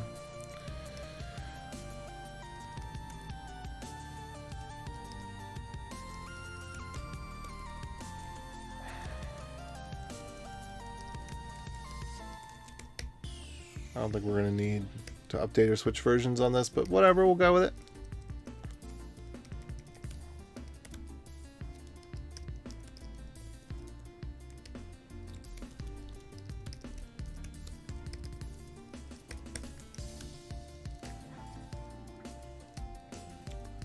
Let's see.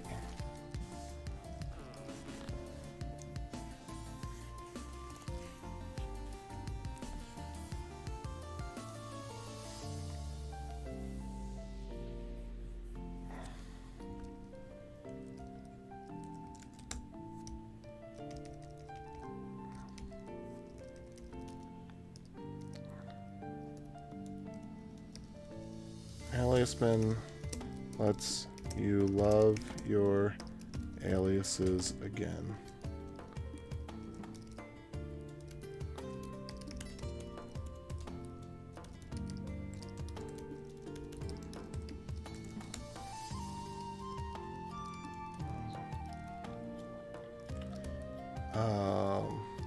Let's see.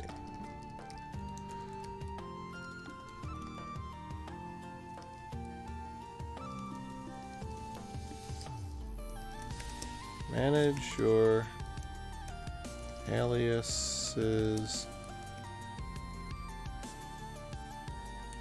across shells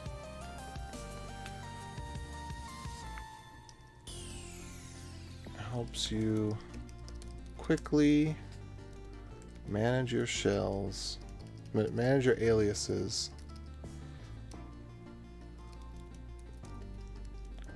quickly. Add, set, check, and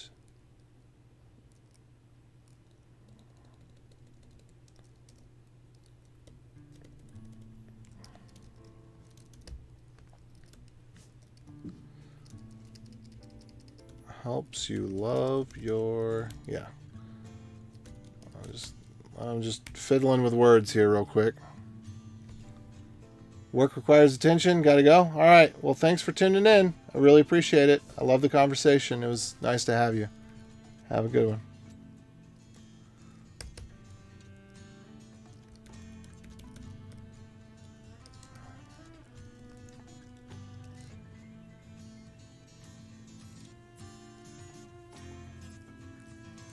Aliasman helps you love your aliases again.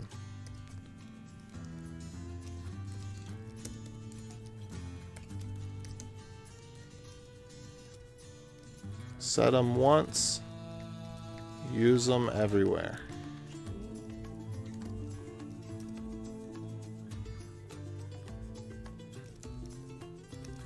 One file to copy in your .files config.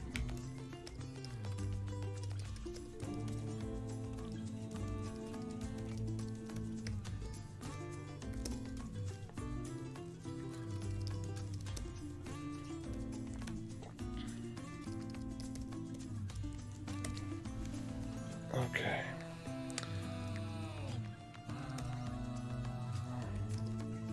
What? What? How's this? Hold on. Okay, works in Bash. Works in ZSH.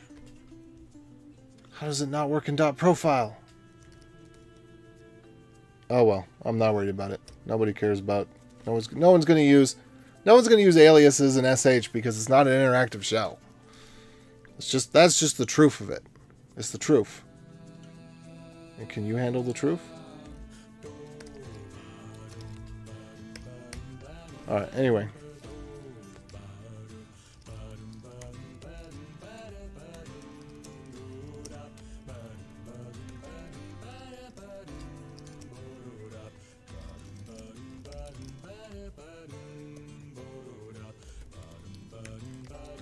And all in just one dot file for an on-the-go friendly config.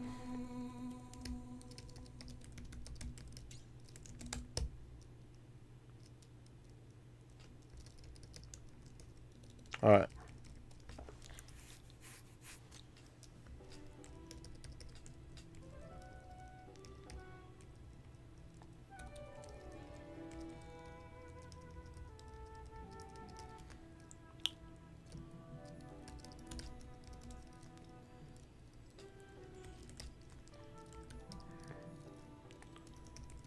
name, alias name, command name,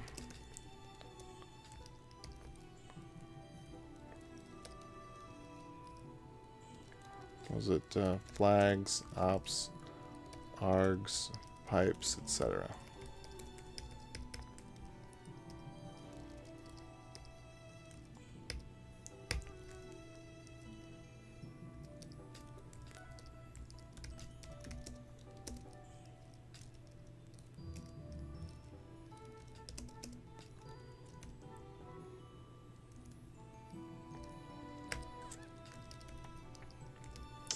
See. There we go.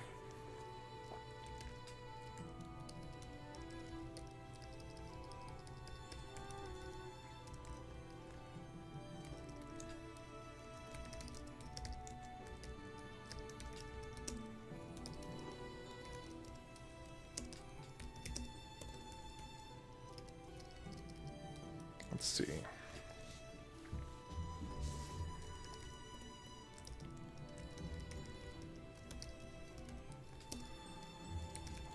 Curl, curly.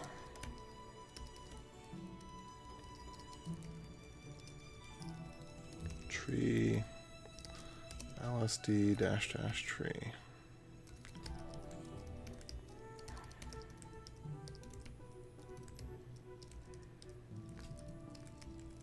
Let's see, what are the ones I just added here?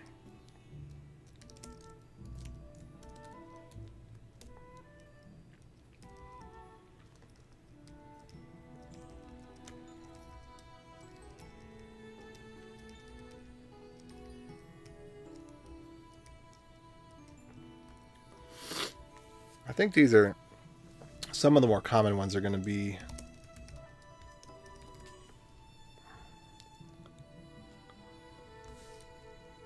these ones right here.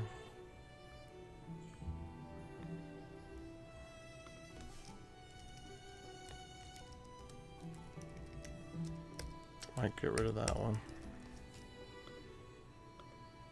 Where was that tree one at?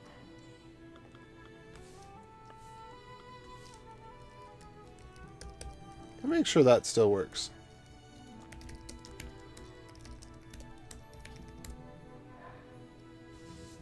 Okay, look, it looks good. Looks good.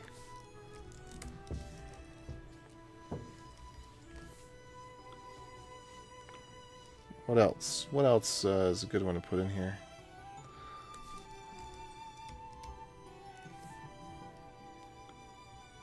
I think I'm just going to copy over some good ones here.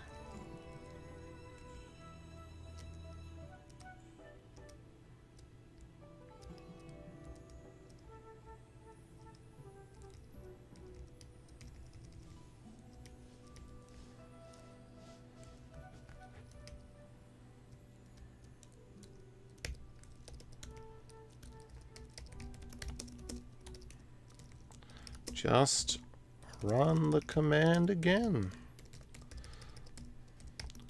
Aliasman ll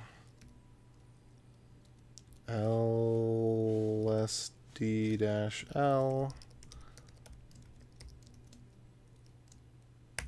lahf. Let's see how to delete an alias.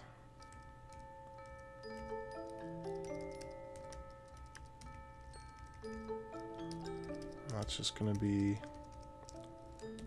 with delete.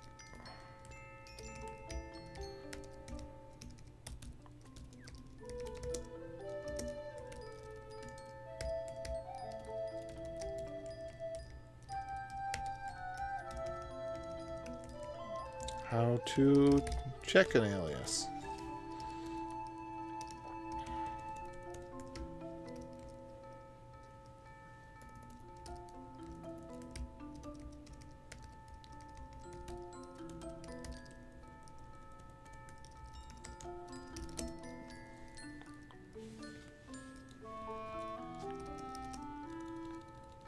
Set it Just supply the name.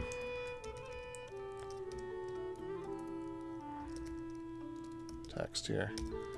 I think I saw the chat. Give me just a second.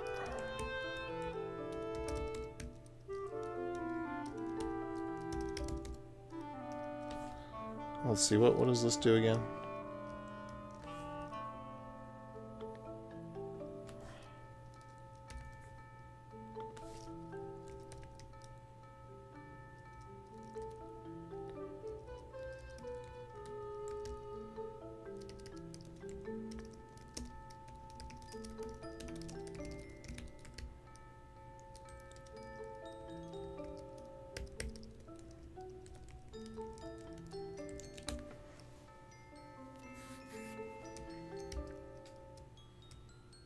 Let's see.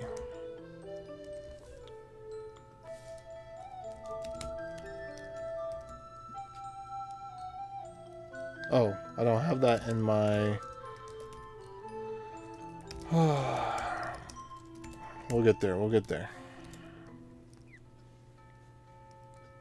What's it doing?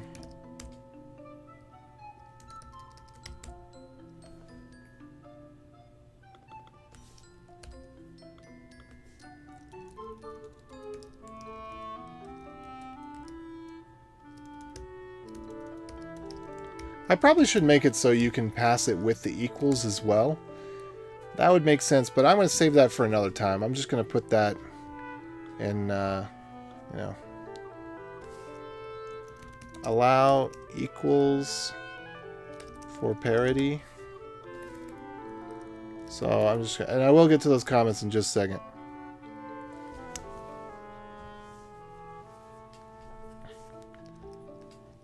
So aliasman ls equals lsd, oops, let's say ll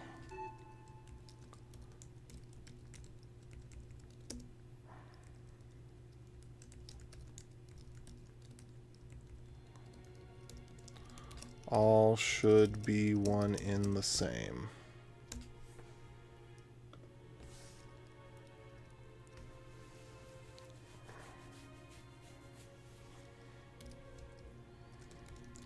Also, the word alias should be ignored.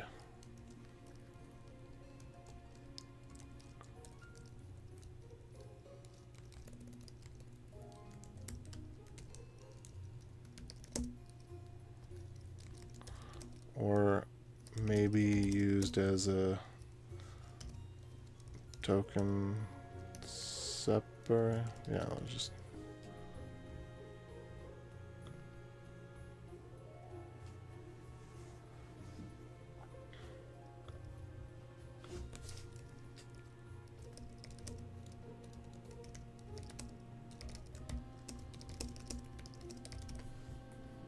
There we go. I'm going to put this as up for grabs. So good first issue. I don't know about that. For somebody with experience, sure. I'll go ahead and tag it good first issue. Edit. We'll do up for grabs here. Up for grabs. Wait, what is my other... let's go to Webby itself. Let's go check this out real quick. So we have...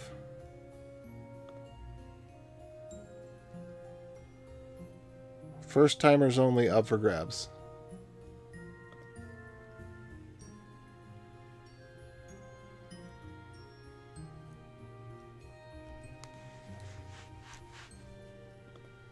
Oh, whoops.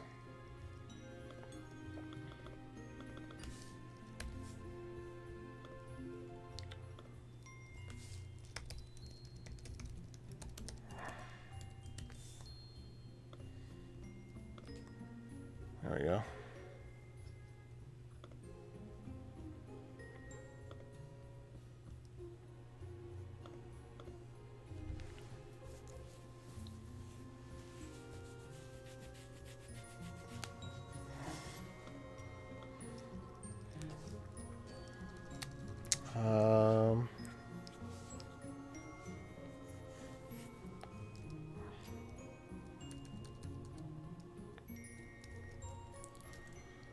This could possibly be done with cut.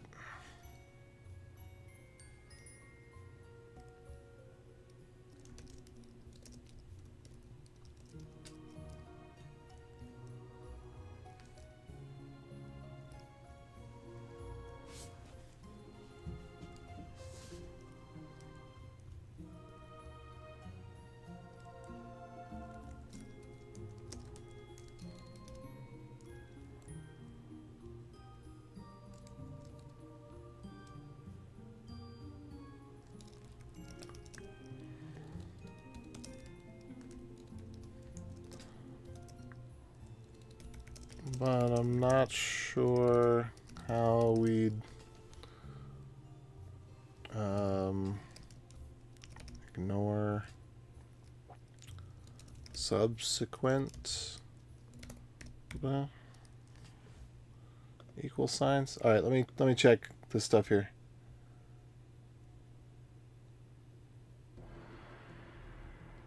So functions and aliases are actually the same thing. A function and alias is the same thing. One's just the alias is a shortcut for simple functions. If you need more complex functions, you got to write a function.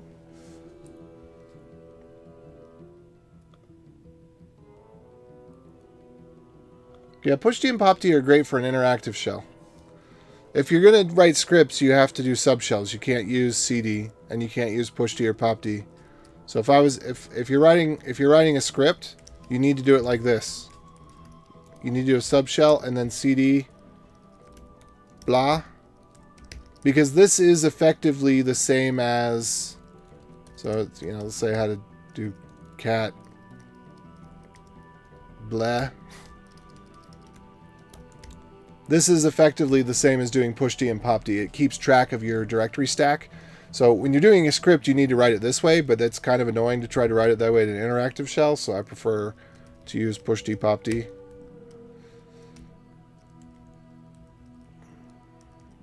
Okay. We don't need any of this.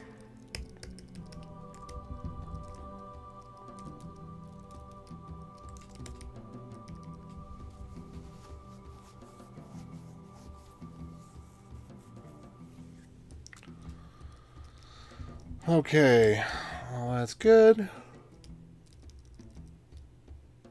All right.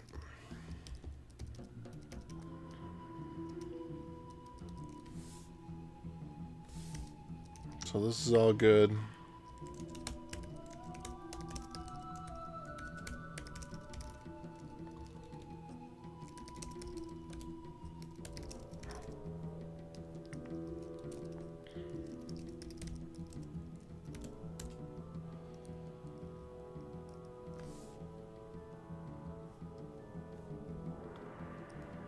What? We might be a little bit out of sync. What specifically are you asking about?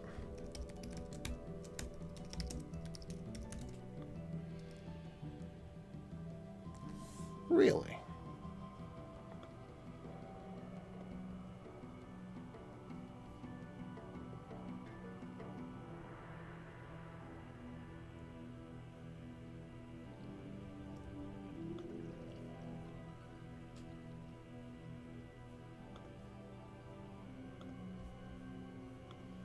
All right, where is aliasman? Right here. All right, what did I get wrong here?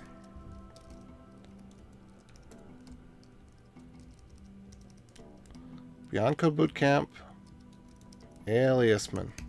Boom. Beyond Code. Boom. Okay. So that should not be a problem. Let's just double check here. Oh, I have to go create a release. Oops, I forgot about that. So I have to manually go to the tag, and then I have to say create release. Release title v1.0.0.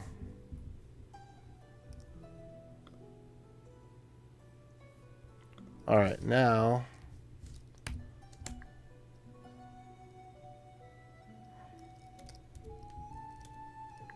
Hey-oh!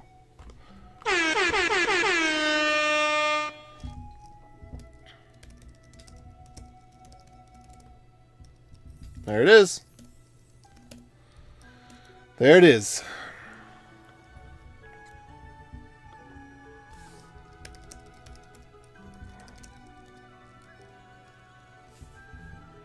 Okay, so let me go ahead and check and make sure that the page for it looks pretty good.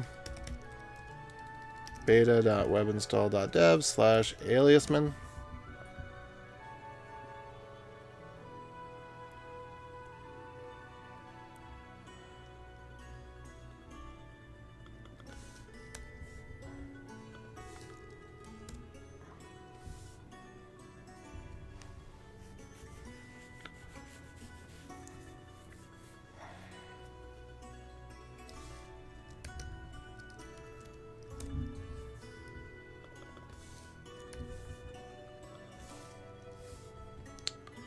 Let's see.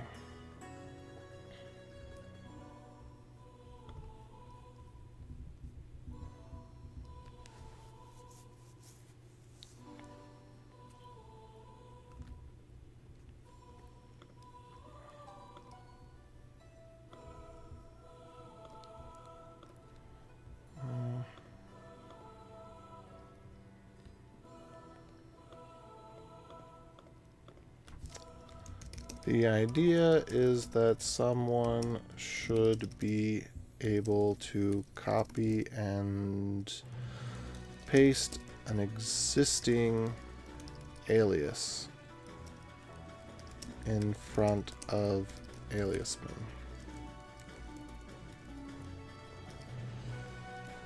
Copy this.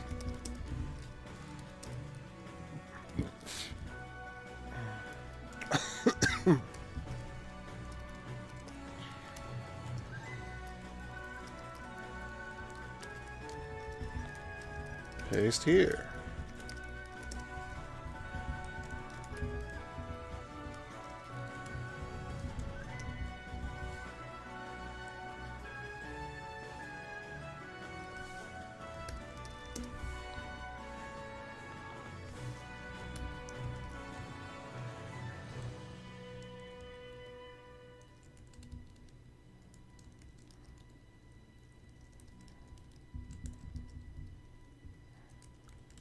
Sorry.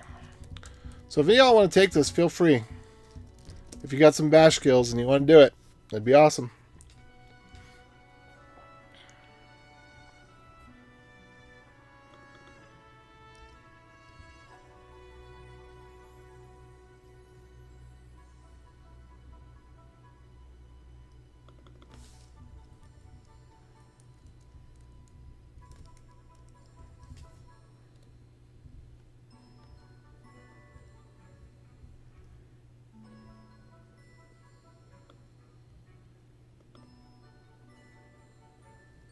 There we go. Okay, what else? What else have I got to do here? I don't think I got to really do anything. I think, wait, let me just go double check on that one more time.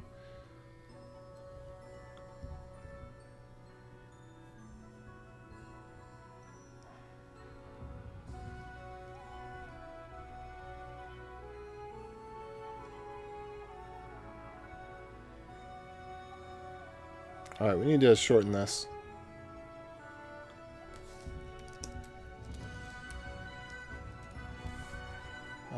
Let's see. I'm going to shorten it by...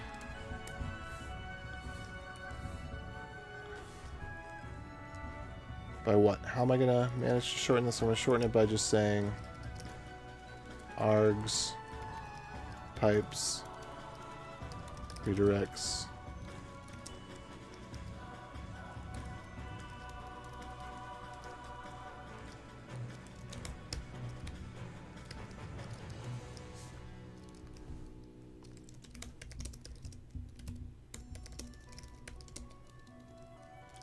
Git commit -m feat add aliasman. Okay. And I'm going to put that right on the home page. So we're going to go into views, index. Or we have pathman here. We're going to have up at the top aliasman.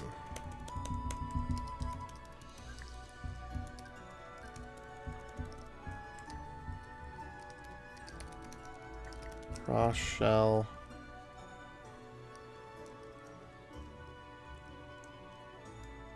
Alias manager.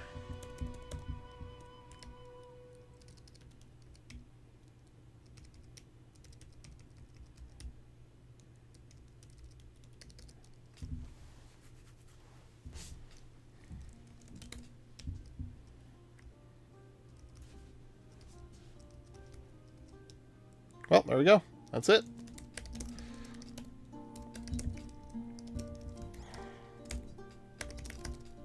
I'm now going to go log into prod real quick.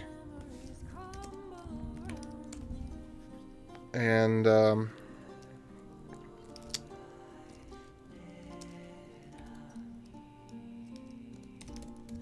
oops.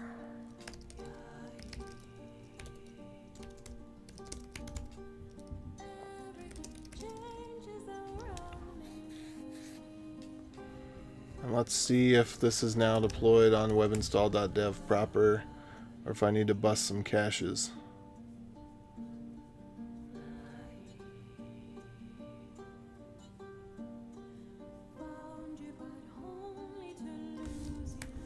Okay, looks like I gotta bust some caches.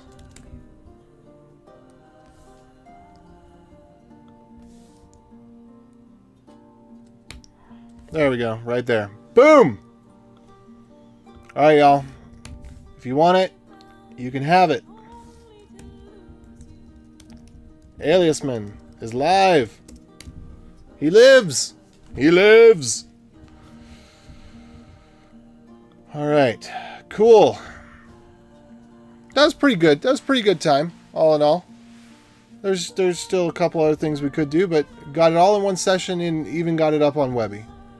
So that's good. And as far as I can tell, it works. It's kind of hard to do testing on these things because, you know, shells aren't exactly super easy to test, but I feel pretty confident about it.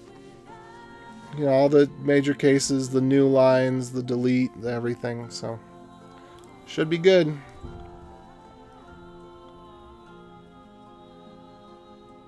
Should be good.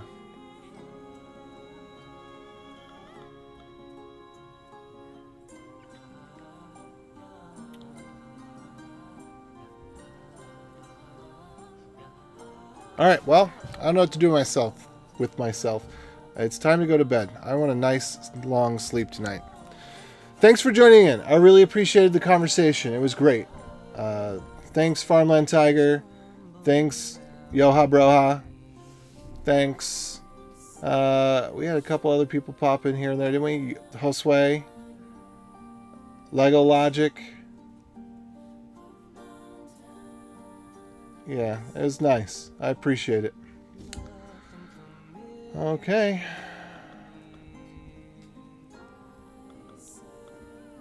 I know the differences now. I chat GPT'd it. Great. Alright. Well. One more project down. We could take this if we want to do... If we want to do the... Well, I'm going to wait on Pathman until I learn a little bit more PowerShell, because I don't know if Windows has aliases or not. You can create aliases simply by creating a .command or .bat file and then having that call a PowerShell file and then having the PowerShell file have a function in it. I think that's the way that you have to do aliases on Windows, which is... that's all, an alias is just a shortcut for that anyway. But with Pathman, I actually might want to do the PowerShell first on Pathman when we get to that point. But I gotta learn some PowerShell before we can do that.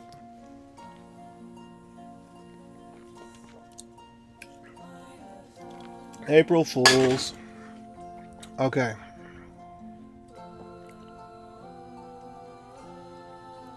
put the object of aliasman in your URL. What do you mean? Cross-platform alias manager helps you love your aliases again. Set them once, use them everywhere, and all in just one dot file for an on-the-go friendly config. I should make this more clear.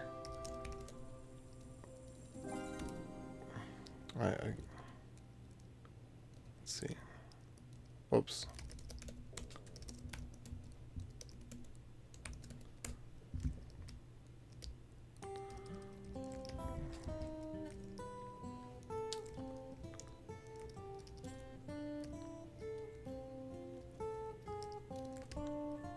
How about this?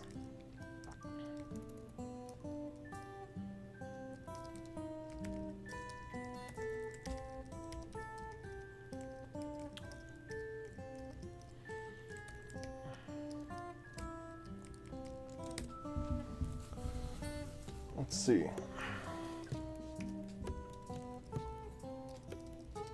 I guess what an alias is kind of not clear from this.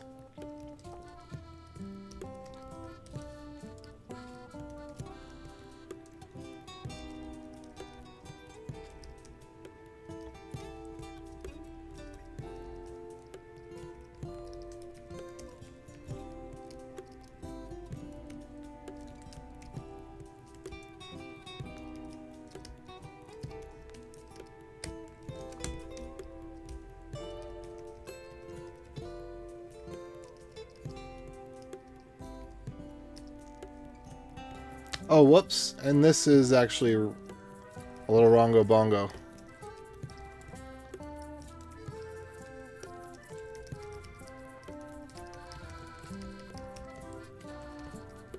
So that was good to catch.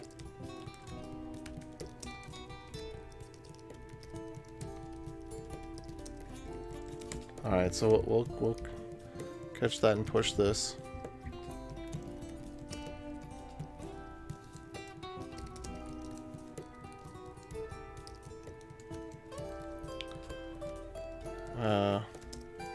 Alias is just a shell function.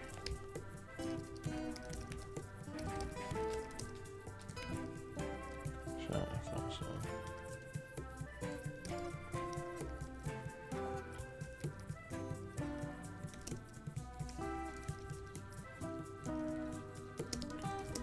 Set an alias. Let's see.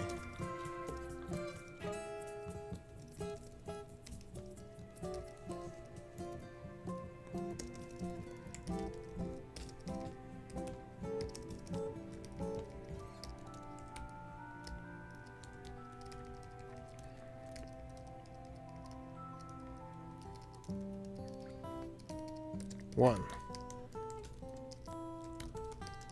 Imagine the possibilities.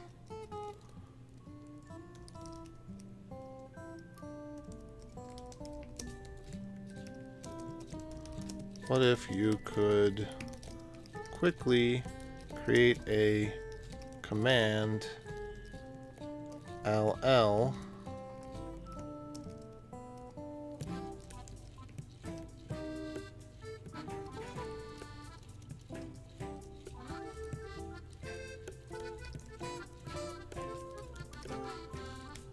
What if you could quickly create a command ll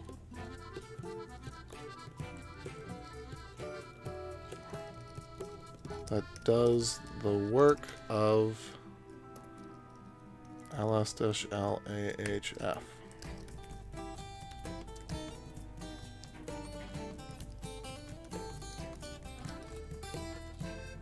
Let me try this. Possibilities. What? How do I spell possibilities wrong? There we go.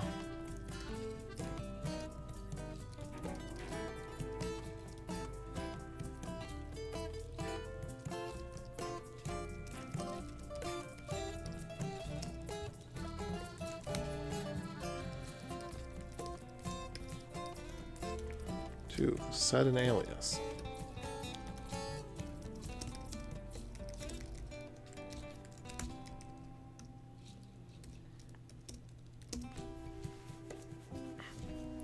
Let's see.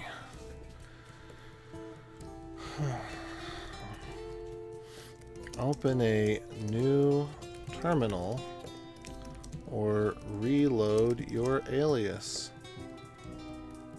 Open new.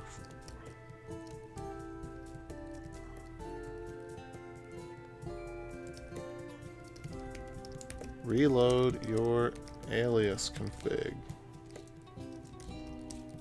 Or open a new terminal.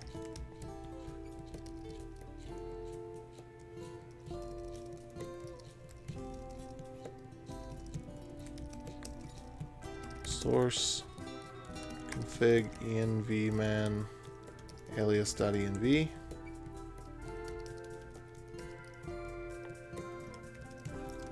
Use it.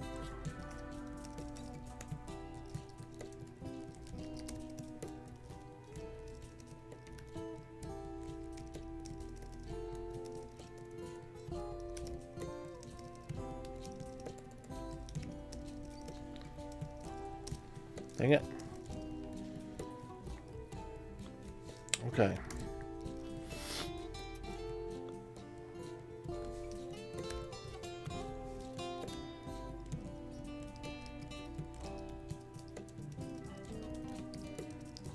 Accept that.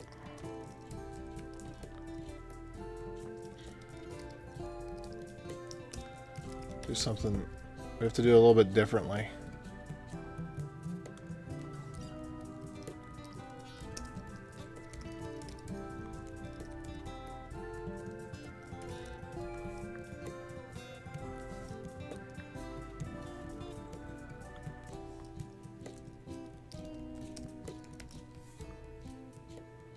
Let's see.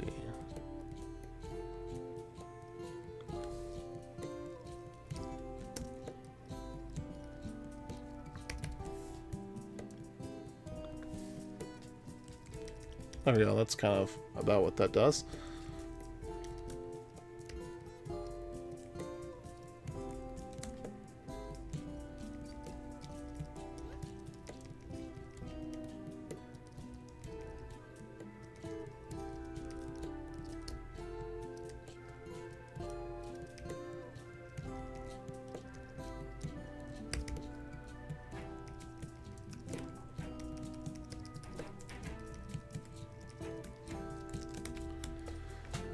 Alias is just combine arguments.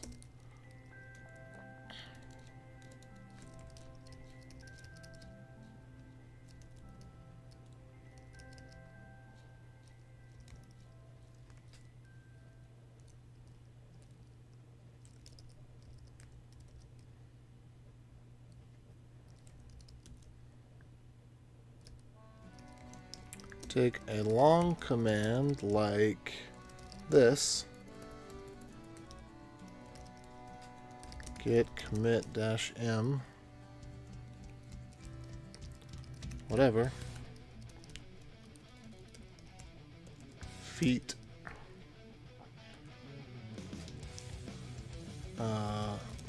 new feature, and turn it into a short command like this. GCF new feature. That would be aliasman GCF git commit -m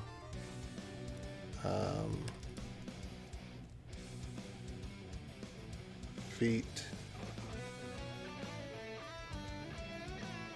Let's see, would this still work? I mean, maybe we'd still need that.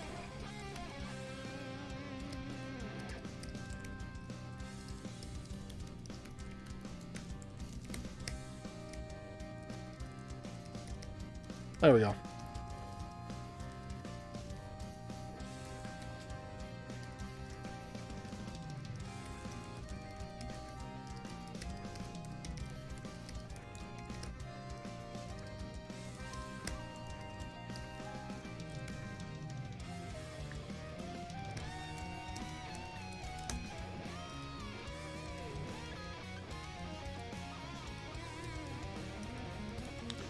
A, B, C, D, E, F, G.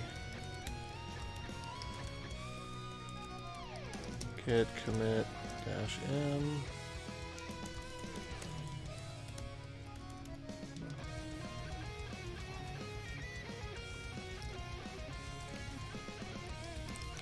Git rebase dash I.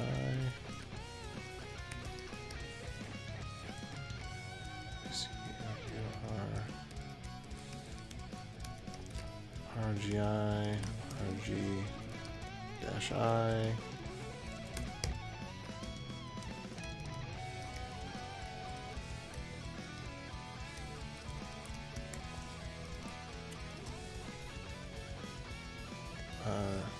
Use aliases to make other tools you find around Webby even more powerful.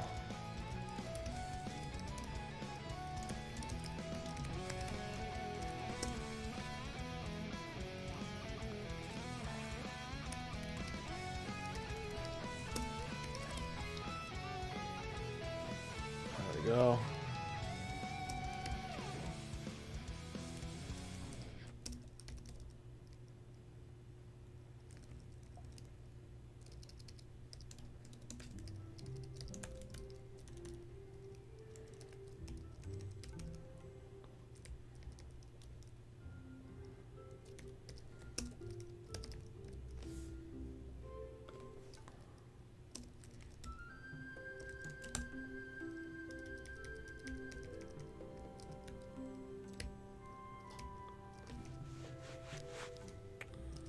All right, there we go.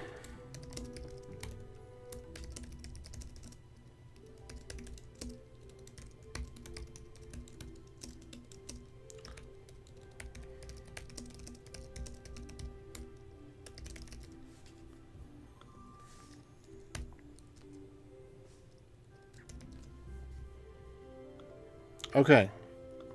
So maybe I should bring some of that over into this README real quick. Look, you got me going again. It was good, though. Thank you.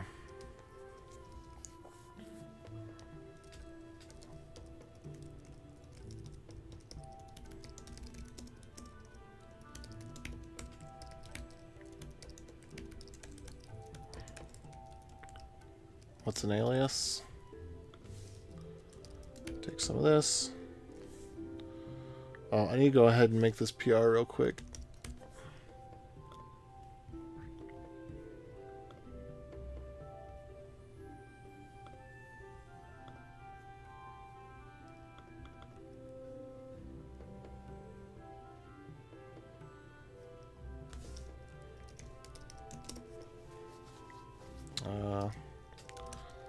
Log GitHub API errors.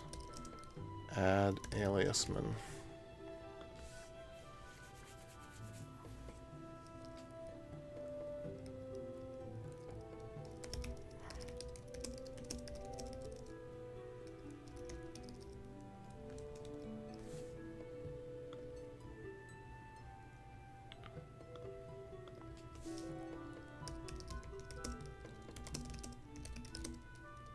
Second.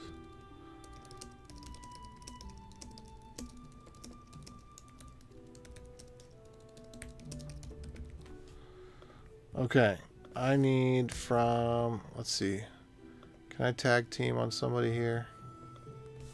Boom. Boom.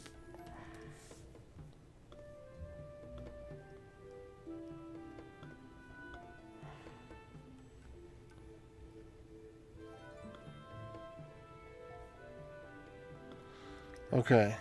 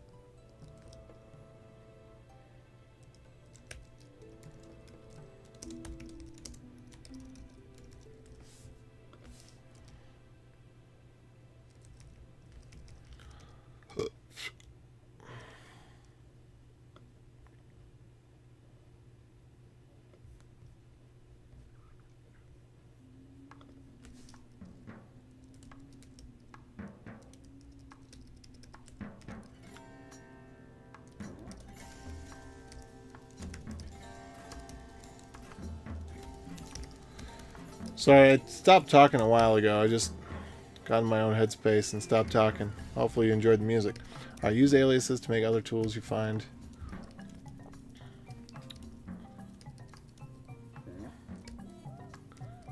Even more convenient and powerful. Yeah.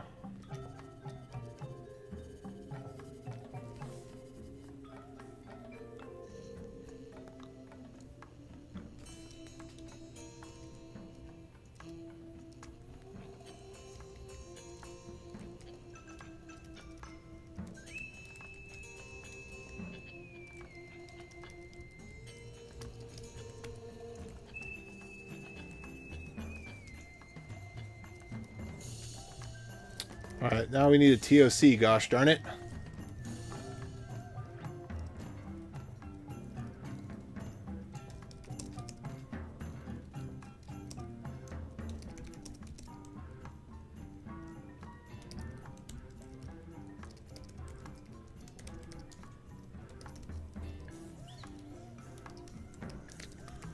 And then what do we need after that? Install.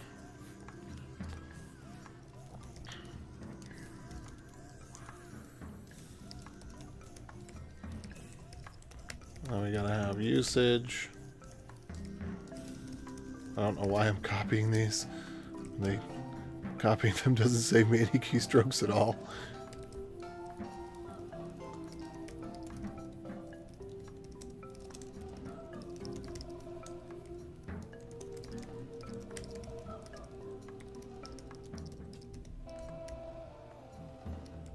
Alright, imagine the possibilities and common aliases.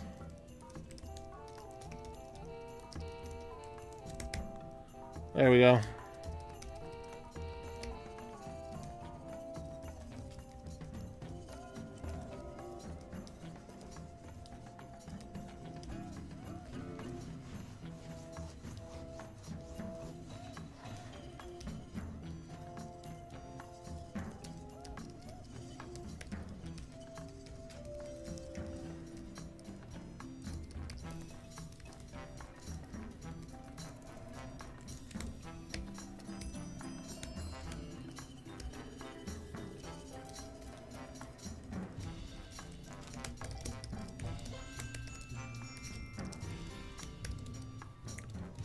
Supercharge the README.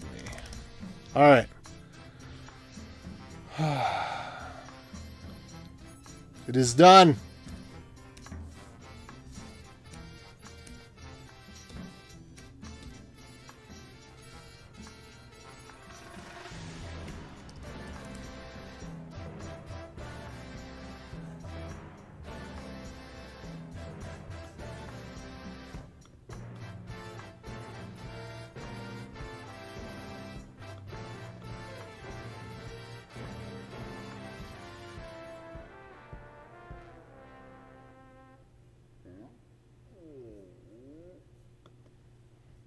Thank you.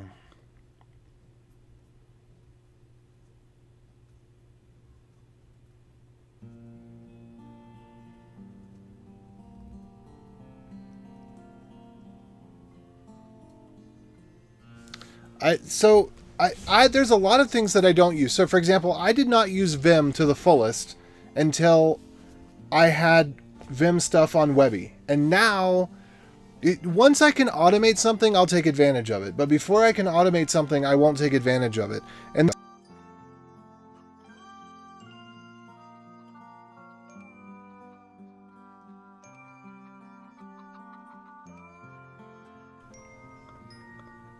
okay, audio's back. Thanks Discord for letting me know. Who knows why that went out? USB hub? I don't know. Anyway.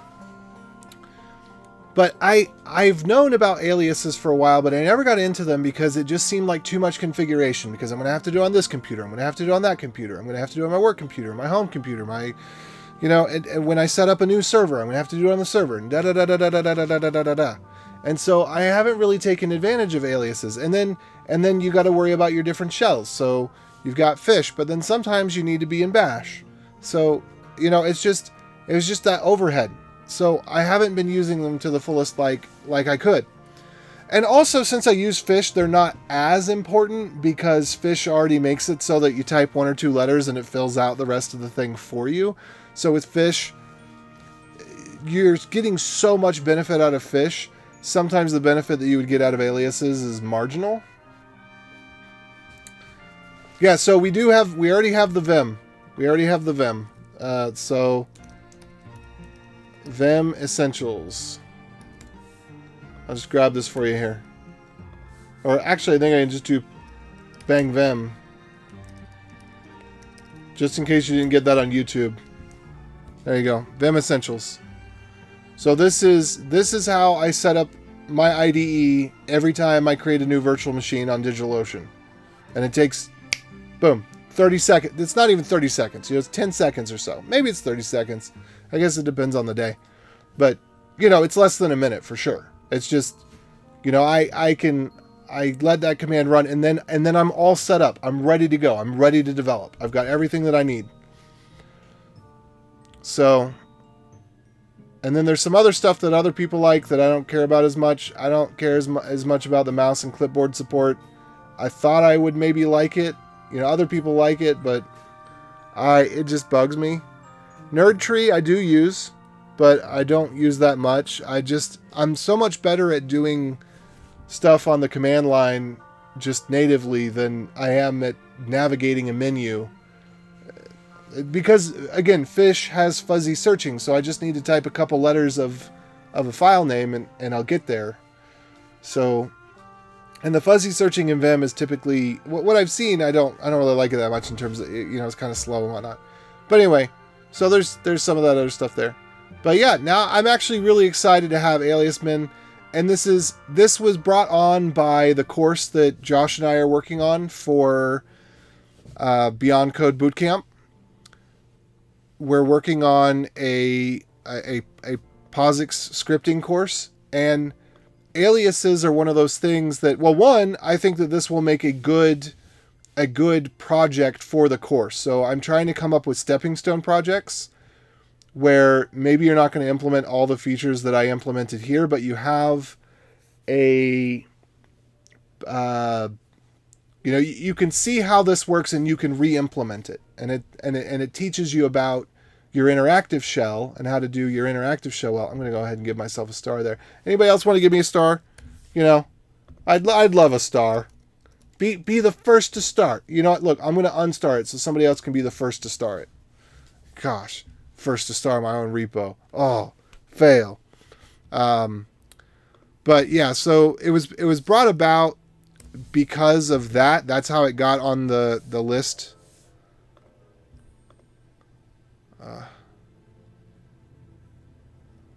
Anyway, let's see. I'm gonna make a little Twitter announcement on this. Choo choo.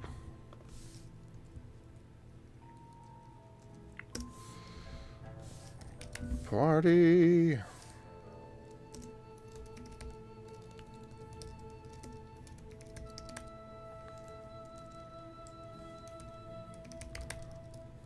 Announcing aliasman.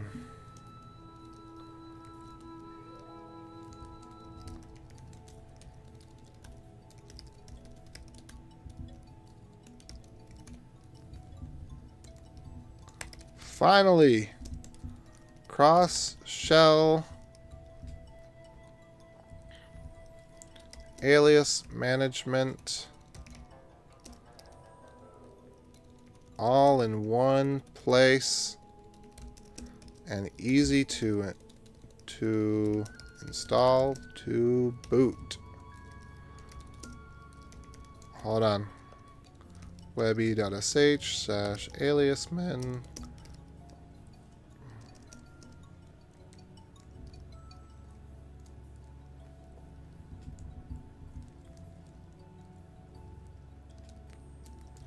Easy to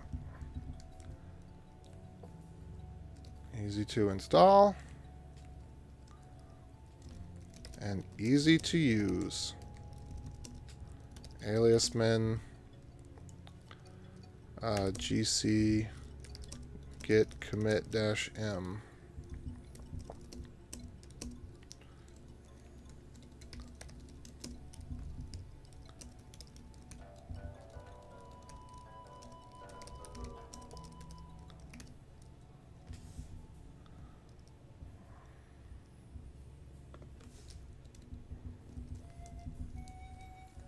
Easy to use. Let's see. I'll put this tweet out here in just a second.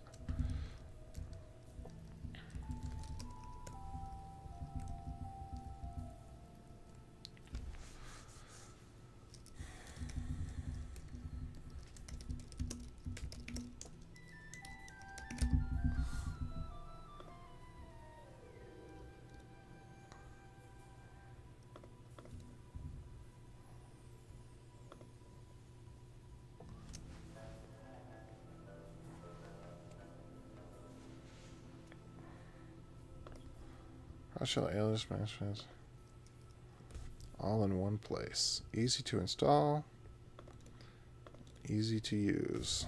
Nope, that's not it. Hold on.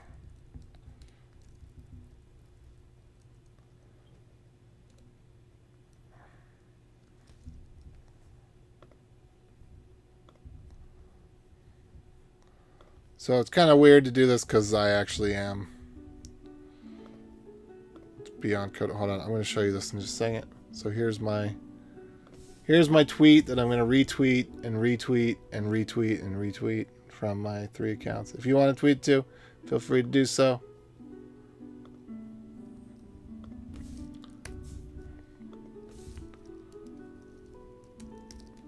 Webby aliasman tweet. All right, I'm really got to go now. I'm getting tired. Well, I was already tired.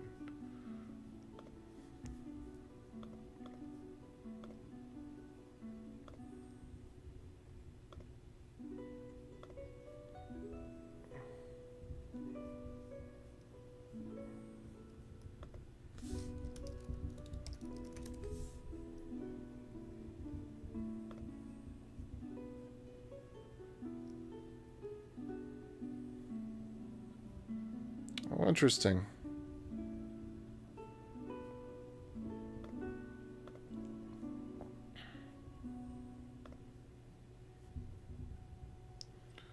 There we go.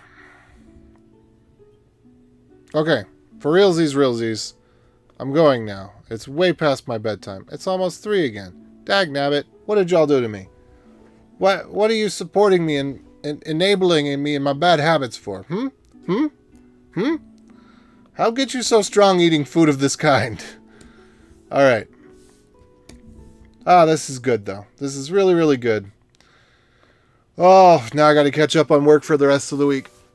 But I'm glad to finally, like I said, after years, to finally have this done. To finally begin, I can begin to start taking... Another thing is I don't do things that I can't easily teach to other people. I just don't. I don't... And one, there's a couple of exceptions to that. There's probably a dozen exceptions to that, but I typically try to stay away from doing things that aren't easy to teach to other people. But now this barrier is removed from me. Now aliases are easy to teach, and this is it's exciting. All right, it's working. It's working. I didn't actually hear that. There we go. I think that was a little low. I'm going to have to pick that one up. But... Alright. I'm out. Adios. Oh, wait. Raid? Sorry. I got to get to bed. Raid. We'll just... Quick look and see who's up. Oh, nobody that I know is up. All right, so no raid because nobody that I know is on right now, and it's bedtime. So I'm sorry, but adios.